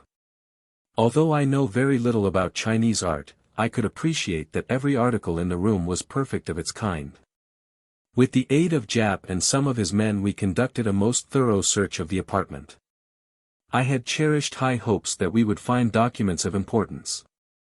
A list, perhaps, of some of the more important agents of the Big Four, or cipher notes of some of their plans, but we discovered nothing of the kind. The only papers we found in the whole place were the notes which the Chinaman had consulted whilst he was dictating the letter to Poirot. These consisted of a very complete record of each of our careers, an estimate of our characters, and suggestions about the weaknesses through which we might best be attacked. Poirot was most childishly delighted with this discovery. Personally I could not see that it was of any value whatever, especially as whoever compiled the notes was ludicrously mistaken in some of his opinions. I pointed this out to my friend when we were back in our rooms. "My dear Poirot," I said, "you know now what the enemy thinks of us. He appears to have a grossly exaggerated idea of your brain power, and to have absurdly underrated mine, but I do not see how we are better off for knowing this." Poirot chuckled in rather an offensive way. "You do not see, Hastings, no. But surely now we can prepare ourselves for some of their methods of attack now that we are warned of some of our faults. For instance, my friend, we know that you should think before you act. Again, if you meet a red-haired young woman in trouble you should eye her, what you say, askance, is it not?" Their notes had contained some absurd references to my supposed impulsiveness, and had suggested that I was susceptible to the charms of young women with hair of a certain shade. I thought Poirot's reference to be in the worst of taste, but fortunately I was able to counter him. "And what about you?" I demanded. "Are you going to try to cure your overweening vanity? Your finicky tidiness?" I was quoting, and I could see that he was not pleased with my retort. "Oh, without doubt, Hastings, in some things they deceive themselves, tant mieux. They will learn in due time. Meanwhile we have learned something, and to know is to be prepared." This last was a favorite axiom of his lately, so much so that I had begun to hate the sound of it. "We know something, Hastings," he continued. "Yes, we know something, and that is to the good, but we do not know nearly enough. We must know more." "In what way?" Poirot settled himself back in his chair, straightened a box of matches which I had thrown carelessly down on the table, and assumed an attitude that I knew only too well. I saw that he was prepared to hold forth at some length. "See you, Hastings, we have to contend against 4 adversaries, that is, against 4 different personalities. With number 1 we have never come into personal contact, we know him, as it were, only by the impress of his mind, and in passing, Hastings. I will tell you that I begin to understand that mind very well, a mind most subtle and oriental. Every scheme and plot that we have encountered have emanated from the brain of Li Changyan. Number 2 and number 3 are so powerful, so high up, that they are for the present immune from our attacks. Nevertheless, what is their safeguard is, by a perverse chance, our safeguard also. They are so much in the limelight that their movements must be carefully ordered. And so we come to the last member of the gang, we come to the man known as number 4. Poirot's voice altered a little, as it always did when speaking of this particular individual. Number 2 and number 3 are able to succeed, to go on their way unscathed, owing to their notoriety and their assured position. Number 4 succeeds for the opposite reason, he succeeds by the way of obscurity. Who is he? Nobody knows. What does he look like? Again, nobody knows. How many times have we seen him, you and I? 5 times, is it not? And could either of us say truthfully that we could be sure of recognizing him again? I was forced to shake my head, as I ran back in my mind over those 5 different people who, incredible as it seemed, were one and the same man. The burly lunatic asylum keeper, the man in the buttoned-up overcoat in Paris, James, the footman, the quiet young medical man in the yellow jasmine case, and the Russian professor. In no way did any 2 of these people resemble each other. No, I said hopelessly. We've nothing to go by whatsoever. Poirot smiled. Do not, I pray of you, give way to such enthusiastic despair. We know 1 or 2 things. What kind of things? I asked skeptically. We know that he is a man of medium height, and of medium or fair coloring. If he were a tall man of swarthy complexion he could never have passed himself off as the fair stocky doctor. It is child's play, of course, to put on an additional inch or so for the part of James, or the professor. In the same way he must have a short straight nose. Additions can be built onto a nose by skillful make-up, but a large nose cannot be successfully reduced at a moment's notice. Then again, he must be a fairly young man, certainly not over 35. You see, we are getting somewhere. A man between 30 and 35, of medium height and coloring, an adept in the art of make-up, and with very few or any teeth of his own. What? Surely, Hastings. As the keeper, his teeth were broken and discolored, in Paris they were even and white, as the doctor they protruded slightly, and as Savernoff they had unusually long canines. Nothing alters the face so completely as a different set of teeth. You see where all this is leading us? Not exactly, I said cautiously. A man carries his profession written in his face, they say. He's a criminal, I cried. He is an adept in the art of making up. It's the same thing. Rather a sweeping statement, Hastings, and one which would hardly be appreciated by the theatrical world. Do you not see that the man is, or has been, at one time or another, an actor? An actor? But certainly. He has the whole technique at his fingertips. Now there are 2 classes of actors, the one who sinks himself in his part, and the one who manages to impress his personality upon it. It is from the latter class that actor-managers usually spring. They seize a part and mold it to their own personality. The former class is quite likely to spend its days doing Mr. Lloyd George at different music halls, or impersonating old men with beards in repertory plays. It is among that former class that we must look for our number 4. He is a supreme artist in the way he sinks himself in each part he plays. I was growing interested. So you fancy you may be able to trace his identity through his connection with the stage? Your reasoning is always brilliant, Hastings. It might have been better, I said coldly, if the idea had come to you sooner. We have wasted a lot of time. You are in error, mon ami. No more time has been wasted than was unavoidable. For some months now my agents have been engaged on the task. Joseph Aarons is one of them. You remember him? They have compiled a list for me of men fulfilling the necessary qualifications, young men round about the age of 30, of more or less nondescript appearance, and with a gift for playing character parts, men, moreover, who have definitely left the stage within the last 3 years. Well? I said, deeply interested. The list was, necessarily, rather a long one. For some time now, we have been engaged on the task of elimination. And finally we have boiled the whole thing down to 4 names. Here they are, my friend. He tossed me over a sheet of paper. I read its contents aloud. Ernest Luttrell. Son of a North Country parson.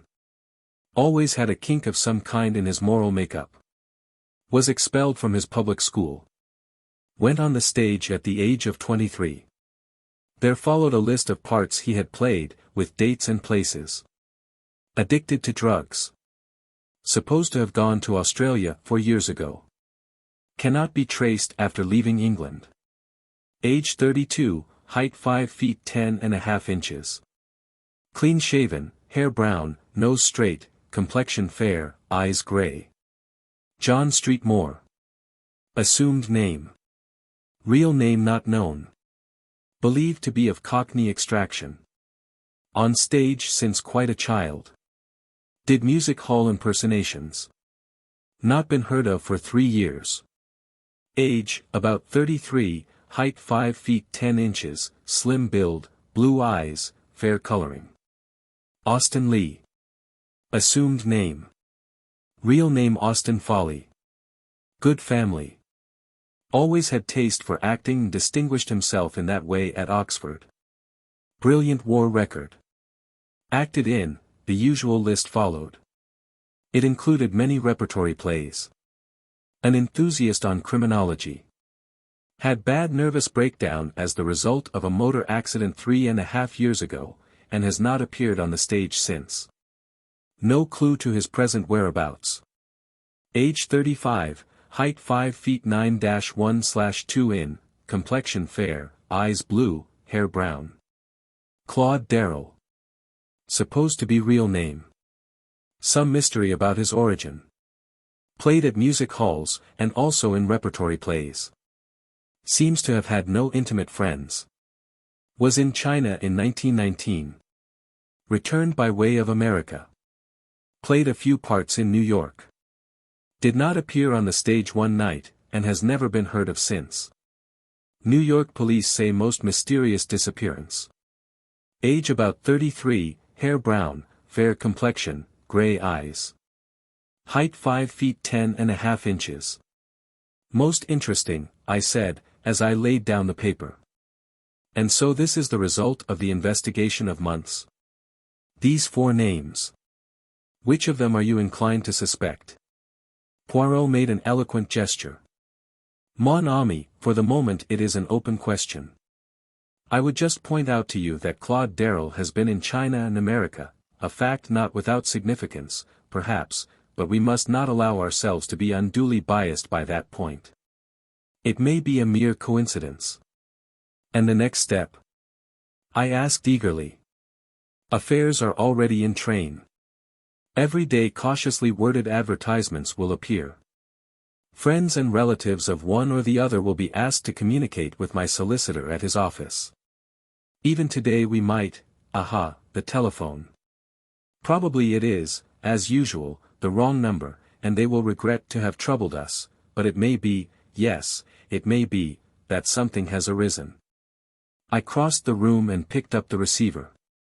Yes, yes. M. Poirot's rooms. Yes, Captain Hastings speaking. Oh, it's you, Mr. McNeil. McNeil and Hodgson were Poirot's solicitors. I'll tell him. Yes, we'll come round at once. I replaced the receiver and turned to Poirot, my eyes dancing with excitement. I say, Poirot, there's a woman there. Friend of Claude Darrell's. Miss Flossie Monroe. McNeil wants you to come round. At the instant, cried Poirot, disappearing into his bedroom, and reappearing with a hat. A taxi soon took us to our destination, and we were ushered into Mr. McNeil's private office. Sitting in the armchair facing the solicitor was a somewhat lurid-looking lady no longer in her first youth. Her hair was of an impossible yellow, and was prolific in curls over each ear, her eyelids were heavily blackened, and she had by no means forgotten the rouge and the lip salve. Ah, here is M. Poirot, said Mr. McNeil. M. Poirot, this is Miss Monroe, who has very kindly called to give us some information. Ah, but that is most kind, cried Poirot. He came forward with great empressement, and shook the lady warmly by the hand. Mademoiselle blooms like a flower in this dry-as-dust old office, he added, careless of the feelings of Mr. McNeil. This outrageous flattery was not without effect. Miss Monroe blushed and simpered. Oh, go on now, Mr. Poirot, she exclaimed. I know what you Frenchmen are like. Mademoiselle, we are not mute like Englishmen before beauty. Not that I am a Frenchman, I am a Belgian, you see. I've been to Ostend myself, said Miss Monro. The whole affair, as Poirot would have said, was marching splendidly. And so you can tell us something about Mr. Claude Darrell, continued Poirot. I knew Mr. Darrell very well at one time, explained the lady. And I saw your advertisement, being out of a shop for the moment, and my time being my own, I said to myself, there, they want to know about poor old Claudie, lawyers, too, maybe it's a fortune looking for the rightful heir. I'd better go round at once. Mr. McNeil rose. Well, Monsieur Poirot, shall I leave you for a little conversation with Miss Monro? You are too amiable. But stay, a little idea presents itself to me. The hour of the déjeuner approaches. Mademoiselle will perhaps honor me by coming out to luncheon with me. Miss Monro's eyes glistened. It struck me that she was in exceedingly low water, and that the chance of a square meal was not to be despised. A few minutes later saw us all in a taxi, bound for one of London's most expensive restaurants. Once arrived there, Poirot ordered a most delectable lunch, and then turned to his guest. And for wine, mademoiselle? What do you say to champagne? Miss Monro said nothing, or everything. The meal started pleasantly. Poirot replenished the lady's glass with thoughtful assiduity, and gradually slid on to the topic nearest his heart. The poor Mr. Darrell. What a pity he is not with us. Yes, indeed, sighed Miss Monro. Poor boy, I do wonder what's become of him. It is a long time since you have seen him, yes. Oh, simply ages, not since the war. He was a funny boy, Claudie, very close about things, never told you a word about himself. But, of course, that all fits in if he's a missing heir. Is it a title, Mr. Poirot? Alas, a mere heritage, said Poirot unblushingly. But you see, it may be a question of identification. That is why it is necessary for us to find someone who knew him very well indeed. You knew him very well, did you not, mademoiselle? I don't mind telling you, Mr. Poirot. You're a gentleman. You know how to order a lunch for a lady, which is more than some of these young whippersnappers do nowadays. Downright mean, I call it. As I was saying, you being a Frenchman won't be shocked. Ah, you Frenchmen. Naughty, naughty. She wagged her finger at him in an excess of archness. Well, there it was, me and Claudie, two young things, what else could you expect? And I've still a kindly feeling for him. Though, mind you, he didn't treat me well, no, he didn't treat me well at all. Not as a lady should be treated. They're all the same when it comes to a question of money. No, no, mademoiselle, do not say that, protested Poirot, filling up her glass once more. Could you now describe this Mr. Darrell to me? He wasn't anything so very much to look at, said Flossie Monro dreamily. Neither tall nor short, you know, but quite well set up. Spruce looking. Eyes a sort of blue-gray. And more or less fair-haired, I suppose. But oh, what an artist. I never saw anyone to touch him in the profession. He'd have made his name before now if it hadn't been for jealousy. Ah, Mr. Poirot, jealousy, you wouldn't believe it, you really wouldn't, what we artists have to suffer through jealousy. Why, I remember once at Manchester. We displayed what patience we could in listening to a long complicated story about a pantomime, and the infamous conduct of the principal boy. Then Poirot led her gently back to the subject of Claude Darrell. It is very interesting, all this that you are able to tell us, mademoiselle, about Mr. Darrell. Women are such wonderful observers, they see everything, they notice the little detail that escapes the mere man. I have seen a woman identify one man out of a dozen others, and why, do you think? She had observed that he had a trick of stroking his nose when he was agitated. Now would a man ever have thought of noticing a thing like that? Did you ever? Cried Miss Monro. I suppose we do notice things. I remember Claudie, now I come to think of it, always fiddling with his bread at table. He'd get a little piece between his fingers and then dab it round to pick up crumbs. I've seen him do it 100 times. Why, I'd know him anywhere by that one trick of his. Is not that just what I say? The marvelous observation of a woman. And did you ever speak to him about this little habit of his, mademoiselle?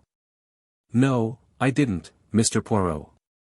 You know what men are. They don't like you to notice things, especially if it should seem you were telling them off about it. I never said a word, but many's the time I smiled to myself. Bless you, he never knew he was doing it even. Poirot nodded gently. I noticed that his own hand was shaking a little as he stretched it out to his glass. Then there is always handwriting as a means of establishing identity, he remarked. Without doubt you have preserved a letter written by Mr. Darrell. Flossie Monroe shook her head regretfully. He was never one for writing. Never wrote me a line in his life. That is a pity, said Poirot. I tell you what, though, said Miss Monroe suddenly. I've got a photograph if that would be any good. You have a photograph? Poirot almost sprang from his seat with excitement. It's quite an old one, 8 years old at least. Sieni fate reign. No matter how old and faded. Ah, ma foi, but what stupendous luck. You will permit me to inspect that photograph, mademoiselle? Why, of course. Perhaps you will even permit me to have a copy made? It would not take long. Certainly, if you like. Miss Monroe rose. Well, I must run away, she declared archly. Very glad to have met you and your friend, Mr. Poirot. And the photograph? When may I have it? I'll look it out tonight. I think I know where to lay my hand upon it. And I'll send it to you right away. 1,000 thanks, mademoiselle. You are all that is of the most amiable. I hope that we shall soon be able to arrange another little lunch together. As soon as you like, said Miss Monroe. I'm willing. Let me see, I do not think that I have your address. With a grand air, Miss Monroe drew a card from her handbag, and handed it to him. It was a somewhat dirty card, and the original address had been scratched out and another substituted in pencil. Then, with a good many bows and gesticulations on Poirot's part, we bade farewell to the lady and got away. Do you really think this photograph so important? I asked Poirot. Yes, mon ami. The camera does not lie. One can magnify a photograph, see salient points that otherwise would remain unnoticed. And then there are 1,000 details, such as the structure of the ears, which no one could ever describe to you in words. Oh, yes, it is a great chance, this which has come our way. That is why I propose to take precautions. He went across to the telephone as he finished speaking, and gave a number which I knew to be that of a private detective agency which he sometimes employed. His instructions were clear and definite. 2 men were to go to the address he gave, and, in general terms, were to watch over the safety of Miss Monroe. They were to follow her wherever she went. Poirot hung up the receiver and came back to me. Do you really think that necessary, Poirot? I asked. It may be. There is no doubt that we are watched, you and I, and since that is so, they will soon know with whom we were lunching today. And it is possible that number 4 will scent danger. About 20 minutes later the telephone bell rang. I answered it. A curt voice spoke into the phone. Is that Mr. Poirot? St. James Hospital speaking. A young woman was brought in 10 minutes ago. Street accident. Miss Flossie Monroe. She is asking very urgently for Mr. Poirot. But he must come at once. She can't possibly last long. I repeated the words to Poirot.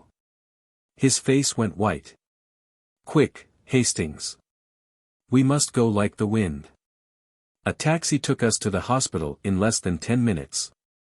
We asked for Miss Monroe, and were taken immediately to the accident ward. But a white-capped sister met us in the doorway. Poirot read the news in her face. "It is over, eh? She died 6 minutes ago." Poirot stood as though stunned. The nurse, mistaking his emotion, began speaking gently. "She did not suffer, and she was unconscious towards the last. She was run over by a motor, you know, and the driver of the car did not even stop. Wicked, isn't it? I hope someone took the number." "The stars fight against us," said Poirot, in a low voice. "You would like to see her?" The nurse led the way, and we followed. Poor Flossie Monroe, with her rouge and her dyed hair. She lay there very peacefully, with a little smile on her lips. "Yes," murmured Poirot. "The stars fight against us, but is it the stars?" He lifted his head as though struck by a sudden idea. "Is it the stars, Hastings? If it is not, if it is not. Oh, I swear to you, my friend, standing here by this poor woman's body, that I will have no mercy when the time comes." "What do you mean?" I asked. But Poirot had turned to the nurse and was eagerly demanding information. A list of the articles found in her handbag was finally obtained. Poirot gave a suppressed cry as he read it over. "You see, Hastings, you see." "See what?" "There is no mention of a latchkey." "But she must have had a latchkey with her." "No, she was run down in cold blood, and the first person who bent over her took the key from her bag. But we may yet be in time. He may not have been able to find at once what he sought." Another taxi took us to the address Flossie Monroe had given us, a squalid block of mansions in an unsavory neighborhood. It was some time before we could gain admission to Miss Monroe's flat, but we had at least the satisfaction of knowing that no one could leave it whilst we were on guard outside. Eventually we got in. It was plain that someone had been before us. The contents of drawers and cupboards were strewn all over the floor. Locks had been forced and small tables had even been overthrown, so violent had been the searchers' haste. Poirot began to hunt through the debris. Suddenly he stood erect with a cry, holding out something. It was an old-fashioned photograph frame, empty. He turned it slowly over. Affixed to the back was a small round label, a price label. "It cost 4 shillings, I commented. "Mon Dieu! Hastings, use your eyes. That is a new clean label."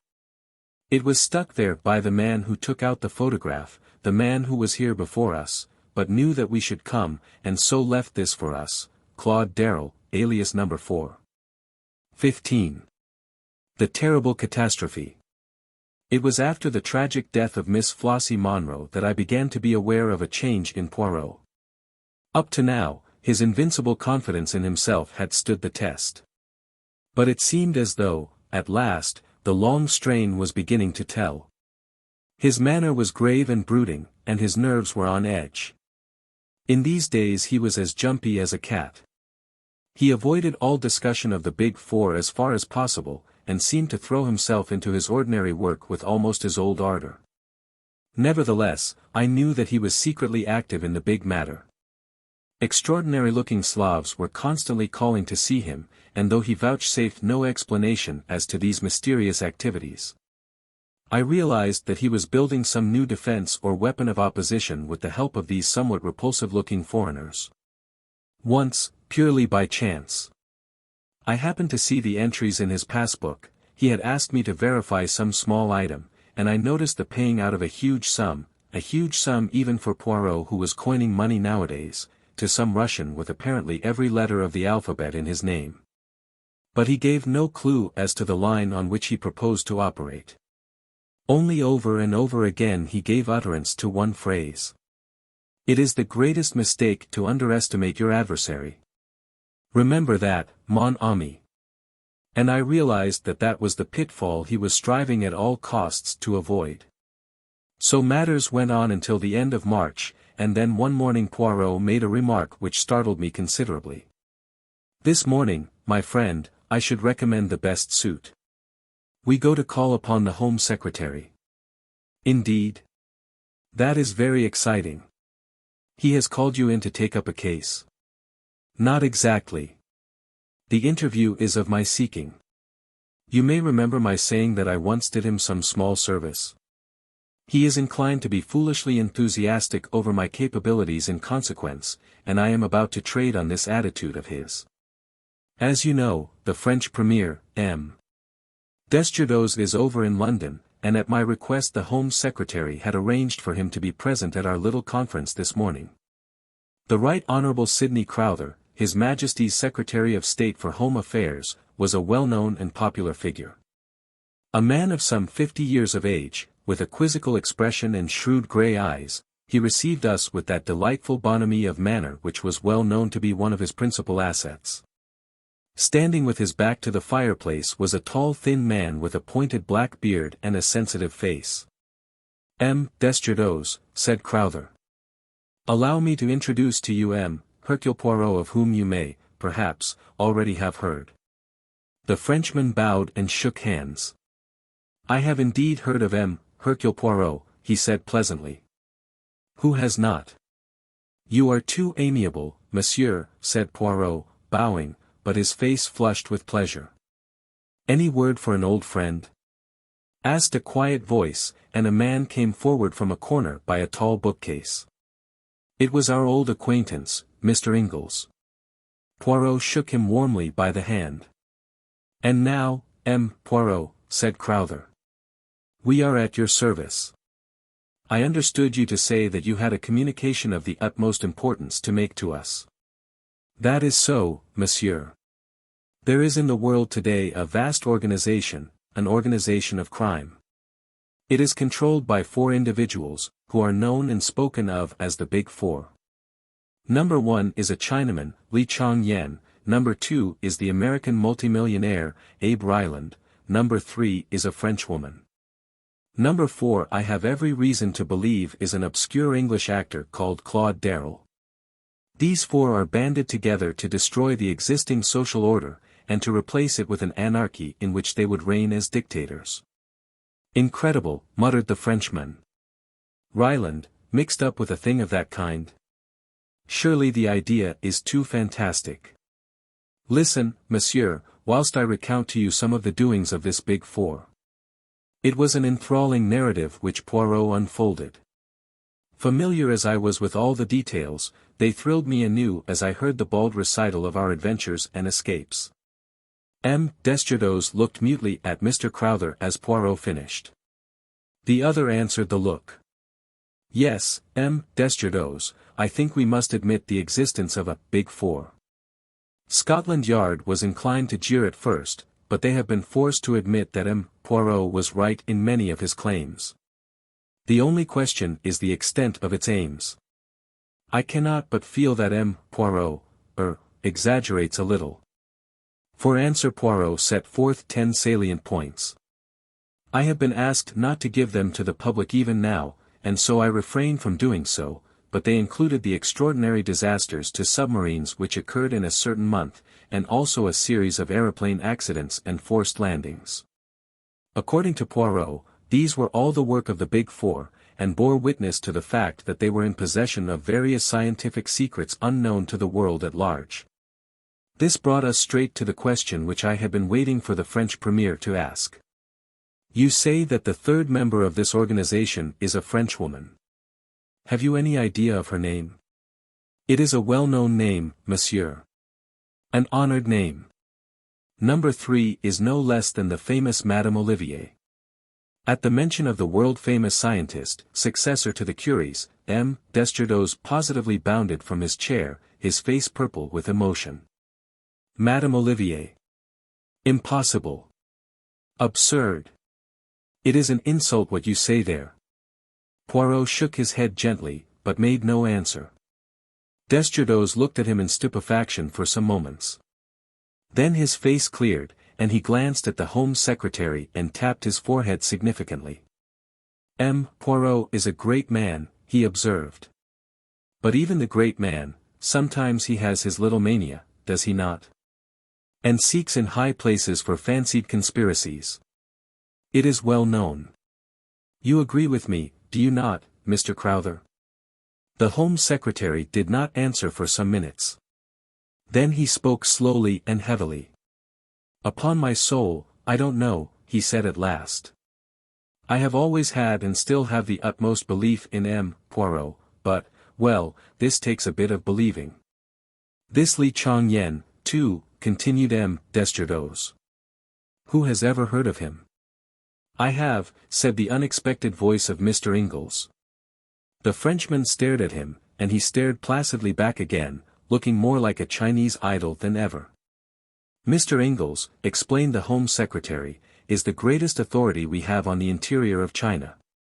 And you have heard of this Li Chong Yen? Until M. Poirot here came to me, I imagined that I was the only man in England who had. Make no mistake, M. Desjardins, there is only one man in China who counts today, Li Chong Yen. He has, perhaps, I only say perhaps, the finest brain in the world at the present time." M. Desjardins sat as though stunned. Presently, however, he rallied. "There may be something in what you say, M. Poirot," he said coldly. "But as regards Madame Olivier, you are most certainly mistaken. She is a true daughter of France, and devoted solely to the cause of science." Poirot shrugged his shoulders and did not answer. There was a minute or two's pause, and then my little friend rose to his feet, with an air of dignity that sat rather oddly upon his quaint personality. "That is all I have to say, messieurs, to warn you. I thought it likely that I should not be believed. But at least you will be on your guard. My words will sink in, and each fresh event that comes along will confirm your wavering faith. It was necessary for me to speak now, later I might not have been able to do so." "You mean?" asked Crowther, impressed in spite of himself by the gravity of Poirot's tone. "I mean, monsieur, that since I have penetrated the identity of number 4, my life is not worth an hour's purchase. He will seek to destroy me at all costs, and not for nothing is he named the destroyer. Messieurs, I salute you. To you, M. Crowther, I deliver this key, and this sealed envelope. I have got together all my notes on the case, and my ideas as to how best to meet the menace that any day may break upon the world, and have placed them in a certain safe deposit. In the event of my death, M. Crowther, I authorize you to take charge of those papers and make what use you can of them. And now, messieurs, I wish you good day." Desjardins merely bowed coldly, but Crowther sprang up and held out his hand. "You have converted me, M. Poirot. Fantastic as the whole thing seems, I believe utterly in the truth of what you have told us. Ingalls left at the same time as we did. I am not disappointed with the interview," said Poirot, as we walked along. "I did not expect to convince Desjardins, but I have at least ensured that, if I die, my knowledge does not die with me. And I have made 1 or 2 converts. Pas I mal. I'm with you, as you know," said Ingalls. "By the way, I'm going out to China as soon as I can get off. Is that wise?"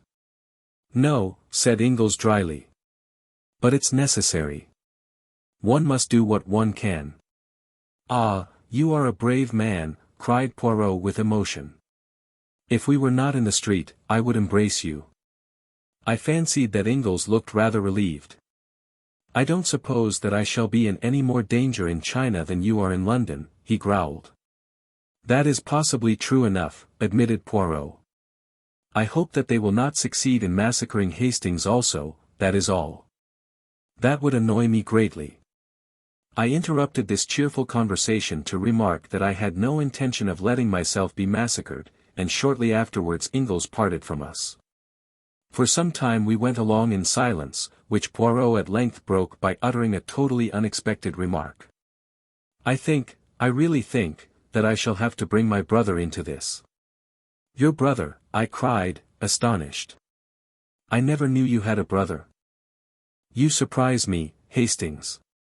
Do you not know that all celebrated detectives have brothers who would be even more celebrated than they are were it not for constitutional indolence?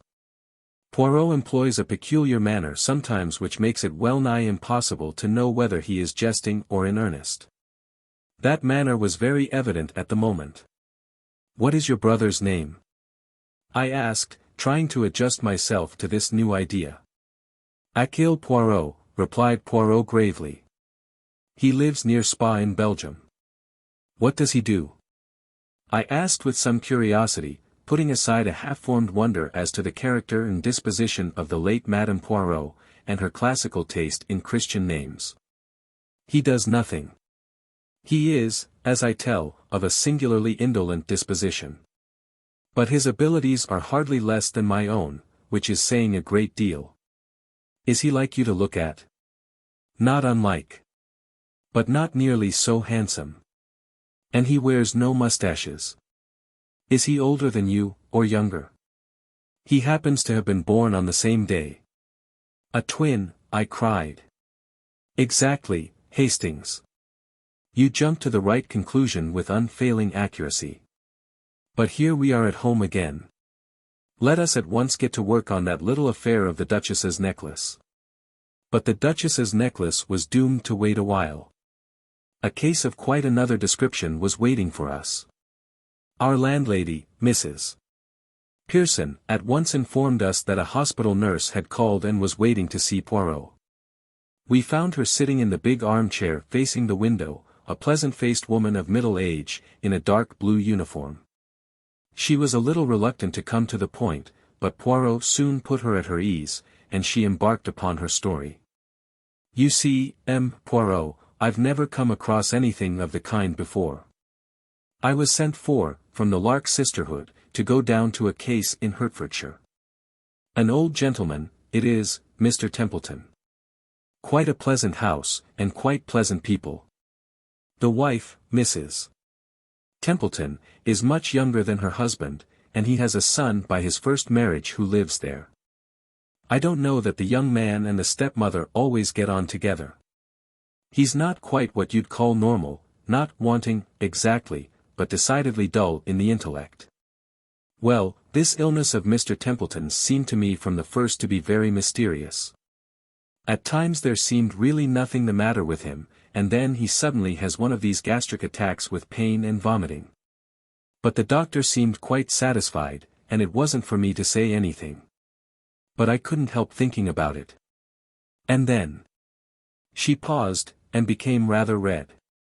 Something happened which aroused your suspicions, suggested Poirot.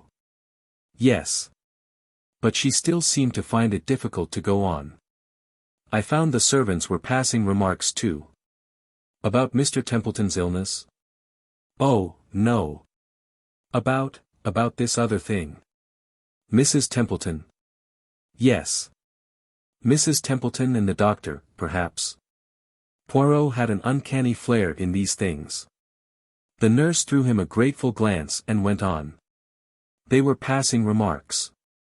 And then one day I happened to see them together myself, in the garden. It was left at that. Our client was in such an agony of outraged propriety that no one could feel it necessary to ask exactly what she had seen in the garden. She had evidently seen quite enough to make up her own mind on the situation. The attacks got worse and worse. Dr. Treves said it was all perfectly natural and to be expected, and that Mr. Templeton could not possibly live long, but I've never seen anything like it before myself, not in all my long experience of nursing. It seemed to me much more like some form of. She paused, hesitating. Arsenical poisoning, said Poirot helpfully. She nodded. And then, too, he, the patient, I mean, said something queer. They'll do for me, the four of them. They'll do for me yet. Eh, said Poirot quickly.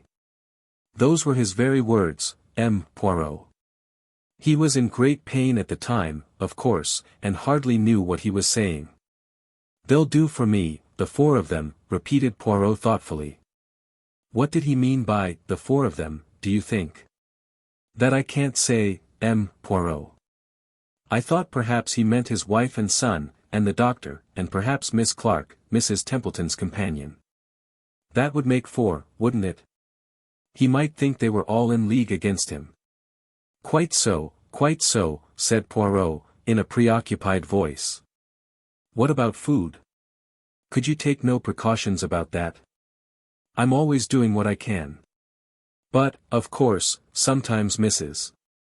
Templeton insists on bringing him his food herself, and then there are the times when I am off duty. Exactly. And you are not sure enough of your ground to go to the police? The nurse's face showed her horror at the mere idea. What I have done, Poirot, is this. Mr. Templeton had a very bad attack after partaking of a bowl of soup. I took a little from the bottom of the bowl afterwards, and have brought it up with me. I have been spared for the day to visit a sick mother, as Mr. Templeton was well enough to be left. She drew out a little bottle of dark fluid and handed it to Poirot. Excellent, mademoiselle. We will have this analyzed immediately. If you will return here in, say, an hour's time, I think that we shall be able to dispose of your suspicions one way or another. First extracting from our visitor her name and qualifications, he ushered her out. Then he wrote a note and sent it off together with the bottle of soup. Whilst we waited to hear the result, Poirot amused himself by verifying the nurse's credentials, somewhat to my surprise. No, my friend, he declared. I do well to be careful. Do not forget the Big Four are on our track. However, he soon elicited the information that a nurse of the name of Mabel Palmer was a member of the Lark Institute and had been sent to the case in question. So far, so good, he said, with a twinkle. And now here comes Nurse Palmer back again, and here also is our analyst's report. Both the nurse and I waited anxiously whilst Poirot read the analyst's report. Is there arsenic in it? She asked breathlessly. Poirot shook his head, refolding the paper. No. We were both immeasurably surprised. There is no arsenic in it, continued Poirot. But there is antimony. And that being the case, we will start immediately for Hertfordshire. Pray heaven that we are not too late. It was decided that the simplest plan was for Poirot to represent himself truly as a detective, but that the ostensible reason of his visit should be to question Mrs. Templeton about a servant formerly in her employment whose name he obtained from Nurse Palmer, and who he could represent as being concerned in a jewel robbery. It was late when we arrived at Elmstead, as the house was called. We had allowed Nurse Palmer to precede us by about 20 minutes, so that there should be no question of our all arriving together. Mrs. Templeton, a tall dark woman, with sinuous movements and uneasy eyes, received us. I noticed that as Poirot announced his profession, she drew in her breath with a sudden hiss, as though badly startled, but she answered his question about the maidservant readily enough. And then, to test her, Poirot embarked upon a long history of a poisoning case in which a guilty wife had figured. His eyes never left her face as he talked, and try as she would, she could hardly conceal her rising agitation. Suddenly, with an incoherent word of excuse, she hurried from the room. We were not long left alone. A squarely built man with a small red mustache and pince-nez came in. Dr. Treves, he introduced himself. Mrs. Templeton asked me to make her excuses to you. She's in a very bad state, you know. Nervous strain. Worry over her husband and all that. I've prescribed bed and bromide. But she hopes you'll stay and take pot luck, and I'm to do host. We've heard of you down here, Poirot, and we mean to make the most of you. Ah, here's Mickey. A shambling young man entered the room. He had a very round face, and foolish-looking eyebrows raised as though in perpetual surprise. He grinned awkwardly as he shook hands. This was clearly the wanting son. Presently we all went in to dinner. Dr. Treves left the room, to open some wine, I think, and suddenly the boy's physiognomy underwent a startling change. He leant forward, staring at Poirot. You've come about father, he said, nodding his head. I know. I know lots of things, but nobody thinks I do. Mother will be glad when father's dead and she can marry Dr. Treves. She isn't my own mother, you know. I don't like her. She wants father to die. It was all rather horrible. Luckily, before Poirot had time to reply, the doctor came back, and we had to carry on a forced conversation. And then suddenly Poirot lay back in his chair with a hollow groan. His face was contorted with pain. "My dear sir, what's the matter?" cried the doctor. "A sudden spasm. I am used to them." "No, no, I require no assistance from you, doctor. If I might lie down upstairs." His request was instantly acceded to, and I accompanied him upstairs, where he collapsed on the bed, groaning heavily. For the first minute or two I had been taken in, but I had quickly realized that Poirot was, as he would have put it, playing the comedy, and that his object was to be left alone upstairs near the patient's room. Hence I was quite prepared when, the instant we were alone, he sprang up. "Quick, Hastings, the window. There is ivy outside. We can climb down before they begin to suspect." "Climb down?" "Yes, we must get out of this house at once." "You saw him at dinner?" "The doctor?" "No, young Templeton. His trick with his bread.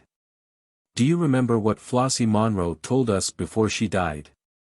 That Claude Darrell had a habit of dabbing his bread on the table to pick up crumbs. Hastings, this is a vast plot, and that vacant-looking young man is our arch-enemy, number 4. Hurry." I did not wait to argue. Incredible as the whole thing seemed, it was wiser not to delay. We scrambled down the ivy as quietly as we could and made a beeline for the small town and the railway station. We were just able to catch the last train, the 8.34, which would land us in town about 11 o'clock. "A plot," said Poirot thoughtfully. "How many of them were in it, I wonder? I suspect that the whole Templeton family are just so many agents of the Big Four. Did they simply want to decoy us down there? Or was it more subtle than that? Did they intend to play the comedy down there and keep me interested until they had had time to do what? I wonder now." He remained very thoughtful. Arrived at our lodgings, he restrained me at the door of the sitting room. "Attention, Hastings. I have my suspicions. Let me enter first." He did so, and, to my slight amusement, took the precaution to press on the electric switch with an old galoche. Then he went round the room like a strange cat, cautiously, delicately, on the alert for danger. I watched him for some time, remaining obediently where I had been put by the wall. "It's all right, Poirot," I said impatiently. "It seems so, mon ami, it seems so. But let us make sure." "Rot," I said. "I shall light the fire, anyway, and have a pipe. I've caught you out for once. You had the matches last and you didn't put them back in the holder as usual, the very thing you're always cursing me for doing." I stretched out my hand. I heard Poirot's warning cry, saw him leaping towards me, my hand touched the matchbox. Then, a flash of blue flame, an ear-rending crash, and darkness. I came to myself to find the familiar face of our old friend Dr. Ridgway bending over me. An expression of relief passed over his features. "Keep still," he said soothingly. "You're all right. There's been an accident, you know." "Poirot." I murmured. "You're in my digs. Everything's quite all right." A cold fear clutched at my heart. His evasion woke a horrible fear. "Poirot?" I reiterated. "What of Poirot?" He saw that I had to know and that further evasions were useless. "By a miracle you escaped, Poirot, did not." A cry burst from my lips. "Not dead. Not dead." Ridgway bowed his head, his features working with emotion. With desperate energy I pulled myself to a sitting position. "Poirot may be dead," I said weakly. "But his spirit lives on. I will carry on his work. Death to the Big Four." Then I fell back, fainting. 16. The Dying Chinaman. Even now I can hardly bear to write of those days in March. Poirot, the unique, the inimitable Hercule Poirot, dead. There was a particularly diabolical touch in the disarranged matchbox, which was certain to catch his eye, and which he would hasten to rearrange, and thereby touch off the explosion. That, as a matter of fact, it was I who actually precipitated the catastrophe never ceased to fill me with unavailing remorse.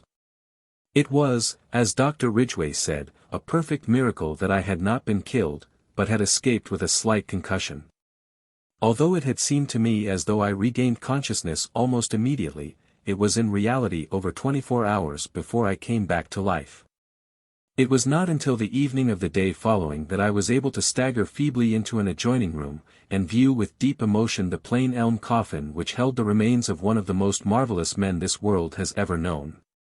From the very first moment of regaining consciousness I had only one purpose in mind, to avenge Poirot's death, and to hunt down the Big Four remorselessly. I had thought that Ridgway would have been of one mind with me about this, but to my surprise the good doctor seemed unaccountably lukewarm. Get back to South America, was his advice, tendered on every occasion. Why attempt the impossible? Put as delicately as possible, his opinion amounted to this: if Poirot, the unique Poirot, had failed, was it likely that I should succeed? But I was obstinate. Putting aside any question as to whether I had the necessary qualifications for the task, and I may say in passing that I did not entirely agree with his views on this point, I had worked so long with Poirot that I knew his methods by heart, and felt fully capable of taking up the work where he had laid it down. It was, with me, a question of feeling. My friend had been foully murdered. Was I to go tamely back to South America without an effort to bring his murderers to justice? I said all this and more to Ridgway, who listened attentively enough. All the same, he said when I had finished, my advice does not vary. I am earnestly convinced that Poirot himself, if he were here, would urge you to return. In his name, I beg of you, Hastings, abandon these wild ideas and go back to your ranch. To that only one answer was possible, and, shaking his head sadly, he said no more. It was a month before I was fully restored to health. Towards the end of April, I sought, and obtained, an interview with the Home Secretary. Mr. Crowther's manner was reminiscent of that of Dr. Ridgway. It was soothing and negative. Whilst appreciating the offer of my services, he gently and considerately declined them. The papers referred to by Poirot had passed into his keeping, and he assured me that all possible steps were being taken to deal with the approaching menace. With that cold comfort I was forced to be satisfied. Mr. Crowther ended the interview by urging me to return to South America. I found the whole thing profoundly unsatisfactory. I should, I suppose, in its proper place, have described Poirot's funeral. It was a solemn and moving ceremony, and the extraordinary number of floral tributes passed belief. They came from high and low alike, and bore striking testimony to the place my friend had made for himself in the country of his adoption. For myself, I was frankly overcome by emotion as I stood by the graveside and thought of all our varied experiences and the happy days we had passed together. By the beginning of May I had mapped out a plan of campaign. I felt that I could not do better than keep Poirot's scheme of advertising for any information respecting Claude Darrell. I had an advertisement to this effect inserted in a number of morning newspapers, and I was sitting in a small restaurant in Soho, and judging of the effect of the advertisement, when a small paragraph in another part of the paper gave me a nasty shock. Very briefly, it reported the mysterious disappearance of Mr. John Ingalls from the SS Shanghai shortly after the latter had left Marseilles. Although the weather was perfectly smooth, it was feared that the unfortunate gentleman must have fallen overboard. The paragraph ended with a brief reference to Mr. Ingles's long and distinguished service in China. The news was unpleasant. I read into Ingles's death a sinister motive. Not for one moment did I believe the theory of an accident. Ingalls had been murdered, and his death was only too clearly the handiwork of that accursed Big Four. As I sat there, stunned by the blow, and turning the whole matter over in my mind, I was startled by the remarkable behavior of the man sitting opposite me. So far I had not paid much attention to him. He was a thin, dark man of middle age, sallow of complexion, with a small pointed beard. He had sat down opposite me so quietly that I had hardly noticed his arrival. But his actions now were decidedly peculiar, to say the least of them. Leaning forward, he deliberately helped me to salt, putting it in 4 little heaps round the edge of my plate. "You will excuse me," he said, in a melancholy voice. "To help a stranger to salt is to help them to sorrow, they say. That may be an unavoidable necessity. I hope not, though. I hope that you will be reasonable." Then, with a certain significance, he repeated his operations with the salt on his own plate. The symbol 4 was too plain to be missed. I looked at him searchingly. In no way that I could see did he resemble young Templeton, or James the footman, or any other of the various personalities we had come across. Nevertheless, I was convinced that I had to do with no less than the redoubtable number 4 himself. In his voice there was certainly a faint resemblance to the buttoned-up stranger who had called upon us in Paris. I looked round, undecided as to my course of action. Reading my thoughts, he smiled and gently shook his head. "I should not advise it," he remarked. "Remember what came of your hasty action in Paris. Let me assure you that my way of retreat is well assured. Your ideas are inclined to be a little crude, Captain Hastings, if I may say so." "You devil," I said, choking with rage, "you incarnate devil." "Heated, just a trifle heated. Your late lamented friend would have told you that a man who keeps calm has always a great advantage." "You dare to speak of him," I cried. "The man you murdered so foully. And you come here." He interrupted me. "I came here for an excellent and peaceful purpose. To advise you to return at once to South America. If you do so, that is the end of the matter as far as the Big Four are concerned. You and yours will not be molested in any way. I give you my word as to that." I laughed scornfully. "And if I refuse to obey your autocratic command?" "It is hardly a command. Shall we say that it is a warning?" There was a cold menace in his tone. "The first warning," he said softly. "You will be well advised not to disregard it." Then, before I had any hint of his intention, he rose and slipped quickly away towards the door. I sprang to my feet and was after him in a second, but by bad luck I cannonied straight into an enormously fat man who blocked the way between me and the next table.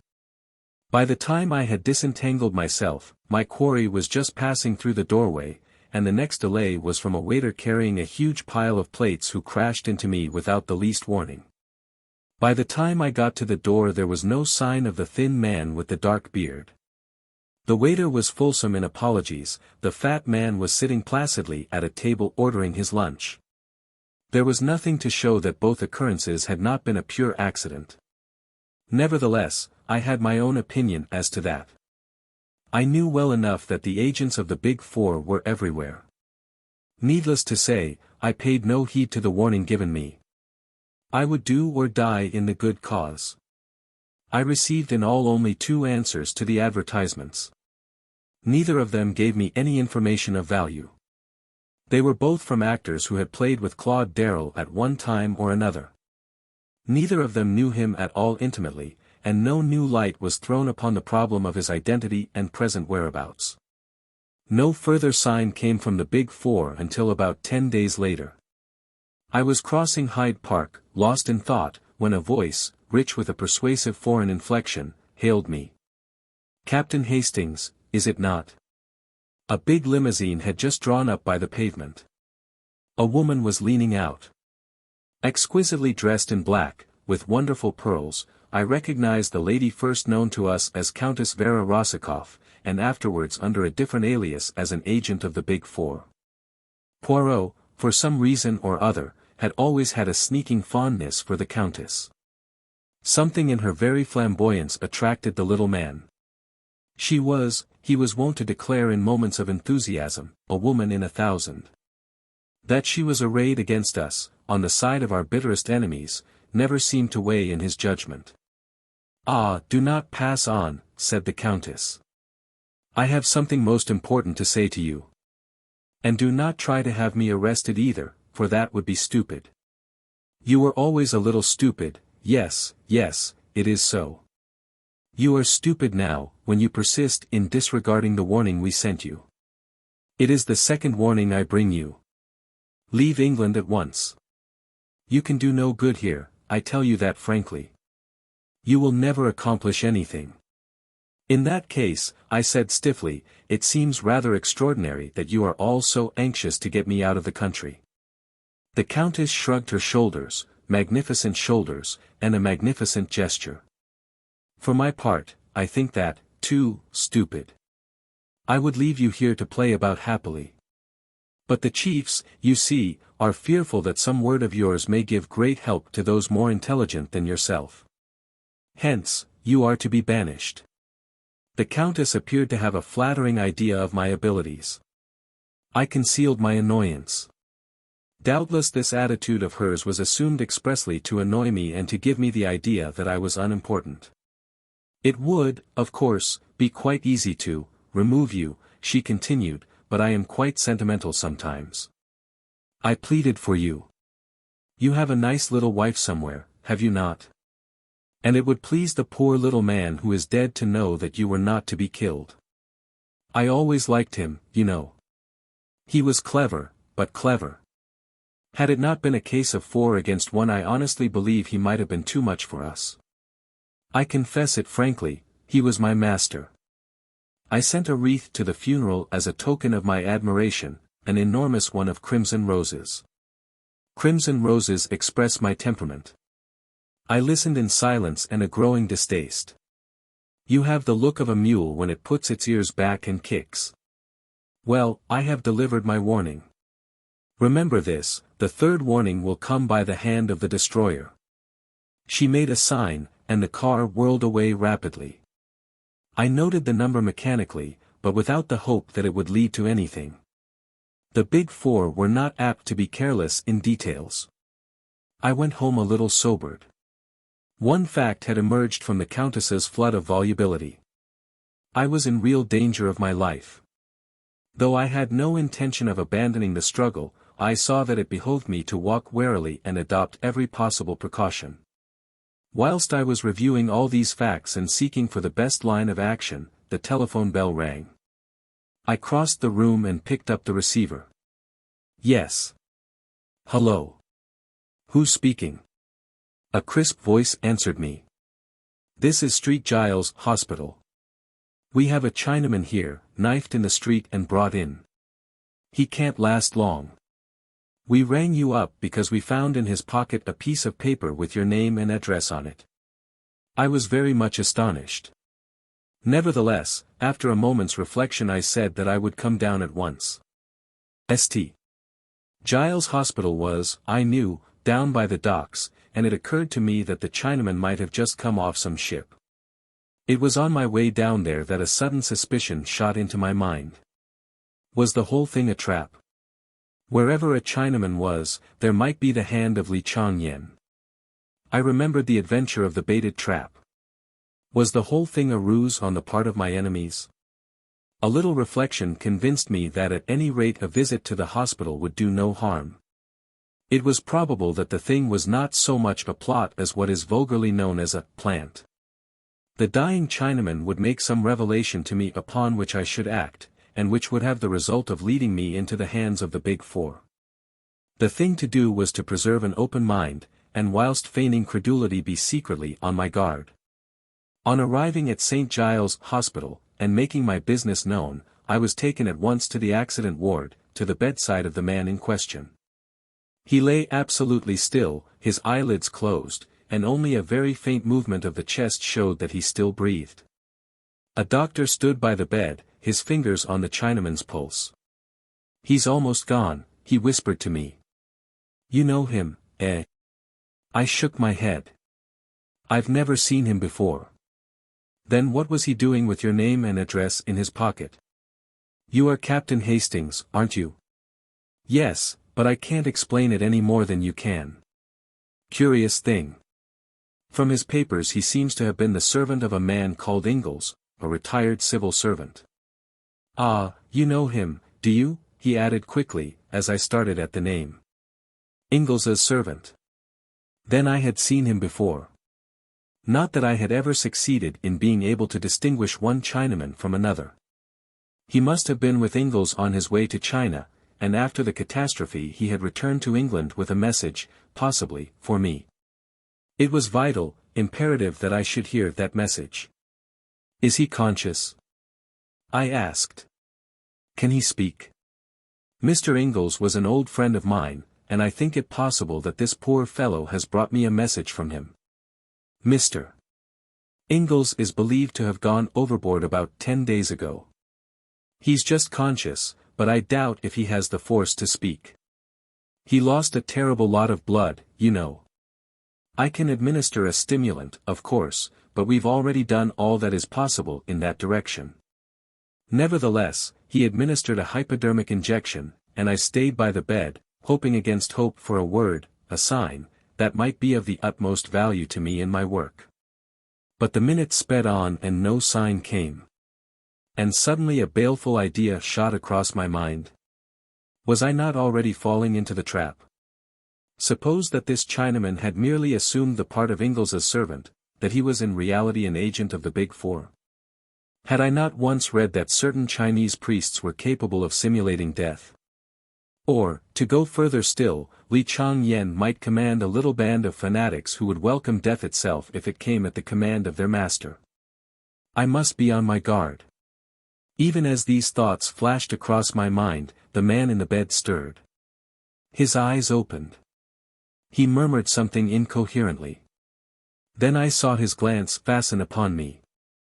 He made no sign of recognition, but I was at once aware that he was trying to speak to me. Be he friend or foe, I must hear what he had to say. I leaned over the bed, but the broken sounds conveyed no sort of meaning to me. I thought I caught the word hand, but in what connection it was used I could not tell. Then it came again, and this time I heard another word, the word largo. I stared in amazement, as the possible juxtaposition of the two suggested itself to me. Handles largo? I queried. The Chinaman's eyelids flickered rapidly, as though in assent, and he added another Italian word, the word carrozza. 2 or 3 more words of murmured Italian came to my ears, and then he fell back abruptly. The doctor pushed me aside. It was all over. The man was dead. I went out into the air again thoroughly bewildered. Handles largo, and a carrozza. If I remembered rightly, a carrozza was a carriage. What possible meaning could lie behind those simple words? The man was a Chinaman, not an Italian. Why should he speak in Italian? Surely, if he were indeed Ingalls' servant, he must know English. The whole thing was profoundly mystifying. I puzzled over it all the way home. Oh, if only Poirot had been there to solve the problem with his lightning ingenuity. I let myself in with my latchkey and went slowly up to my room. A letter was lying on the table, and I tore it open carelessly enough. But in a minute I stood rooted to the ground whilst I read. It was a communication from a firm of solicitors. Dear Sir, it ran, as instructed by our late client, M. Hercule Poirot, we forward you the enclosed letter. This letter was placed in our hands a week before his death, with instructions that in the event of his demise, it should be sent to you at a certain date after his death. Yours faithfully, etc. I turned the enclosed missive over and over. It was undoubtedly from Poirot. I knew that familiar writing only too well. With a heavy heart, yet a certain eagerness, I tore it open. Mon cher ami, it began, when you receive this I shall be no more. Do not shed tears about me, but follow my orders. Immediately upon receipt of this, return to South America. Do not be pig-headed about this. It is not for sentimental reasons that I bid you undertake the journey. It is necessary. It is part of the plan of Hercule Poirot. To say more is unnecessary, to anyone who has the acute intelligence of my friend Hastings. Abba the Big Four. I salute you, my friend, from beyond the grave. Ever thine. Hercule Poirot. I read and reread this astonishing communication. One thing was evident. This amazing man had so provided for every eventuality that even his own death did not upset the sequence of his plans. Mine was to be the active part, his the directing genius. Doubtless I should find full instructions awaiting me beyond the seas. In the meantime my enemies, convinced that I was obeying their warning, would cease to trouble their heads about me. I could return, unsuspected, and work havoc in their midst. There was now nothing to hinder my immediate departure. I sent off cables, booked my passage, and 1 week later found me embarking in the Ansonia en route for Buenos Aires.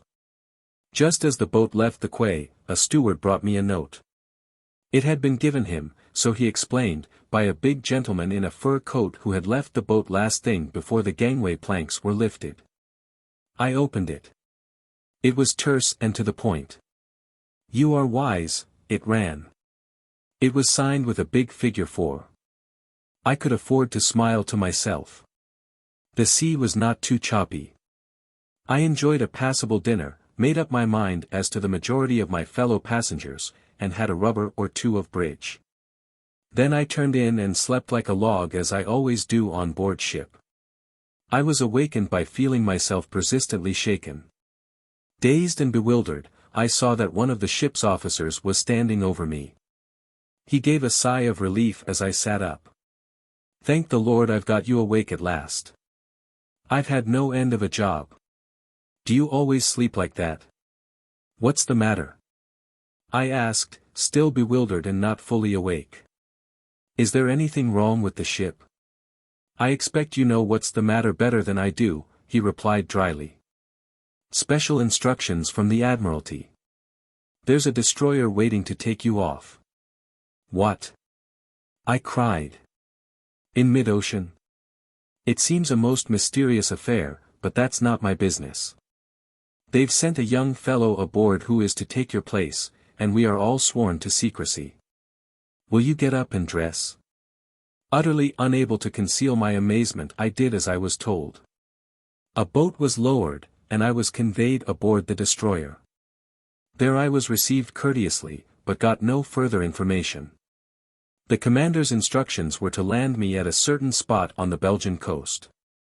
There his knowledge and responsibility ended. The whole thing was like a dream.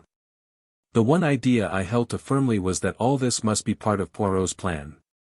I must simply go forward blindly, trusting in my dead friend. I was duly landed at the spot indicated. There a motor was waiting, and soon I was rapidly whirling along across the flat Flemish plains. I slept that night at a small hotel in Brussels. The next day we went on again. The country became wooded and hilly.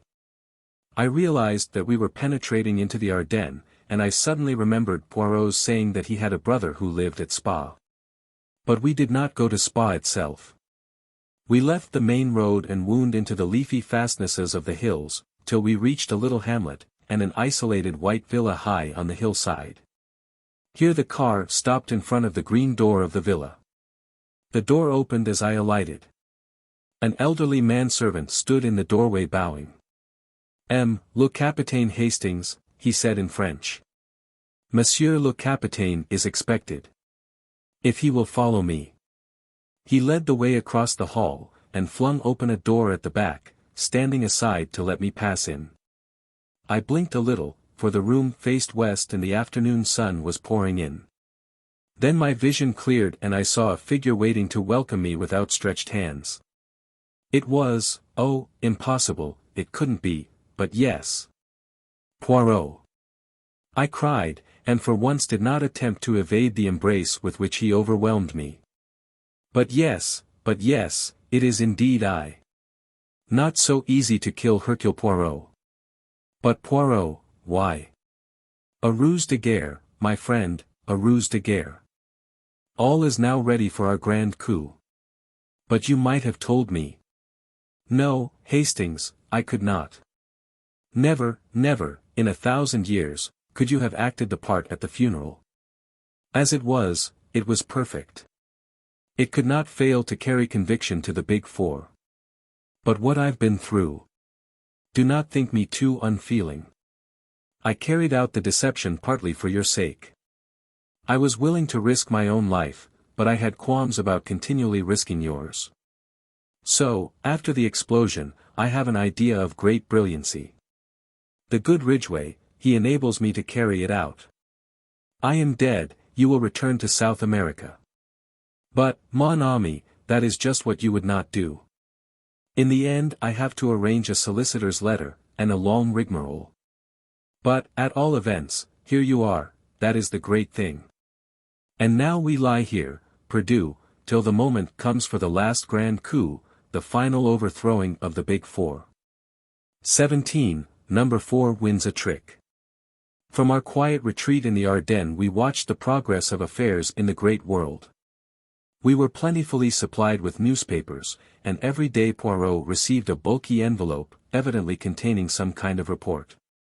He never showed these reports to me, but I could usually tell from his manner whether its contents had been satisfactory or otherwise. He never wavered in his belief that our present plan was the only one likely to be crowned by success. As a minor point, Hastings, he remarked one day, I was in continual fear of your death lying at my door.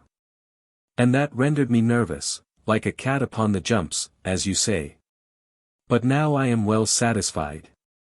Even if they discover that the Captain Hastings who landed in South America is an impostor, and I do not think they will discover it, they are not likely to send an agent out there who knows you personally. They will only believe that you are trying to circumvent them in some clever manner of your own, and will pay no serious attention to discovering your whereabouts. Of the one vital fact, my supposed death, they are thoroughly convinced. They will go ahead and mature their plans. And then? I asked eagerly. And then, mon ami, grand resurrection of Hercule Poirot. At the 11th hour I reappear, throw all into confusion, and achieve the supreme victory in my own unique manner. I realized that Poirot's vanity was of the case-hardened variety which could withstand all attacks. I reminded him that once or twice the honors of the game had lain with our adversaries. But I might have known that it was impossible to diminish Hercule Poirot's enthusiasm for his own methods. See you, Hastings, it is like the little trick that you play with the cards. You have seen it without doubt. You take the 4 knaves, you divide them, one on top of the pack, one underneath, and so on, you cut and you shuffle, and there they are all together again. That is my object. So far I have been contending, now against one of the Big Four, now against another. But let me get them all together, like the 4 knaves in the pack of cards, and then, with one coup, I destroy them all. And how do you propose to get them all together? I asked. By awaiting the supreme moment. By lying perdu until they are ready to strike. That may mean a long wait, I grumbled. Always impatient, the good Hastings. But no, it will not be so long. The one man they were afraid of, myself, is out of the way. I give them 2 or 3 months at most. His speaking of some one being got out of the way reminded me of Ingalls and his tragic death, and I remembered that I had never told Poirot about the dying Chinaman in St. Giles' Hospital. He listened with keen attention to my story. Ingalls' servant, eh? And the few words he uttered were in Italian. Curious. That's why I suspected it might have been a plant on the part of the Big Four. Your reasoning is at fault, Hastings. Employ the little grey cells. If your enemies wished to deceive you they would assuredly have seen to it that the Chinaman spoke in intelligible pidgin English. No, the message was genuine. Tell me again all that you heard. First of all he made a reference to Handel's Largo, and then he said something that sounded like, Carrozzo, that's a carriage, isn't it? Nothing else? Well, just at the end he murmured something like, Cara, somebody or other, some woman's name. Zia, I think. But I don't suppose that that had any bearing on the rest of it. You would not suppose so, Hastings. Cara Zia is very important indeed. I don't see. My dear friend, you never see, and anyway the English know no geography. Geography? I cried. What has geography got to do with it? I dare say M. Thomas Cook would be more to the point. As usual, Poirot refused to say anything more, a most irritating trick of his. But I noticed that his manner became extremely cheerful, as though he had scored some point or other. The days went on, pleasant if a trifle monotonous. There were plenty of books in the villa, and delightful rambles all around, but I chafed sometimes at the forced inactivity of our life, and marveled at Poirot's state of placid content. Nothing occurred to ruffle our quiet existence, and it was not until the end of June, well within the limit that Poirot had given them, that we had our news of the Big Four. A car drove up to the villa early one morning, such an unusual event in our peaceful life that I hurried down to satisfy my curiosity. I found Poirot talking to a pleasant-faced young fellow of about my own age. He introduced me. "This is Captain Harvey Hastings, one of the most famous members of your intelligence service." "Not famous at all, I'm afraid," said the young man, laughing pleasantly. "Not famous except to those in the know," I should have said. Most of Captain Harvey's friends and acquaintances consider him an amiable but brainless young man, devoted only to the trot of the fox or whatever the dance is called. We both laughed. "Well, well, to business," said Poirot. "You are of opinion the time has come, then?" "We are sure of it, sir. China was isolated politically yesterday. What is going on out there, nobody knows. No news of any kind, wireless or otherwise, has come through, just a complete break, and silence. Li Chang-yen has shown his hand. And the others? Abe Ryland arrived in England a week ago, and left for the continent yesterday. And Madame Olivier? Madame Olivier left Paris last night. For Italy. For Italy, sir. As far as we can judge, they are both making for the resort you indicated, though how you knew that. Ah, that is not the cap with the feather for me. That was the work of Hastings here. He conceals his intelligence, you comprehend, but it is profound for all that. Harvey looked at me with due appreciation, and I felt rather uncomfortable. All is in train, then, said Poirot. He was pale now, and completely serious. The time has come. The arrangements are all made. Everything you ordered has been carried out. The governments of Italy, France and England are behind you, and are all working harmoniously together. It is, in fact, a new entente, observed Poirot dryly. I am glad that Desjardins is convinced at last. Eh bien, then, we will start, or rather, I will start. You, Hastings, will remain here, yes, I pray of you. In verity, my friend, I am serious. I believed him, but it was not likely that I should consent to being left behind in that fashion. Our argument was short but decisive. It was not until we were in the train, speeding towards Paris, that he admitted that he was secretly glad of my decision. For you have a part to play, Hastings. An important part. Without you, I might well fail. Nevertheless, I felt that it was my duty to urge you to remain behind. There is danger, then. Mon ami, where there is the Big Four there is always danger. On arrival in Paris, we drove across to the Gare de l'Est, and Poirot at last announced our destination. We were bound for Bolzano and Italian Tyrol. During Harvey's absence from our carriage I took the opportunity of asking Poirot why he had said that the discovery of the rendezvous was my work. Because it was, my friend. How Ingalls managed to get hold of the information I do not know, but he did, and he sent it to us by his servant.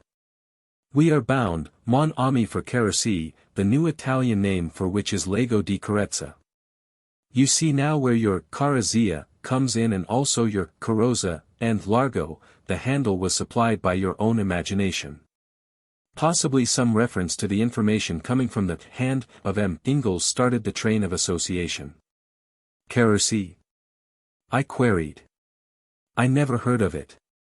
I always tell you that the English know no geography. But as a matter of fact it is a well-known and very beautiful summer resort, 4,000 feet up, in the heart of the Dolomites. And it is in this out-of-the-way spot that the Big Four have their rendezvous. Say rather their headquarters. The signal has been given and it is their intention to disappear from the world and issue orders from their mountain fastness. I have made the inquiries, a lot of quarrying of stone and mineral deposits is done there, and the company, apparently a small Italian firm, is in reality controlled by Abe Ryland. I am prepared to swear that a vast subterranean dwelling has been hollowed out in the very heart of the mountain, secret and inaccessible. From there the leaders of the organization will issue by wireless their orders to their followers who are numbered by thousands in every country. And from that crag in the Dolomites the dictators of the world will emerge. That is to say, they would emerge were it not for Hercule Poirot. Do you seriously believe all this, Poirot? What about the armies and general machinery of civilization? What about it in Russia, Hastings? This will be Russia on an infinitely larger scale, and with this additional menace, that Madame Olivier's experiments have proceeded further than she has ever given out. I believe that she has, to a certain extent, succeeded in liberating atomic energy in harnessing it to her purpose. Her experiments with the nitrogen of the air have been very remarkable, and she has also experimented in the concentration of wireless energy, so that a beam of great intensity can be focused upon some given spot. Exactly how far she has progressed, nobody knows, but it is certain that it is much farther than has ever been given out. She is a genius, that woman, the Curies were as nothing to her. Add to her genius the powers of Ryland's almost unlimited wealth, and, with the brain of Li Chang-yen, the finest criminal brain ever known, to direct and plan, eh bien, it will not be, as you say, all jam for civilization. His words made me very thoughtful. Although Poirot was given at times to exaggeration of language, he was not really an alarmist. For the first time I realized what a desperate struggle it was upon which we were engaged. Harvey soon rejoined us and the journey went on. We arrived at Bolzano about midday. From there the journey on was by motor. Several big blue motor cars were waiting in the central square of the town, and we three got into one of them. Poirot, notwithstanding the heat of the day, was muffled to the eyes in greatcoat and scarf. His eyes and the tips of his ears were all that could be seen of him. I did not know whether this was due to precaution or merely his exaggerated fear of catching a chill. The motor journey took a couple of hours. It was a really wonderful drive. For the first part of the way we wound in and out of huge cliffs, with a trickling waterfall on one hand. Then we emerged into a fertile valley, which continued for some miles, and then, still winding steadily upwards, the bare rocky peaks began to show with dense clustering pine woods at their base. The whole place was wild and lovely. Finally a series of abrupt curves, with the road running through the pine woods on either side, and we came suddenly upon a big hotel and found that we had arrived. Our rooms had been reserved for us, and under Harvey's guidance we went straight up to them.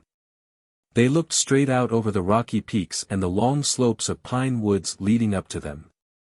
Poirot made a gesture towards them. "It is there?" he asked in a low voice. "Yes," replied Harvey. "There is a place called the FELSENLABYRYNTH, all big boulders piled about in a most fantastic way, a path winds through them. The quarrying is to the right of that, but we think that the entrance is probably in the FELSENLABYRYNTH." Poirot nodded. "Come, mon ami," he said to me. "Let us go down and sit upon the terrace and enjoy the sunlight." "You think that wise?" I asked. He shrugged his shoulders. The sunlight was marvelous, in fact the glare was almost too great for me. We had some creamy coffee instead of tea, then went upstairs and unpacked our few belongings. Poirot was in his most unapproachable mood, lost in a kind of reverie. Once or twice he shook his head and sighed. I had been rather intrigued by a man who had got out of our train at Bolzano, and had been met by a private car. He was a small man, and the thing about him that had attracted my attention was that he was almost as much muffled up as Poirot had been. More so, indeed, for in addition to greatcoat and muffler, he was wearing huge blue spectacles. I was convinced that here we had an emissary of the Big Four. Poirot did not seem very impressed by my idea, but when, leaning out of my bedroom window, I reported that the man in question was strolling about in the vicinity of the hotel, he admitted that there might be something in it. I urged my friend not to go down to dinner, but he insisted on doing so. We entered the dining room rather late, and were shown to a table by the window. As we sat down, our attention was attracted by an exclamation and a crash of falling china. A dish of haricots verts had been upset over a man who was sitting at the table next to ours. The head waiter came up and was vociferous in apologies. Presently, when the offending waiter was serving us with soup, Poirot spoke to him. "An unfortunate accident, that. But it was not your fault. Monsieur saw that?" "No, indeed it was not my fault. The gentleman half sprung up from his chair. I thought he was going to have an attack of some kind. I could not save the catastrophe." I saw Poirot's eyes shining with the green light I knew so well, and as the waiter departed he said to me in a low voice. "You see, Hastings, the effect of Hercule Poirot, alive and in the flesh." "You think?" I had not time to continue.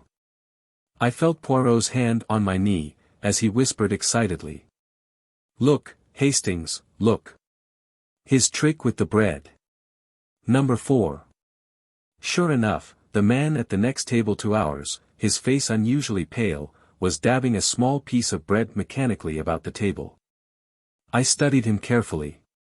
His face, clean-shaven and puffily fat, was of a pasty, unhealthy sallowness, with heavy pouches under the eyes and deep lines running from his nose to the corners of his mouth. His age might have been anything from 35 to 45. In no particular did he resemble any one of the characters which number 4 had previously assumed. Indeed, had it not been for his little trick with the bread, of which he was evidently quite unaware, I would have sworn readily enough that the man sitting there was someone whom I had never seen before. "He has recognized you," I murmured. "You should not have come down. My excellent Hastings, I have feigned death for 3 months for this one purpose. To startle number 4. To startle him at a moment when he must act quickly or not at all. And we have this great advantage, he does not know that we recognize him. He thinks that he is safe in his new disguise. How I bless Flossie Monroe for telling us of that little habit of his." "What will happen now?" I asked. "What can happen? He recognizes the only man he fears, miraculously resurrected from the dead, at the very minute when the plans of the Big Four are in the balance. Madame Olivier and Abe Ryland lunched here today, and it is thought that they went to Cortina. Only we know that they have retired to their hiding place. How much do we know? That is what number 4 is asking himself at this minute. He dare take no risks.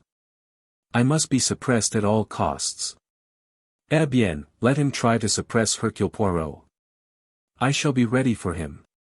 As he finished speaking, the man at the next table got up and went out. "He has gone to make his little arrangements," said Poirot placidly. "Shall we have our coffee on the terrace, my friend? It would be pleasanter, I think. I will just go up and get a coat." I went out onto the terrace, a little disturbed in mind. Poirot's assurance did not quite content me. However, so long as we were on our guard, nothing could happen to us. I resolved to keep thoroughly on the alert. It was quite 5 minutes before Poirot joined me. With his usual precautions against cold, he was muffled up to the ears. He sat down beside me and sipped his coffee appreciatively. "Only in England is the coffee so atrocious," he remarked. "On the continent they understand how important it is for the digestion that it should be properly made." As he finished speaking, the man from the next table suddenly appeared on the terrace. Without any hesitation, he came over and drew up a third chair to our table. "You do not mind my joining you, I hope," he said in English. "Not at all, monsieur," said Poirot. I felt very uneasy. It is true that we were on the terrace of the hotel, with people all round us, but nevertheless I was not satisfied. I sensed the presence of danger. Meanwhile number 4 chatted away in a perfectly natural manner. It seemed impossible to believe that he was anything but a bona fide tourist. He described excursions and motor trips, and posed as quite an authority on the neighborhood. He took a pipe from his pocket and began to light it. Poirot drew out his case of tiny cigarettes. As he placed one between his lips, the stranger leant forward with a match. "Let me give you a light." As he spoke, without the least warning, all the lights went out. There was a chink of glass, and something pungent under my nose, suffocating me. 18. In the Felsenlabyrinth. I could not have been unconscious more than a minute. I came to myself being hustled along between two men. They had me under each arm, supporting my weight, and there was a gag in my mouth. It was pitch dark, but I gathered that we were not outside, but passing through the hotel. All round I could hear people shouting and demanding in every known language what had happened to the lights. My captors swung me down some stairs. We passed along a basement passage, then through a door and out into the open again through a glass door at the back of the hotel. In another moment we had gained the shelter of the pine trees. I had caught a glimpse of another figure in a similar plight to myself, and realized that Poirot, too, was a victim of this bold coup. By sheer audacity, number 4 had won the day. He had employed, I gathered, an instant aesthetic, probably ethyl chloride, breaking a small bulb of it under our noses. Then, in the confusion of the darkness, his accomplices, who had probably been guests sitting at the next table, had thrust gags in our mouths and hurried us away, taking us through the hotel to baffle pursuit. I cannot describe the hour that followed. We were hurried through the woods at a breakneck pace, going uphill the whole time. At last we emerged in the open, on the mountainside, and I saw just in front of us an extraordinary conglomeration of fantastic rocks and boulders. This must be the Felsenlabyrinth of which Harvey had spoken. Soon we were winding in and out of its recesses. The place was like a maze devised by some evil genie. Suddenly we stopped. An enormous rock barred our path. One of the men stooped and seemed to push on something when, without a sound, the huge mass of rock turned on itself and disclosed a small tunnel-like opening leading into the mountainside. Into this we were hurried. For some time the tunnel was narrow, but presently it widened, and before very long we came out into a wide rocky chamber lighted by electricity. There the gags were removed. At a sign from number 4, who stood facing us with mocking triumph in his face, we were searched and every article was removed from our pockets, including Poirot's little automatic pistol. A pang smote me as it was tossed down on the table. We were defeated, hopelessly defeated and outnumbered. It was the end. "Welcome to the headquarters of the Big Four, Hercule Poirot," said number 4 in a mocking tone. "To meet you again is an unexpected pleasure. But was it worth while returning from the grave only for this?" Poirot did not reply. I dared not look at him. "Come this way," continued number 4. "Your arrival will be somewhat of a surprise to my colleagues." He indicated a narrow doorway in the wall. We passed through and found ourselves in another chamber. At the very end of it was a table behind which 4 chairs were placed. The end chair was empty, but was draped with a mandarin's cape. On the second, smoking a cigar, sat Mr. Abe Ryland. Leaning back in the third chair, with her burning eyes and her nun's face, was Madame Olivier. Number 4 took his seat on the 4th chair. We were in the presence of the Big Four. Never before had I felt so fully the reality and the presence of Li Chang-yen as I did now when confronting his empty seat. Far away in China, he yet controlled and directed this malign organization. Madame Olivier gave a faint cry on seeing us. Ryland, more self-controlled, only shifted his cigar, and raised his grizzled eyebrows. "Hercule Poirot," said Ryland slowly. "This is a pleasant surprise. You put it over on us all right. We thought you were good and buried. No matter, the game is up now." There was a ring as of steel in his voice. Madame Olivier said nothing, but her eyes burned, and I disliked the slow way she smiled. "Madame and Messrs, I wish you good evening," said Poirot quietly. Something unexpected, something I had not been prepared to hear in his voice made me look at him. He seemed quite composed. Yet there was something about his whole appearance that was different. Then there was a stir of draperies behind us, and the Countess Vera Rosikoff came in. Ah, said number 4. Our valued and trusted lieutenant. An old friend of yours is here, my dear lady. The Countess whirled round with her usual vehemence of movement. God in heaven, she cried. It is the little man. Ah! But he has the 9 lives of a cat. Oh, little man, little man. Why did you mix yourself up in this? Madam, said Poirot, with a bow. Me, like the great Napoleon, I am on the side of the big battalions. As he spoke I saw a sudden suspicion flash into her eyes, and at the same moment I knew the truth which subconsciously I already sensed. The man beside me was not Hercule Poirot. He was very like him, extraordinarily like him. There was the same egg-shaped head, the same strutting figure, delicately plump. But the voice was different, and the eyes instead of being green were dark, and surely the mustaches, those famous mustaches? My reflections were cut short by the Countess's voice. She stepped forward, her voice ringing with excitement. You have been deceived. That man is not Hercule Poirot. Number 4 uttered an incredulous exclamation, but the Countess leant forward and snatched at Poirot's mustaches. They came off in her hand, and then, indeed, the truth was plain. For this man's upper lip was disfigured by a small scar which completely altered the expression of the face. Not Hercule Poirot, muttered number 4. But who can he be then? I know, I cried suddenly, and then stopped dead, afraid I had ruined everything. But the man I will still refer to as Poirot had turned to me encouragingly. Say it if you will. It makes no matter now.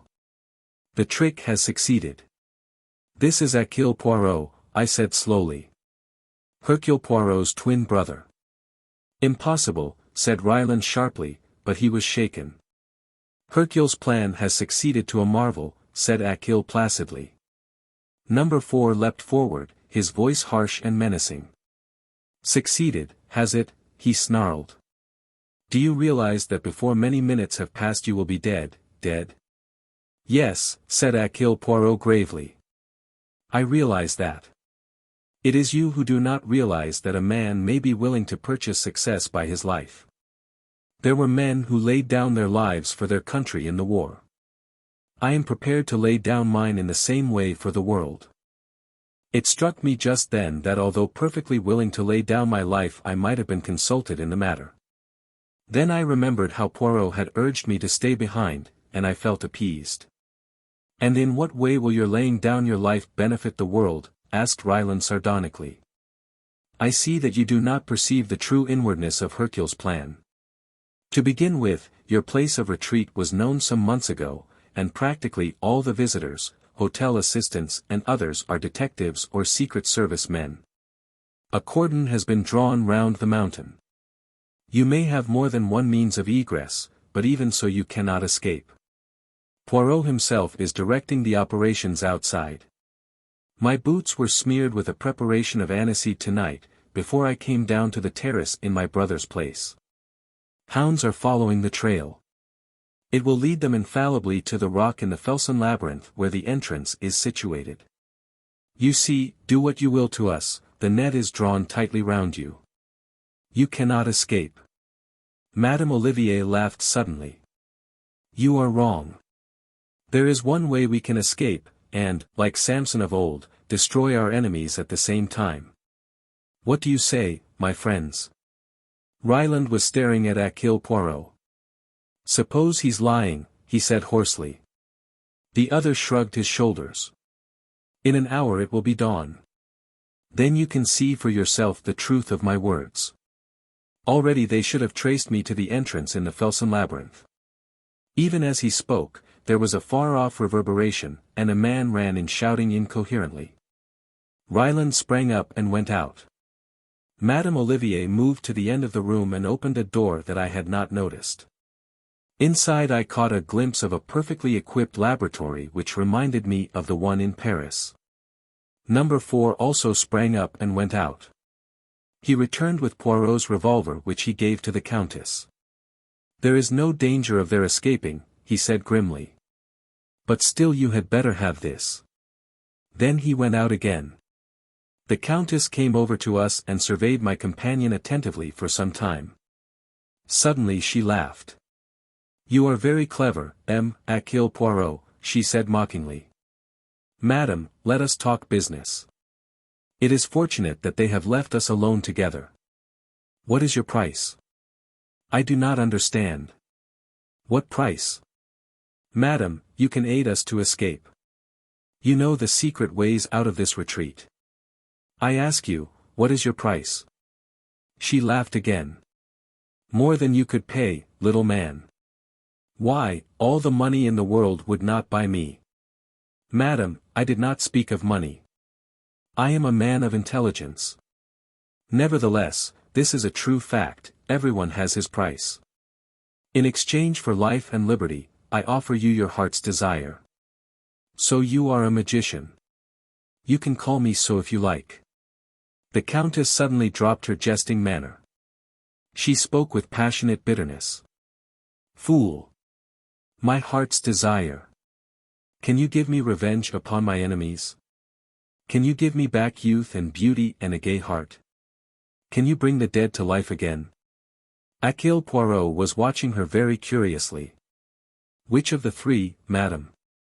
Make your choice." She laughed sardonically. "You will sell me the elixir of life, perhaps. Come, I will make a bargain with you. Once, I had a child. Find my child for me, and you shall go free." "Madam, I agree. It is a bargain. Your child shall be restored to you. On the faith of Hercule Poirot himself." Again that strange woman laughed, this time long and unrestrainedly. "My dear Poirot, I am afraid I laid a little trap for you. It is very kind of you to promise to find my child for me, but, you see, I happen to know that you would not succeed, and so that would be a very one-sided bargain, would it not? Madam, I swear to you by the holy angels that I will restore your child to you. I asked you before, Poirot, could you restore the dead to life? Then the child is dead? Yes. He stepped forward and took her wrist. "Madam, I who speak to you, swear once more. I will bring the dead to life." She stared at him as though fascinated. "You do not believe me. I will prove my words. Get my pocketbook which they took from me." She went out of the room, and returned with it in her hand. Throughout all she retained her grip on the revolver. I felt that Hercule Poirot's chances of bluffing her were very slight. The Countess Vera Rosakoff was no fool. "Open it, madam. The flap on the left-hand side. That is right. Now take out that photograph and look at it." Wonderingly, she took out what seemed to be a small snapshot. No sooner had she looked at it than she uttered a cry and swayed as though about to fall. Then she almost flew at my companion. "Where? Where? You shall tell me. Where? Remember your bargain, madam." Yes, I will trust you. Quick, before they come back." Catching him by the hand, she drew him quickly and silently out of the room. I followed. From the outer room she led us into the tunnel by which we had first entered, but a short way along this forked, and she turned off to the right. Again and again the passage divided, but she led us on, never faltering or seeming to doubt her way, and with increasing speed. "If only we are in time," she panted. "We must be out in the open before the explosion occurs." Still we went on. I understood that this tunnel led right through the mountain and that we should finally emerge on the other side, facing a different valley. The sweat streamed down my face, but I raced on. And then, far away, I saw a gleam of daylight. Nearer and nearer. I saw green bushes growing. We forced them aside, pushed our way through. We were in the open again, with the faint light of dawn making everything rosy. Poirot's cordon was a reality. Even as we emerged, 3 men fell upon us, but released us again with a cry of astonishment. "Quick," cried my companion. "Quick, there is no time to lose." But he was not destined to finish. The earth shook and trembled under our feet, there was a terrific roar and the whole mountain seemed to dissolve. We were flung headlong through the air. I came to myself at last. I was in a strange bed and a strange room. Someone was sitting by the window. He turned and came and stood by me. It was Hercule Poirot, or, stay, was it? The well-known ironical voice dispelled any doubts I might have had. But yes, my friend, it is I. Brother Hercule has gone home again, to the land of myths. It was I all the time. It is not only number 4 who can act a part. Belladonna in the eyes, the sacrifice of the mustaches, and a real scar the inflicting of which caused me much pain 2 months ago, but I could not risk a fake beneath the eagle eyes of number 4. And the final touch, your own knowledge and belief that there was such a person as Hercule Poirot. It was invaluable, the assistance you rendered me, half the success of the coup is due to you. The whole crux of the affair was to make them believe that Hercule Poirot was still at large directing operations. Otherwise, everything was true, the aniseed, the cordon, etc. But why not really send a substitute? And let you go into danger without me by your side? You have a pretty idea of me there. Besides, I always had a hope of finding a way out through the Countess. How on earth did you manage to convince her? It was a pretty thin story to make her swallow, all that about a dead child. The Countess has a great deal more perspicacity than you have, my dear Hastings. She was taken in at first by my disguise, but she soon saw through it. When she said, "You are very clever, Hercule Poirot," I knew that she had guessed the truth. It was then or never to play my trump card. All that rigmarole about bringing the dead to life.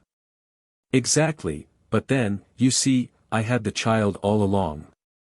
What? But yes. You know my motto, be prepared. As soon as I found that the Countess Rossakoff was mixed up with the Big Four, I had every possible inquiry made as to her antecedents. I learnt that she had had a child who was reported to have been killed, and I also found that there were discrepancies in the story which led me to wonder whether it might not, after all, be alive. In the end, I succeeded in tracing the boy, and by paying out a big sum I obtained possession of the child's person. The poor little fellow was nearly dead of starvation. I placed him in a safe place, with kindly people, and took a snapshot of him in his new surroundings. And so, when the time came, I had my little coup de theatre all ready. You are wonderful, Poirot, absolutely wonderful. I was glad to do it, too. For I had admired the Countess. I should have been sorry if she had perished in the explosion. I've been half afraid to ask you, what of the Big Four? All the bodies have now been recovered. That of number 4 was quite unrecognizable, the head blown to pieces. I rather wish it had not been so. I should have liked to be sure, but no more of that. Look at this. He handed me a newspaper in which a paragraph was marked. It reported the death, by suicide, of Li Chong-yen, who had engineered the recent revolution which had failed so disastrously. My great opponent, said Poirot gravely. It was fated that he and I should never meet in the flesh. When he received the news of the disaster here, he took the simplest way out. A great brain, my friend, a great brain. But I wish I had seen the face of the man who was number 4. Supposing that, after all, but I romance. He is dead. Yes, mon ami, together we have faced and routed the Big Four, and now you will return to your charming wife, and I shall retire. The great case of my life is over. Anything else will seem tame after this. No, I shall retire. Possibly I shall grow vegetable marrows. I might even marry and range myself. He laughed heartily at the idea, but with a touch of embarrassment. I hope, small men always admire big, flamboyant women. Marry and range myself, he said again. Who knows?